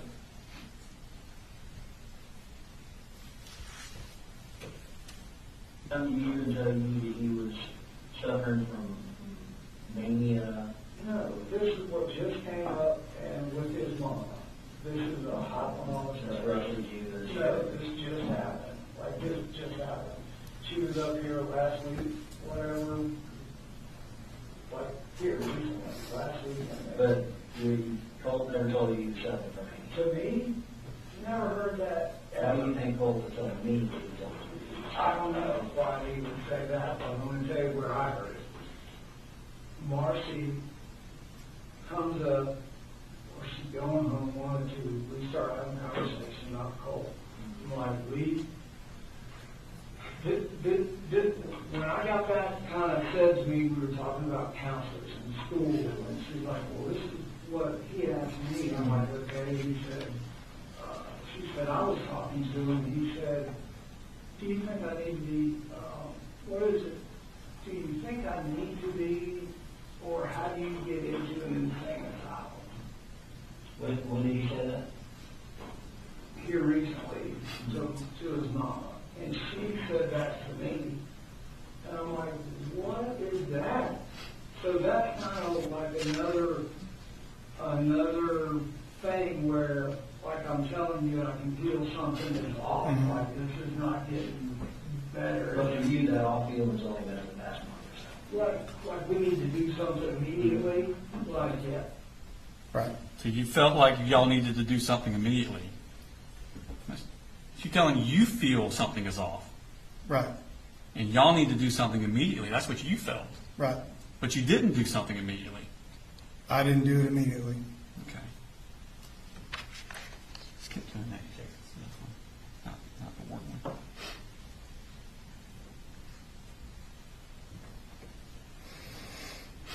It's about what he told. Right. What was it? Mania, whatever was a sane asylum, and that's where I'm like, he's got to go. Like we have to make this happen right now. Something's wrong. When was that? That was just the other day that his mama told me that. Like okay, we've got to make this happen. And that's where I'm like, he's got to go. Like, we have to make this happen right now. Something's wrong. Yes, sir. You believed he needed to go somewhere. I believe he needed more than anger management at that point. But you didn't make it happen, Not that day, no, sir. and Colt still has access to that rifle. He does. Okay. In fact, this photo was modified on August 21st. Yep, never seen that photo. But that's him with, that's not even the rifle, that's your other gun, isn't it? Never knew that happened. But he has access to your guns, doesn't he? Yes, he does. Next day, August 22nd, Thursday, Colt skipped school. Next day, August 23rd, it's Friday, Colt skipped school. The next day, August 25th, it's a Sunday, you search Advantage Crisis Stabilization, and then you searched again 5 minutes later, Advantage Crisis Stabilization. That's that place in Athens. Yes, sir. That's you searching for it. Right. Okay. Monday, Colt had skipped school that Wednesday, Thursday, Friday before. He goes to school on that Monday, and that's the day he has the anxiety attack at school. Correct? Correct. Okay. And he goes to see Lisa Butler in the counselor's office. Correct? Yes, sir. Okay. And at 10:42 a.m., you get an incoming call from Colt. I'll pull up your records. So if you can look there, this is all your phone call logs for that morning. Okay, I think the first one starts at 7:30 in the morning. And then you come down at 10:42, and that's where you get one from Colt Gray. Okay. Yes. And that's when he's calling to tell you that's actually, he's with Lisa at that point, correct? Yes, Okay, so you kind of talk to Colt and you talk to Lisa in that phone call. correct. Okay. And then at 10:58, so shortly after that, 10:42, 10:42, you get an email from Lisa Butler with the Project Aware form. Correct.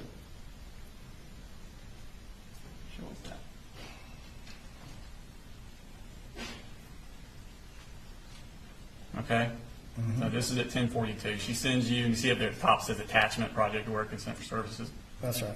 And that's the email she gave you because y'all talked about the Project Aware, and that's the first time y'all talked about it on August 21st. Correct? I believe so.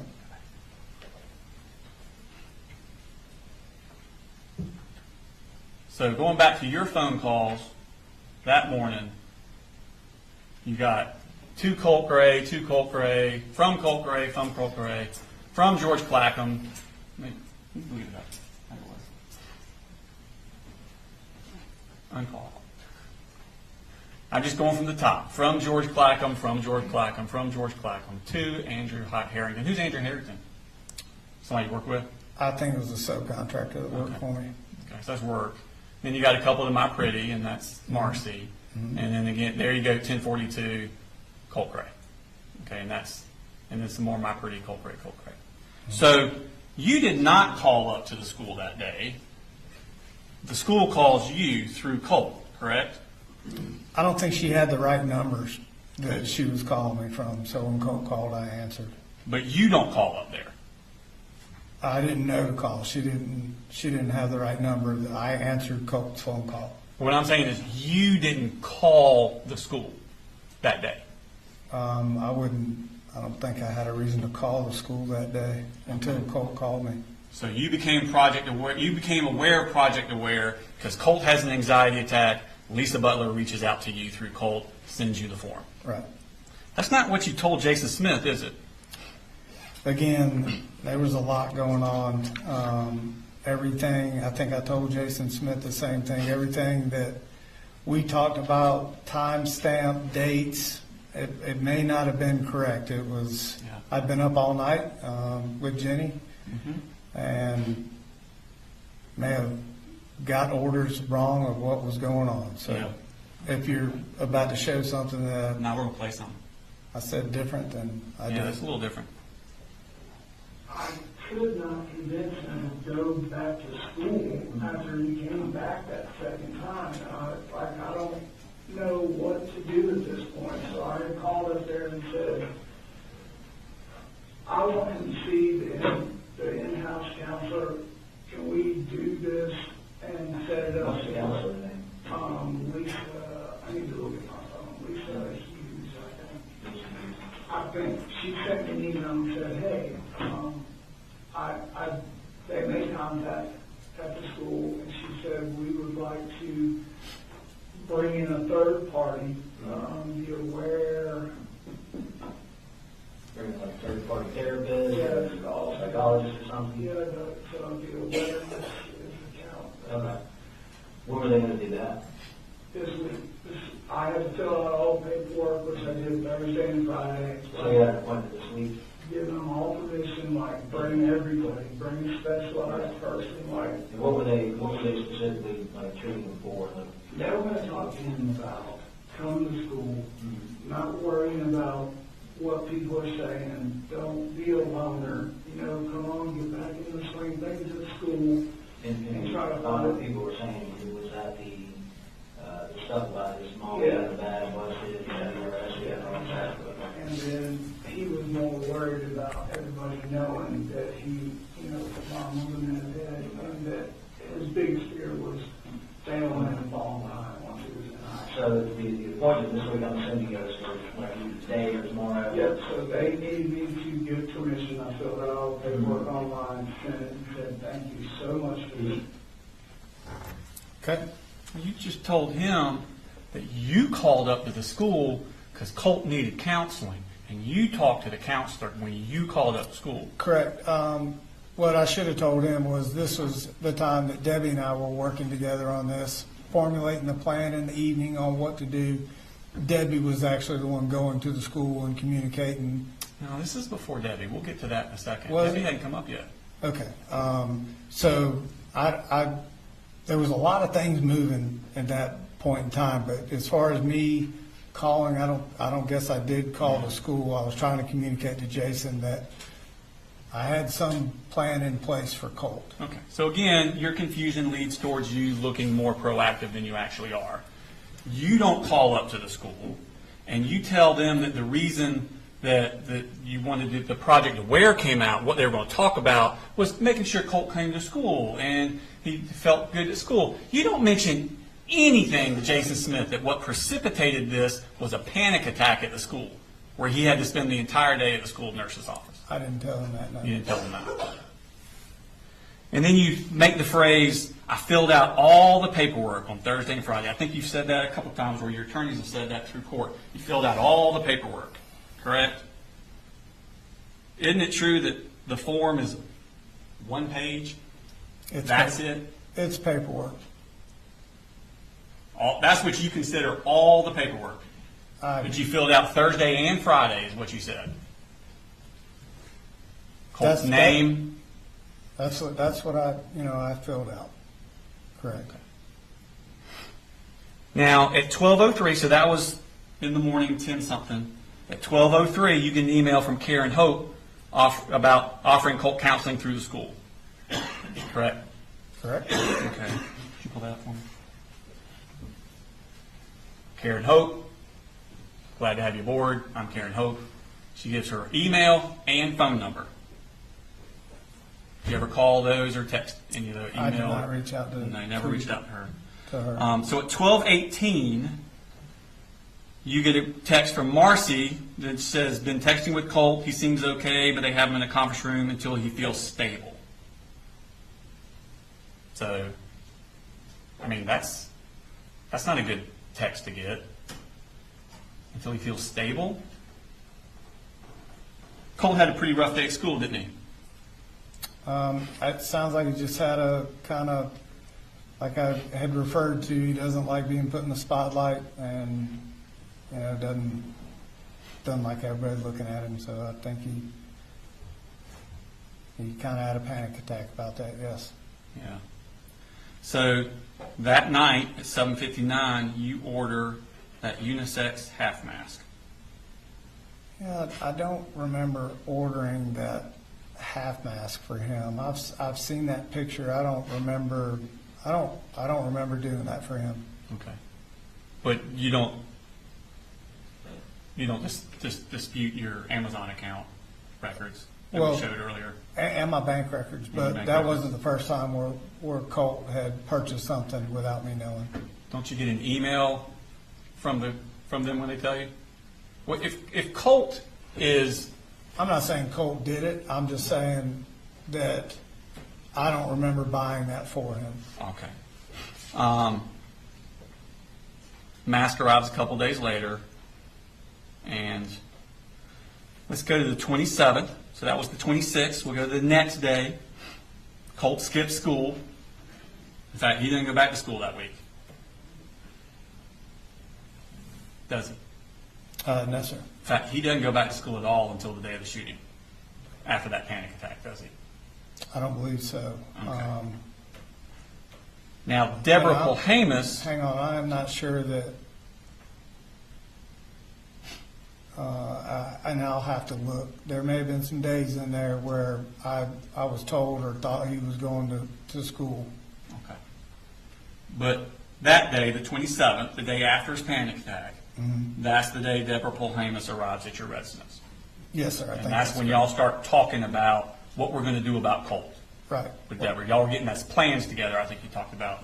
Yes, sir. Okay. And she's talking to you about advantage behavioral in Athens.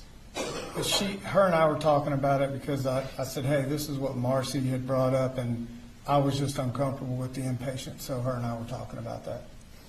I thought we just went through all the interviews with Jason Smith and Kelsey Ward where you were saying he needs to go somewhere. Yeah, I don't dispute Okay. that, but Debbie and I were talking about that as well. Well, it just sounded like you were going back to the whole, I didn't want him to go inpatient. No, I'm just Okay. telling you what we were talking about. So she's talking about Advantage again. In fact, she had called them on the way up there. We saw the phone records. Right. Okay. And that's when she tells you Saturday, nobody's there on Saturdays. I mean, no, they're not crowded on Saturday. It's a good day to go, didn't she? She said I could take him anytime. Anytime you want. Anytime there's an issue. Right. Saturday wasn't like Dad said. But Saturday was a good day, wasn't it? A good day to do it according to her. Yeah, she said it was any day was good. But she specifically pointed out Saturday being a good day because they would not be crowded that day. Yeah, she said Saturday or any day would be good. All right. Now, going to that Wednesday at 7:44 a.m., Colt texts you a text. I have to kind of dance around the inconvenient truth at times. I have no control over what these things say and tell me to do. Is this the first time Colt has said anything to you about voices telling him to do things?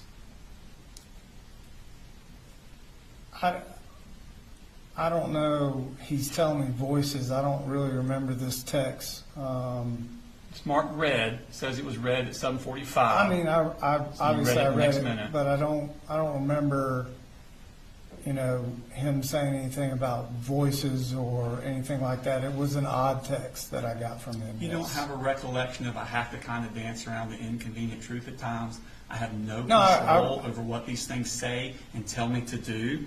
That doesn't scare you? It was just an odd text. Okay. Well, 1 minute later, you text Marcy, call me. Right. And she immediately calls you at 7:46. Mm-hmm.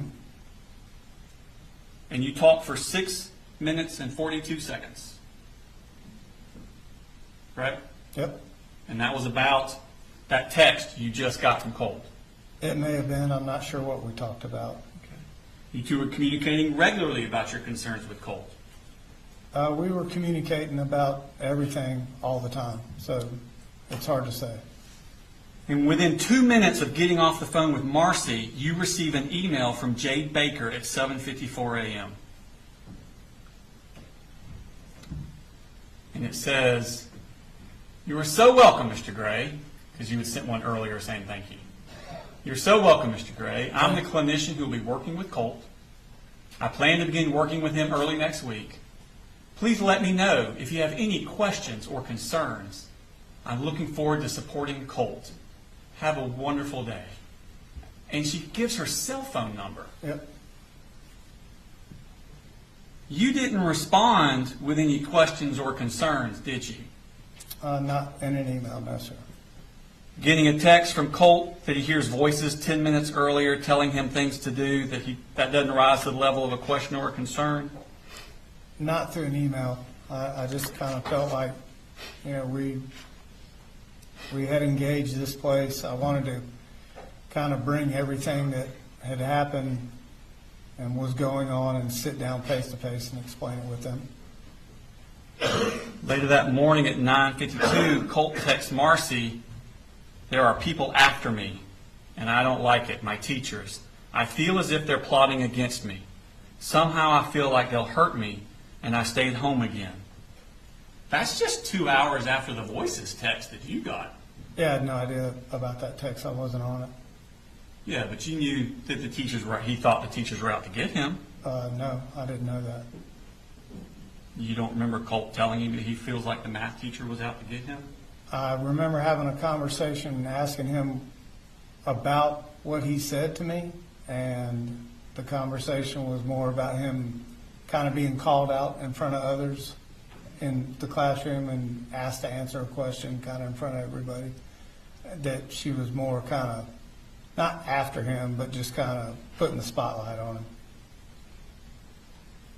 That didn't raise to a concern that you would want to share with Jade Baker? Not at that point. I knew that he was worried about being in school, and as I'd said before, he didn't like the spotlight. He didn't like having to be standing in a room full of people he really didn't know yet and answering questions maybe he didn't have the right answer for. So in one day, Colt talks about having no control over the voices in his head, and they're telling him to do things. Yeah, he never said voices there. He says these things. Yeah, he just said these things. That's like I said, it was an odd text. He never said voices. And he still has that gun, doesn't he? We all have them, and they're in the closets. Oh, they're in the closet? Yep. Most of the time. They weren't in there every single day. No, they weren't. Had no There's idea. that mask. Yeah, I had no idea that picture ever existed. Don't know when he took it. Don't know where I was. Well, Don't there know was what time of day it testimony was. that was on the 28th, Right. that picture was taken. I'd You got never. the mask on the 27th. I'm trying to explain to you, I've never seen this picture I know you before. haven't. I know you haven't. You said that already. Right. So But what I'm saying is, the picture itself is evidence, isn't it? Colt has that gun after he had the mask, yep. which was delivered on the 27th, and this picture's on the 28th. And that I had no idea that he had the gun or when he. But he does, is what I'm saying. Obviously. Obviously. The same day, he talks about having no control over what these things say and tell me to do. Let's go to the, and now, this is on the 28th. This is exactly 1 week before he kills 4 people. Let's move to the next day, the 3rd, August 29th. It's a Thursday. Colt skips school again. Now, at this point, Marcy, at 2:59 p.m., she Googles school shooter Nick. And then at 3 p.m., she Googles school shooter parents charged with manslaughter. And then Marcy looks at a CNN article, what James Crumley's manslaughter conviction means for parents. And then at 3:05, just 6 minutes after the first search, she Googles, why were Ethan Crumley parents charged? And then Googles what led to James and Jennifer Crumley's guilty verdict. And then 4 minutes later, Googles safe storage laws, Georgia. And then 1 minute later, safe storage laws, Georgia. And then 1 minute after that, looks up Giffords, which is that thing we saw about safe storage and saving kids from gun violence. That's a lot of searches in 15 minutes for Marcy, isn't it? I have no idea what she's texting or researching or when she's doing it. She's not discussing these issues with you? No. I mean, for 15 minutes, that's all that's on her mind. Parents getting charged for a school shooting, gun safety, locking guns up. She's searching just that for 15 minutes straight. She never told me anything about searching any of those. Because she called you right after. Correct. All right. There's all her searches. Yeah, I've seen this. She calls you the very next minute at 3:52. Mm-hmm. And you call her at 3:55. You call her back at 3:55. Yeah. Okay. I don't think I answered when she called. I'm not Okay, sure. so you call her back at 3:55. Correct. All she'd been thinking about before she called you was this parents being charged with a school shooter, No idea what she's thinking about. and y'all talked for 14 minutes. Correct. Okay. And as soon as you guys hang up, because she called it 3:55, you go 14 minutes from that. Now you're at 4:11. 14 minutes later, she looks up again what led to James and Jennifer Crumley's guilty verdict. Okay. All she's thinking about, calls you, talks for 14 minutes. The minute she hangs up, right back to it. Okay. And she never mentioned it to you at all? She didn't mention it to me. Wow, cool. Okay. Do you want to know what we talked about, or Couldn't care less. I apologize, Your Honor. you don't want to know what the phone call was that I called her about? Does that matter? It doesn't really to me. Okay. So she goes right back, and then you call her right back. Okay. 4:19. You call her again at 8:09. Mm-hmm. You call her again at 5:03. You call her again at 5:12. You call her at 5:31. You call her at 5:41. That's 6 calls from you to Marcy in less than an hour and a half. Correct? Yes, sir. And then again, as soon as y'all stop talking, she goes right back to searching the same things.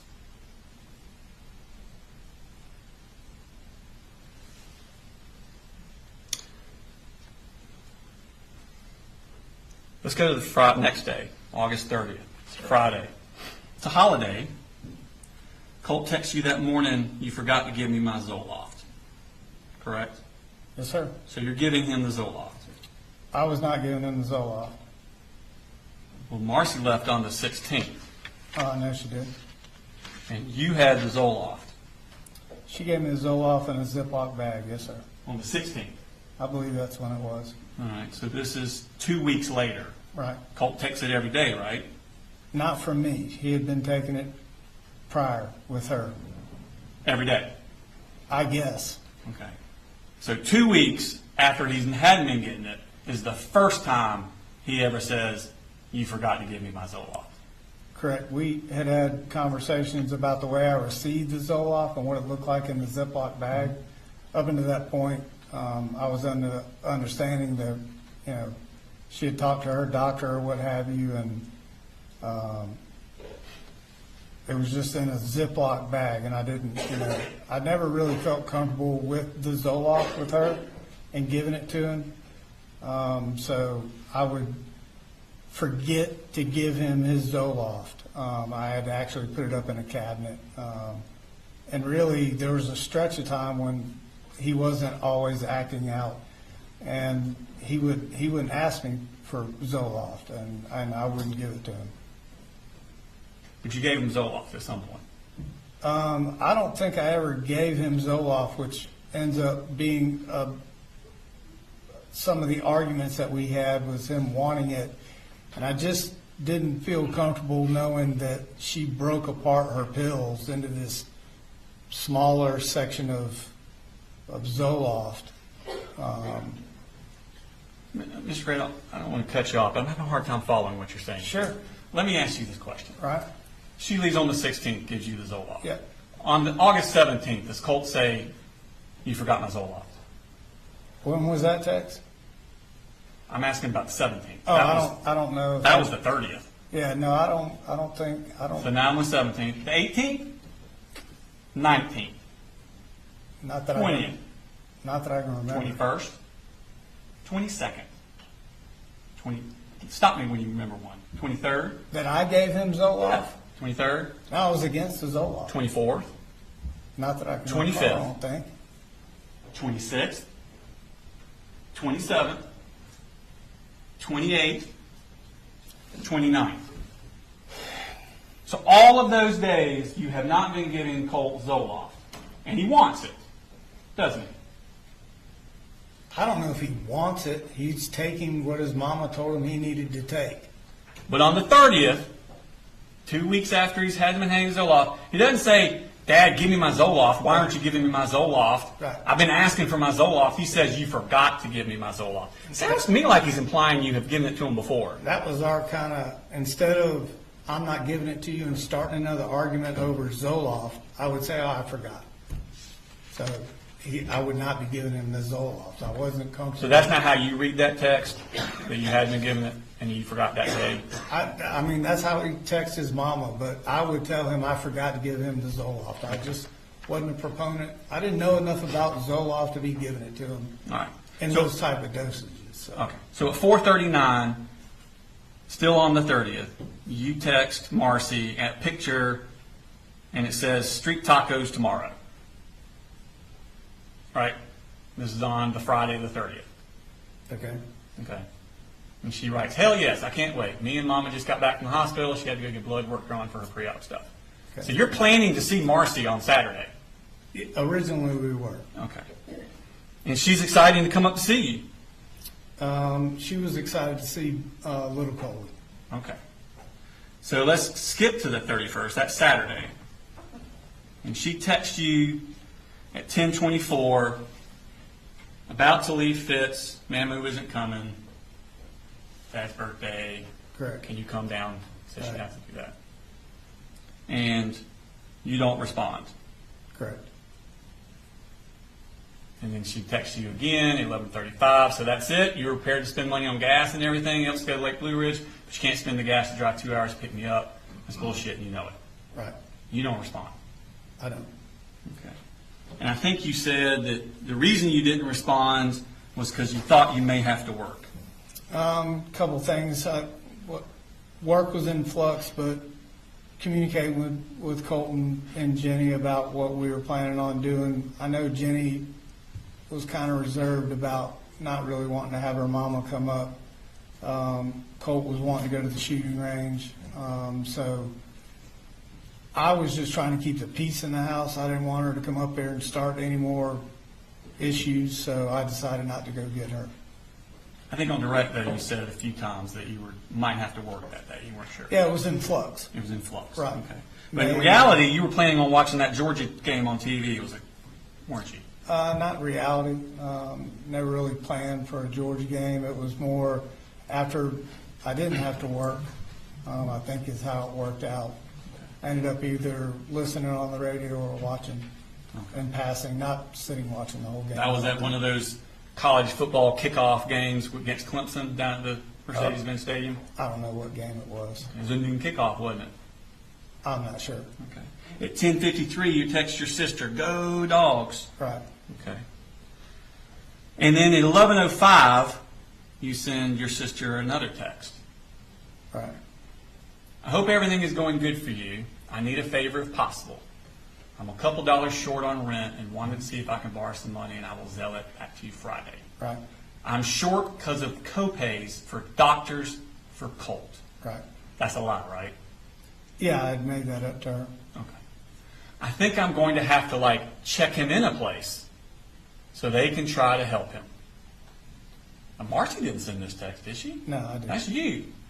I think I'm going to have to check him in a place so they can try to help him. Now, this is after you filled out the Project Aware stuff. Right. I thought you said on direct that you weren't going to go to Athens on Saturday because the Project Aware stuff was going to work. We'd already figured out it was going to be the Project Aware, and we decided we were going to do that. Isn't that what you said on direct? I did. I wasn't sure it was going to work. So right here, you're still, I think I'm going to have to check him in a place so they can help him. He had on a full-on panic attack at school Wednesday. So I'm trying to get him into a psychologist in Athens. Right. You're talking about Advantage, aren't you? I may have been. That's the only thing in Athens y'all been looking at, isn't it? It is.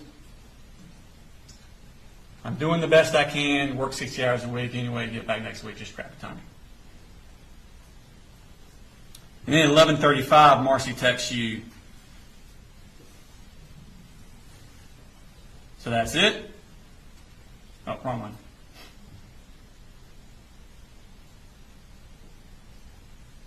So that's it? You're prepared to spend money on gas and everything? That's bullshit and you know it. Mm-hmm. And again, you don't respond at all. You're still watching the game, and this time talking to your sister. I don't know what I was specifically doing, and I did send a text to my sister. You don't remember sending a text at 12:48. It's a dang defensive battle. Who would have thought this is going to be a low-scoring game? Like whoever has the ball last is going to win. Yeah, I listened to a lot of Georgia games on the radio, so I'm not sure about That's what you're doing on Saturday, listening to the game. and not going to Athens. Correct. It would have been a good day. Not many people there in Athens. Correct.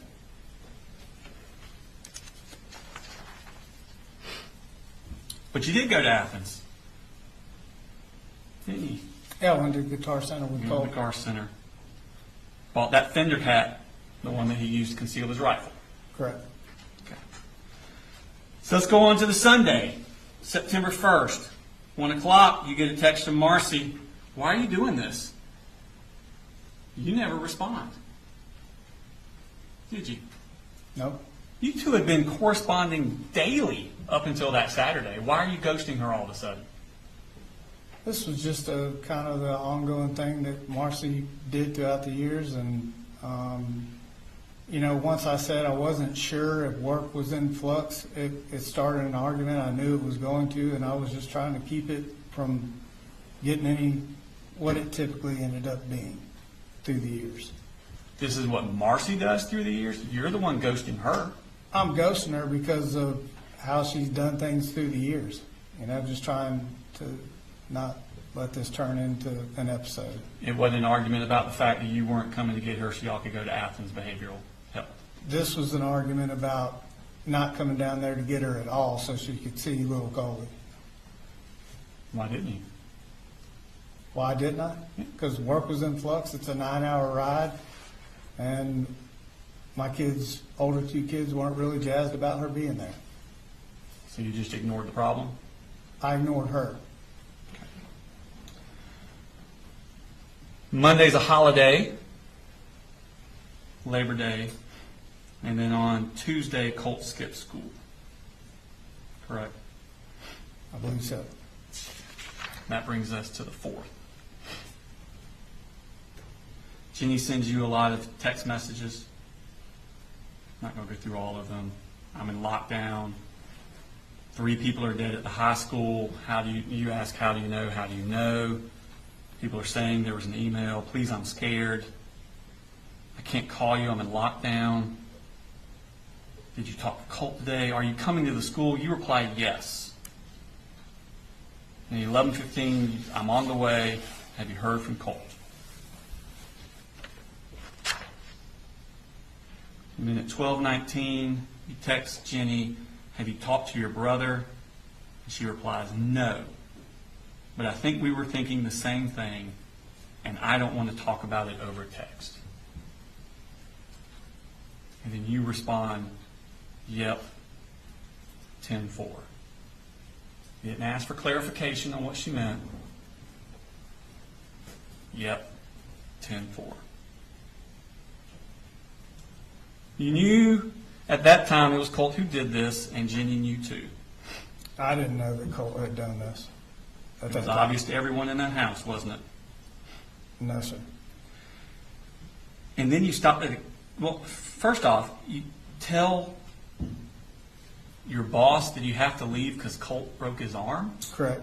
George is not my boss, and I told that because sometimes George can be scattered at best. So I told him that, not really sure what to tell him was going on at the school, and to try to get his attention that this was something serious that I needed to go and do. So I told him that Colt had broke his arm. Yes, sir. Is that a normal thing for you to just lie? No, but I need to get George his attention. How about my son's school's in lockdown? My daughter said 3 people are killed.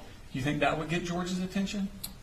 Yeah, I don't know if I had known the killing part of that yet when I had talked to George. How about my kid's school's in lockdown? I gotta go. Right. You think that would have gotten his attention? George and I kind of had a disagreement about field day and me missing work with little Coley's, and so I don't think he's ever had any kids. So I just, it was just an off-the-cuff statement I made to him. Okay. And then you stop at a gas station on the way home? I do. And you go inside and make a purchase? I get $20 worth of gas, go in, pay cash for the gas, and get a drink. Don't you have to, if you pay in cash, don't you have to go in first? So they'll turn the pump on? No, sometimes you do, but I didn't that day, no. Okay, so you paid cash for the gas. Right. And then you got a drink. Yep. Okay. And you paid a debit card for the drink. Yeah, I think I had $5 left on my debit card. So I didn't have much money, but I just used my debit card for speed. I had $20 cash. So I got And that you did all $20 worth into your car. Correct. Okay, knowing that there's this horrible issue at the school probably involving your son. I didn't know it was involving my son. You've been getting all those texts all morning. From Jenny. Yeah, that there was a lockdown. What about the text from Colt? Y'all were freaking out about Colt. Remember those texts? Yes. You're freaking out. Calling Marcy. Calling the school. Jenny's school's in lockdown. Marcy called the school. But you didn't go to Jenny, you went straight home. Jenny, I think at some point told me that she was in lockdown and to come to the school, they weren't letting her out yet, so I went home. Okay. And you went straight to Colt's bedroom. No, I went to my bedroom first. That's right. You checked, you pulled the All clothes the off clothes your guns to see if they were still there. Correct. Are you kind of frantic at this point? Originally I thought he'd skipped school because I heard the TV on, and then thought, okay, the gun's not in my room. So I went to his room and looked and didn't see the gun in there either. Okay. But you went to your room first, Correct. to your closet, Yes. 'cause that's where the gun's supposed to be. Up on that shelf, And yes, you sir. pull your clothes off, Right, and there are your guns. correct.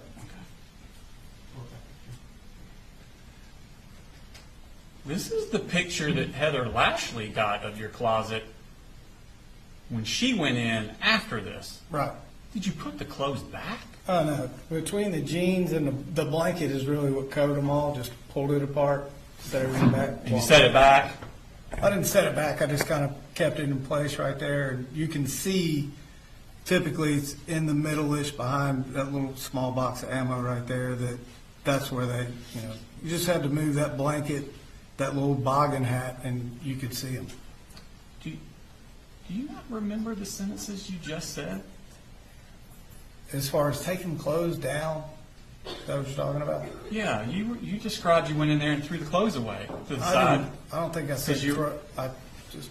Okay, moved well, the we'll let the clothes. jury decide what you I would don't think say. I said throw them down. If I did, All right, obviously, you're going to make all the decisions. Right. Go ahead and ask the next question.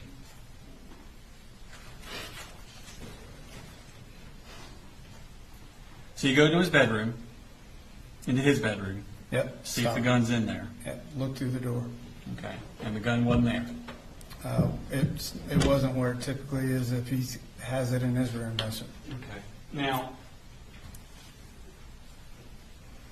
Investigator Gillivan talked about she went out to the house and measured. Right. And I think she said it was right around here.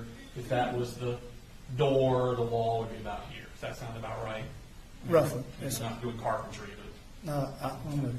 And then my guess is the whole room, if this was the one wall, this is probably the second wall about here. That's how big a room we're talking about? Yeah. I never saw the posters, if that's what you're getting Yeah, at. that's what we're getting at. Yeah, I never saw those posters. Well, I wanted to kind of get the jury a kind of idea how big this room we're talking about. It's not a very big room. Not You very. can basically see around the room from So the you, door. you come in, boom, corner. Is that there? That's the gun. You never saw. I never saw those posters. I sure didn't. So the wall they were on would have been about right here. I think she testified to. And then Heather Lashley put it here. Right. Where's the gun? You don't see that. No, I wasn't looking there. When I stuck my head in the door, I looked in this corner. That corner? Well, it's not over there because you just said this is kind of the wall. This is So you look at this corner, from the door. I looked down that wall into that corner about right here, and leave. No, it's further than that. and you never saw that. I never saw that. Never looked around his room. Just looked in that corner and walked out.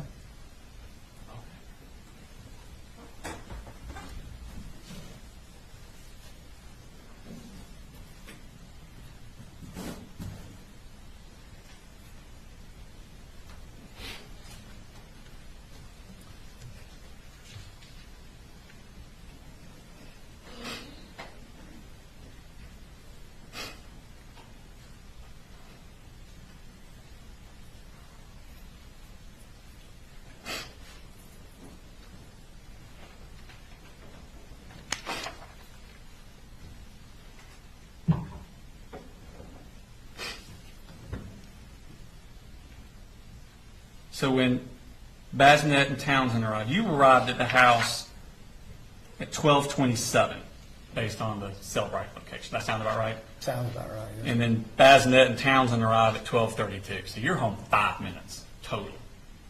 It was quick. Yeah. and they arrive, and that's when you give the whole, I knew it. Right. Okay. And what was the explanation you gave in direct as to why you knew it? Just the texts, the calls I got from Marcy, just trying to piece it all together, listening to the radio on the way home, gun not being in the house. It just kind of was like, oh shit, this might be Colt. Am I mistaken, or didn't you say something in direct about Marcy telling you that Colt had been obsessed with school shooters, and that's why you knew it? Yes, she had, in one of her phone calls, she said, I know this is Colt. And I said, well, something along the lines of, there's no way you need to calm down. And she said, he talked about it all the time. And I said, what? Okay. You never gave that explanation to Townsend. No, I didn't. In fact, he asked. You said, I knew it. And he said, why do you think that? That'd be the perfect time to answer the question like you did on direct. Right. Did I answer him? Yeah, you did. What did I say? Let's see.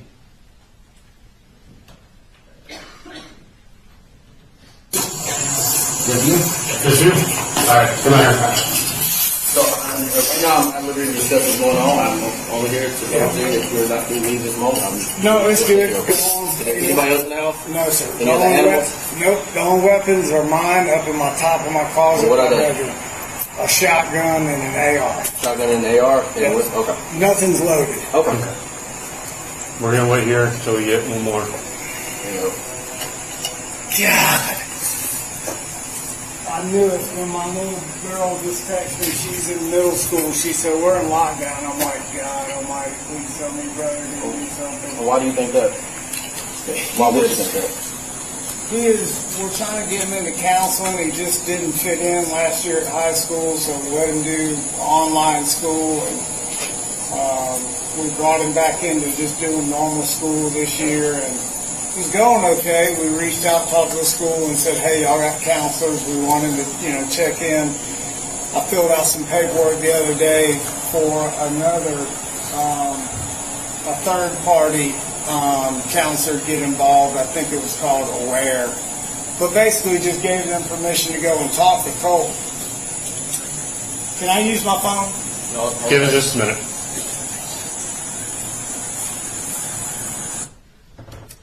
This is 5 minutes. It's only 5 minutes have passed. Mm-hmm. You don't say anything to him about, well, the text messages with his mom, and she said something about school shooting, and none of that. Right. There's a lot on my mind at that moment. Yeah. Talk about Project Aware with him. Mm-hmm. And didn't you tell him the same thing? I called up to the school wanting to talk to the counselor. Just conversation. It wasn't, Yeah. like I'm trying to say I did all these things. Just more of a making him aware of what was happening. Okay. None of it about the Project Aware thing, but you didn't call up the school like you told him. No, And you didn't say anything to him about you knew this because of Marcy's text. I did not at that time. No, sir. In fact, you had an interview with Kelsey Ward not too long after that, didn't you? Yes, sir. I believe we covered that.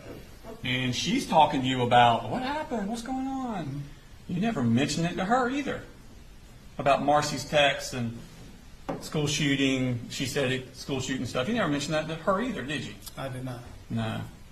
Wasn't top of mind, was it? Well, there's a lot. It's top of mind today, isn't it? It is. But you did talk to Kelsey about the picture on the wall, correct? Correct. Okay. And you said you saw a picture about 2 days ago, so 2 days before the shooting, on Colt's wall. And you asked him who it was. Correct. And he says, "You don't know who that is?" Yes, sir. And you said, "No, I don't know who that is." And then you say, "And then he told me that's one of the guys that did the last school shooting. And that's maybe 2 or 3 days ago." Correct? I said that to who? Kelsey Ward. I think after I went back the second time and asked him who was in that picture, he said that was a person that did a school shooting, and I think I told him to take it down. So he did tell you 2 to 3 days before the shooting that on his wall was a picture of someone that had did the last school shooting? Did a school shooting, I think is what he said. Okay. On your son's wall. One picture, yes, sir. Less than 2 years, well, actually like 17 months, after Jackson County come to your house about Colt threatening to shoot up a school, he's putting a picture of a school shooter on his wall, isn't he? He did. And he told you that's who it was, didn't he? He did. And you didn't do anything to remove that gun, did you? The gun stayed where I thought it was located. And I want to get something straight, because Heather Lashley already talked about this. Colt's room, here's the door. Nothing on this wall. Nothing on this wall except that little antler from the deer he shot, which is what, about this big? Give or take. That on that wall. Nothing, nothing, nothing. Correct? His bedroom was moved into the laundry room at that point. That was just where he was in the computer room. In this room, where the picture of the school shooter was his computer where that shrine was his computer room. Nothing but the deer head. Right. That. Nothing, nothing, nothing. Yes, sir. But that The only thing on this wall other than the deer head is that. Not and his you bedroom. didn't see it. Judge, if you let him enter, I'm trying. touch him off. That was not his. Huh? I said, go ahead and answer the question. That was not in it. That was not his bedroom at the time. Well, I don't care where he slept. That's his room. No, it's not his bedroom. That's his room. His computer room. His room. It was a gaming room, but all the kids were in there at some point in time. That's Colt's room. His bedroom was moved into the laundry room. I know that. We've Right. established that. Right. But that's Colt's room. Prior, yes. When we first moved in there, that was Colt's room. On that day, that's Colt's room. Okay, it's Colt's room. Thank you.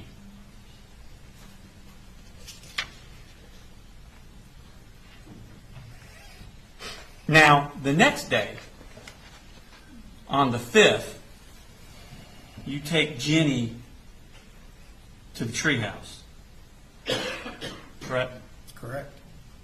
And Jenny testified that you told her to specifically lie about you not knowing who that picture was on his wall. You remember her testifying to that? You said it shocked you. You remember that?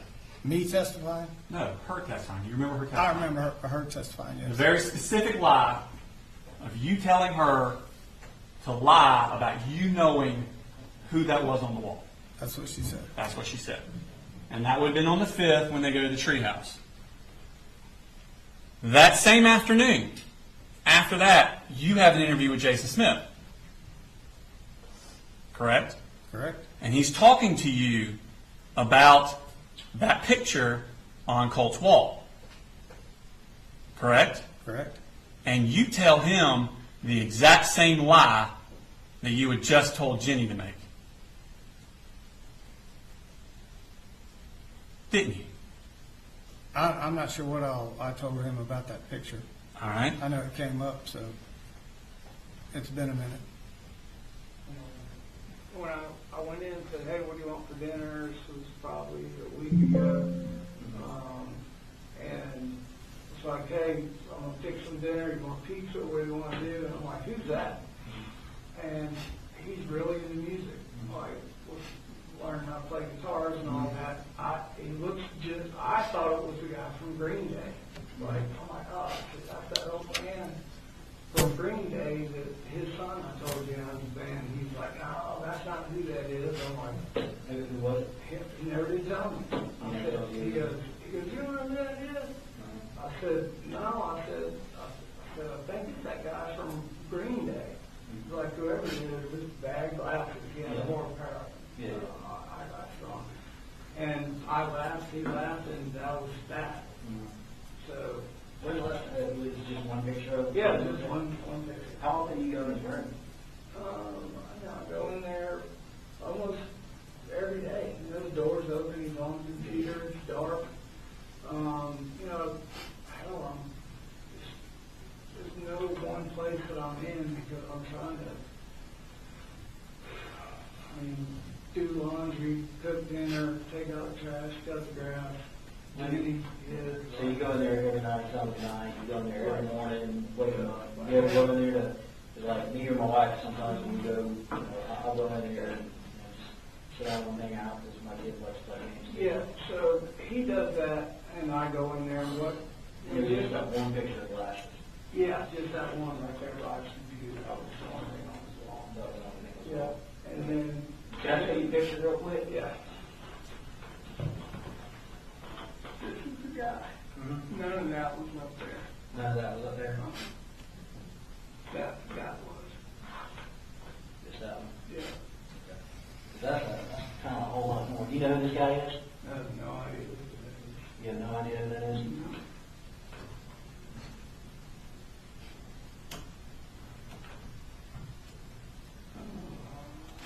Can you see what that says? I see what that says. Yeah, that deadly toll 17.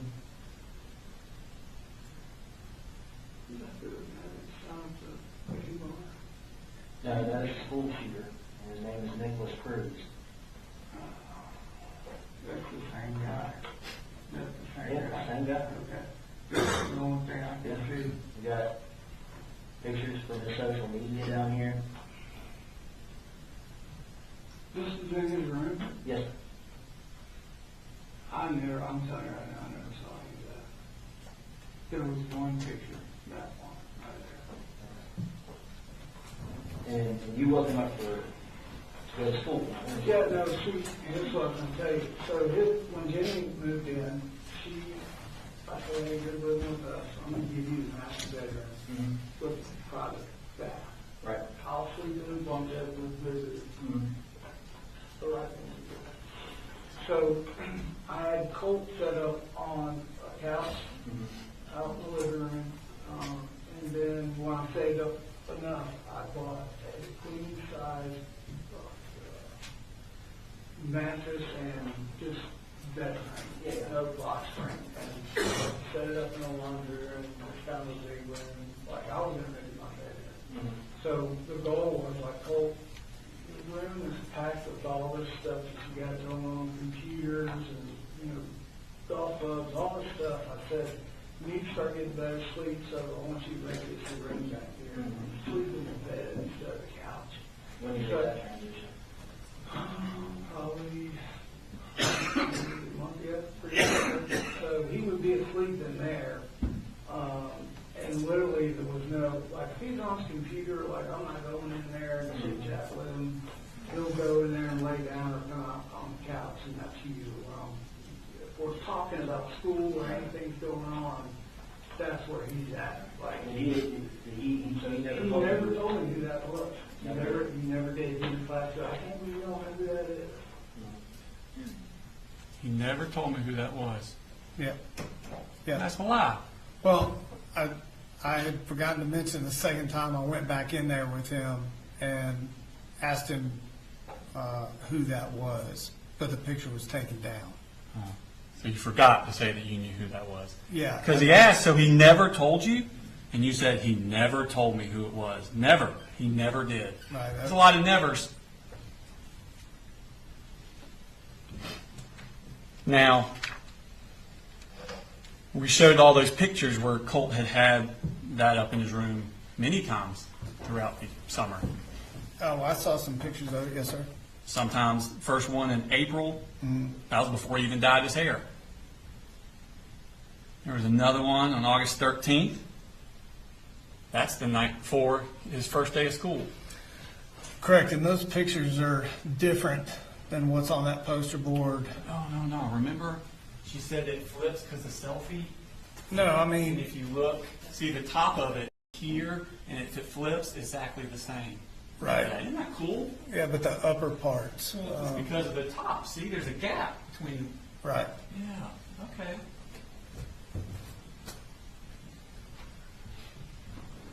That's the night before his first day of school. Yeah, I never saw that picture.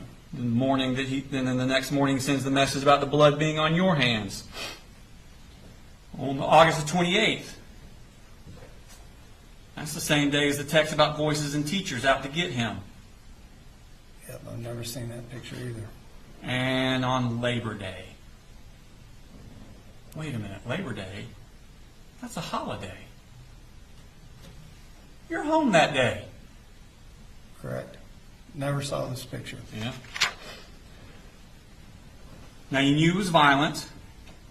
You believed he needed inpatient psychiatric treatment. You knew he was paranoid about his teacher. You knew he was violently opposed to going to school. But you gave him a gun, and you never restricted his access to it, did you? No, sir. Which one?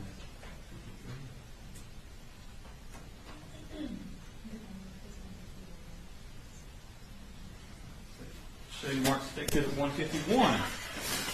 You recognize this. I do. You know what that is? I do. What is that? It's a gun lock for my Glock.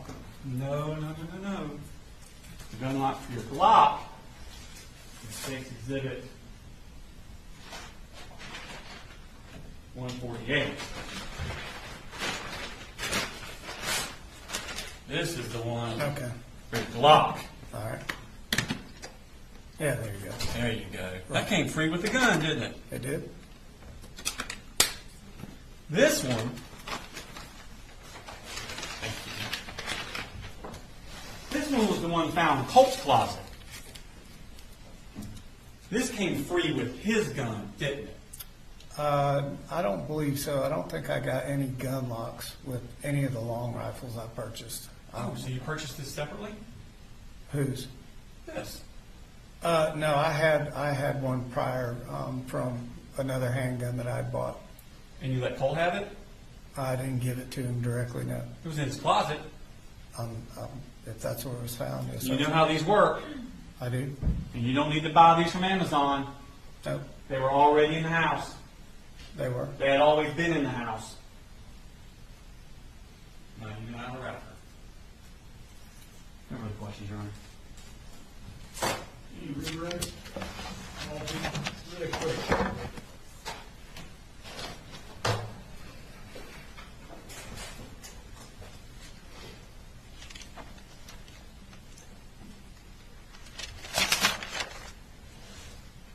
Just want to ask you a few questions to clear a few things up. Okay. When the Jefferson County Sheriff's Department came out, did they show you any documentation as to what was said? They did not. Did they show you anything that said anything about murder? About murder, no. Okay. They never contacted you again? I talked to him the Other next than day. the next day. And then after that, it was over and done with. So when the district attorney asked you about, talking about murder, they didn't tell you that anything on there about murder. It was about school shooting. You don't know whether it was somebody else doing the shooting, whether it was a past shooting, or anything else. Did you know what it was about? I know that it was about he said he made mention of somebody made a comment about school shooting. Okay. Other than that, did you have any information at all? No, sir. Did you notice the trash can when you came back in that morning to the house after the shooting? No, sir, I didn't. Where do you normally keep that trash can? I keep the trash can up against the wall between the kitchen and the laundry room. Okay. Do you normally take that trash out pretty regularly? Yeah, I do. You didn't notice any empty boxes of shells in that trash can? In the garbage can? In the garbage can? No, sir.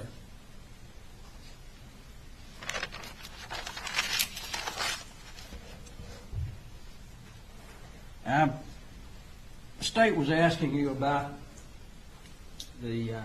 Marcy's search on the internet about school shooting and that sort of thing. Yes, sir. And there was about, I think it was 11 minutes, maybe it was 14 minutes, where you and she talked. Tell us what y'all talked about. So the phone conversations were about the following weekend coming up, about me going down there to pick her up, her spending time with little Coley, and me trying to kind of, I didn't want to say that Jenny and Coley weren't really feeling it, her coming up there, so I was trying to be delicate about that situation, and I was still kind of in flux on what I was doing work-wise. Were you and she arguing? She wasn't happy that I wasn't coming down there. Did she ever tell you that she had made any of these searches at all? No.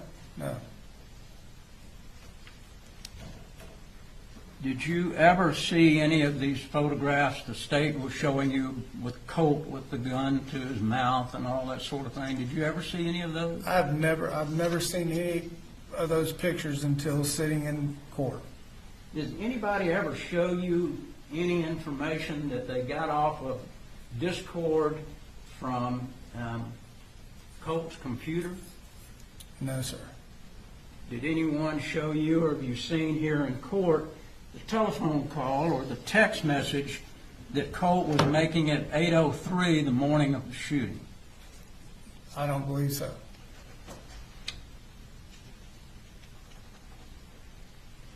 I want to just ask one more question since the state brought this up about blood on the hands. Was this in reference to Marcy had been there Correct. and she had gotten into an altercation? Had she gotten into an altercation? She had. And what did you believe this message to be? I believe that message to be, as stated before, that Colt was referencing her prior threat to killing him. And the blood on my hands would be if she had acted on that. Now this rifle, was it an assault rifle, as the state said? The SIG, that's what the AR stands for, and AR-15. Okay. But was it a single shot or was it a machine gun? I was single shot, pull the trigger, bullet, shoot. Did your son give you any indication that you should not trust him and not follow the instructions that you had given him about the gun? No, that's the thing, is leading up to the argument he had with his mother when the first time a gun was ever, she went for the gun is what he said. There'd never been any prior issues with him. It may have been in his room, it wasn't always in my closet, but there was never a threat or anything he did or said that was outside of the agreement that him and I had from the get-go. Was there ever an email, a text from Debbie, from Marcy, from Colt, from Jenny, indicating that he was interested in school shooting? The first time I heard school shootings was that phone call from Marcy the day of.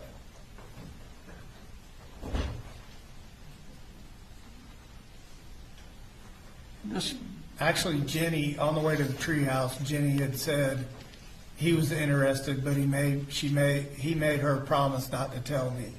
That's the second time I heard it.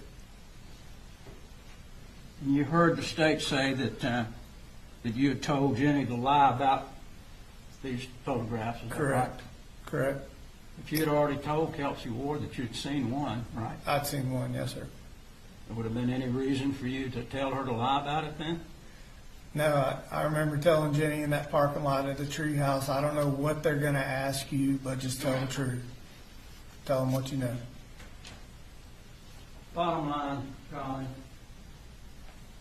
was there any reason for you to believe that your son was capable of doing what was done at the Apalachee High School? Not doing what he did at Apalachee High School. Did you No, sir. ever believe that he was capable of harming anyone with a gun? Harming anybody with a gun, no, it was a kind of a very special thing I thought I'd formed with him. Thank you. Chairman, your cross. Hang on. All right, you come down.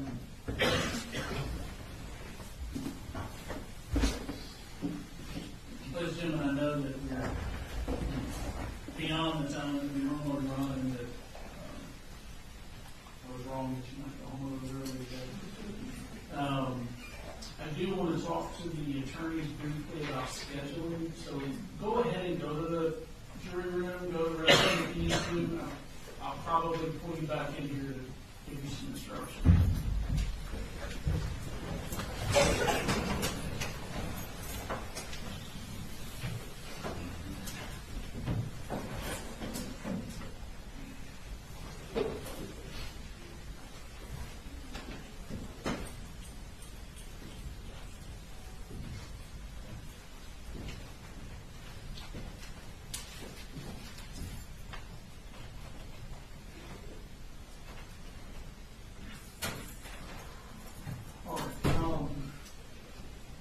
Defense has no additional witnesses. I'm sorry, Judge? Defense has no additional witnesses. No additional witnesses. Is there any rebuttal? No. All right, so then we've got charge conference and motions.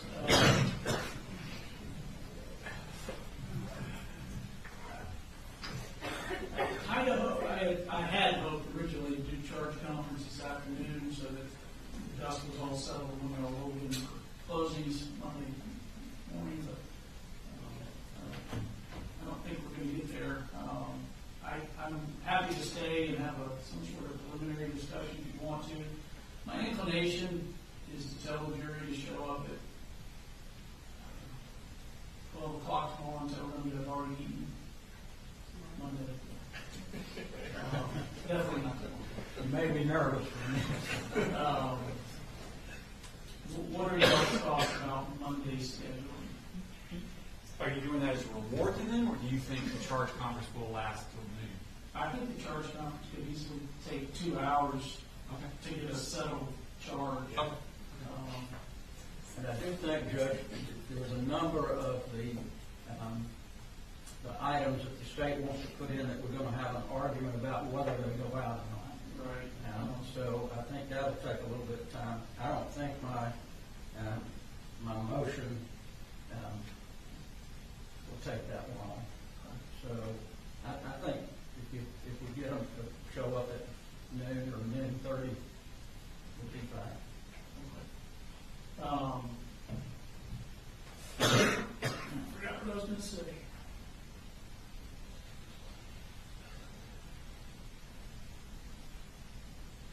I don't, with closings, I definitely think getting the final charge might take 2 hours. So I don't want to have them here at 11, somebody gives a closing, then we go to lunch, and then somebody gives a closing.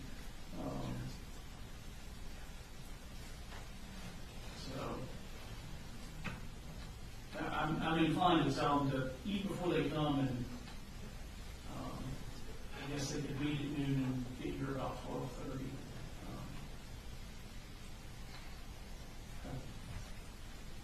And Judge, on closing, I know for this kind of case, it's usually an hour. Yes. We would like to ask for just a little bit more time because of the complexity of it. I'm not asking for 4 hours or anything, but just. I know you've been running around with Brian Steele, so. I know, he's a bad influence, so. But if I could have a little bit more time, maybe maximum an hour and a half, I don't think it'll take that long, but just be on the safe side. What's the state's position?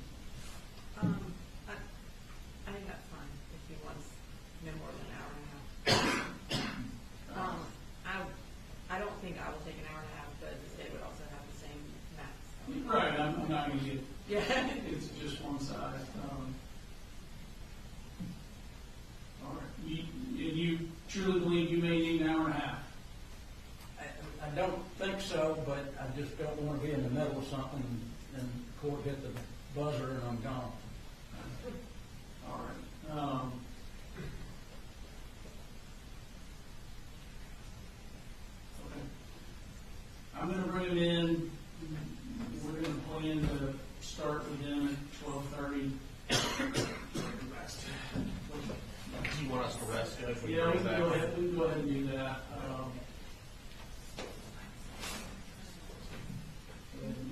somebody else says she still needs that final charge or two from the defense.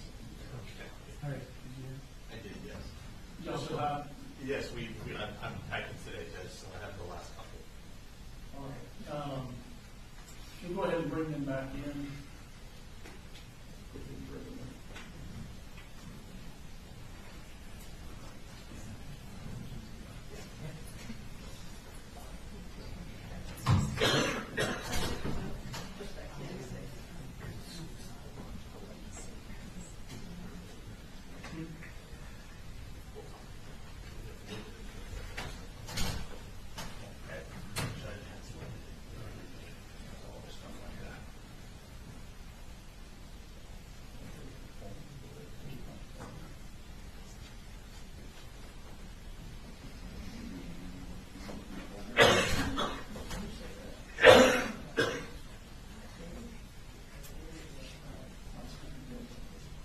Terry, how long is it going to take to get here?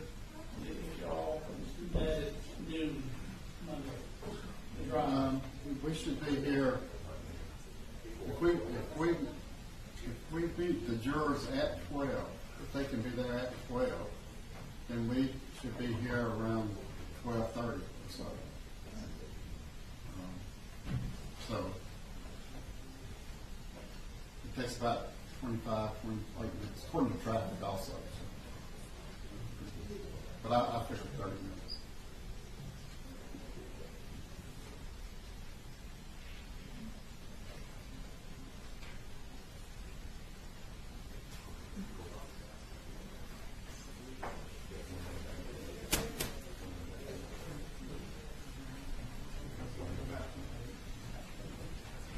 One in the restroom.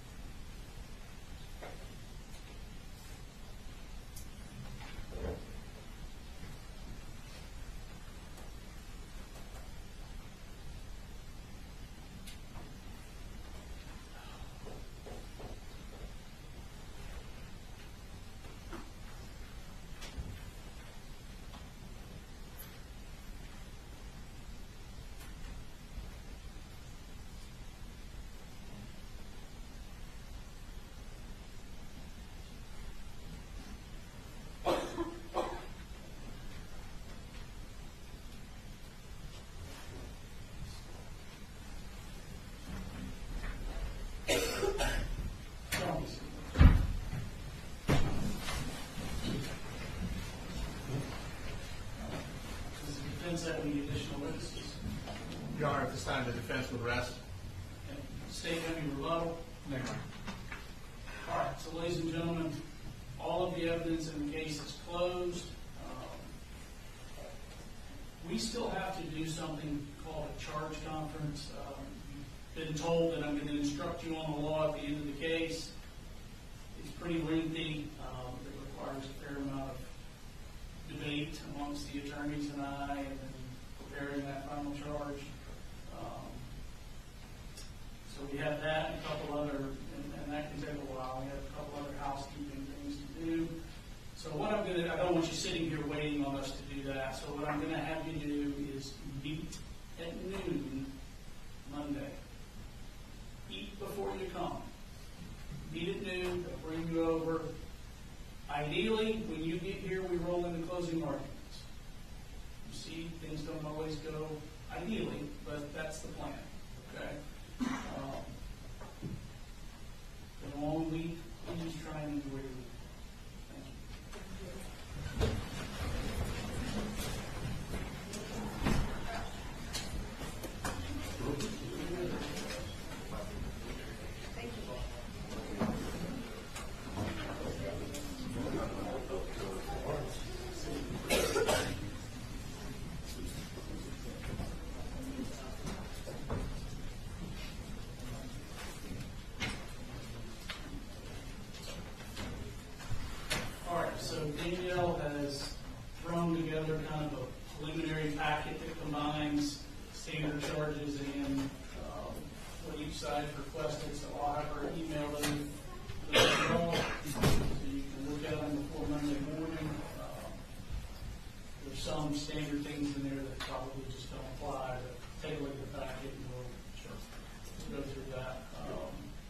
There's one thing that we would ask if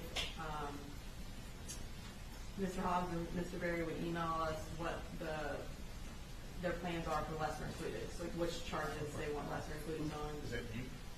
Me and, you can email me and Alex. Okay. So that we can, we'll tell them. One less, yeah. Yes. I think they, yeah, I think they, Yes. yeah. Just so that we know kind of what the argument is, or not, or what is it. All right, so 9 o'clock, our lunch break depends on getting everything done. Bring a snack. A little upset. Yeah, bring a snack. We always do. Yes, sir. All right, y'all have a good weekend. Thank you, Emma. You too.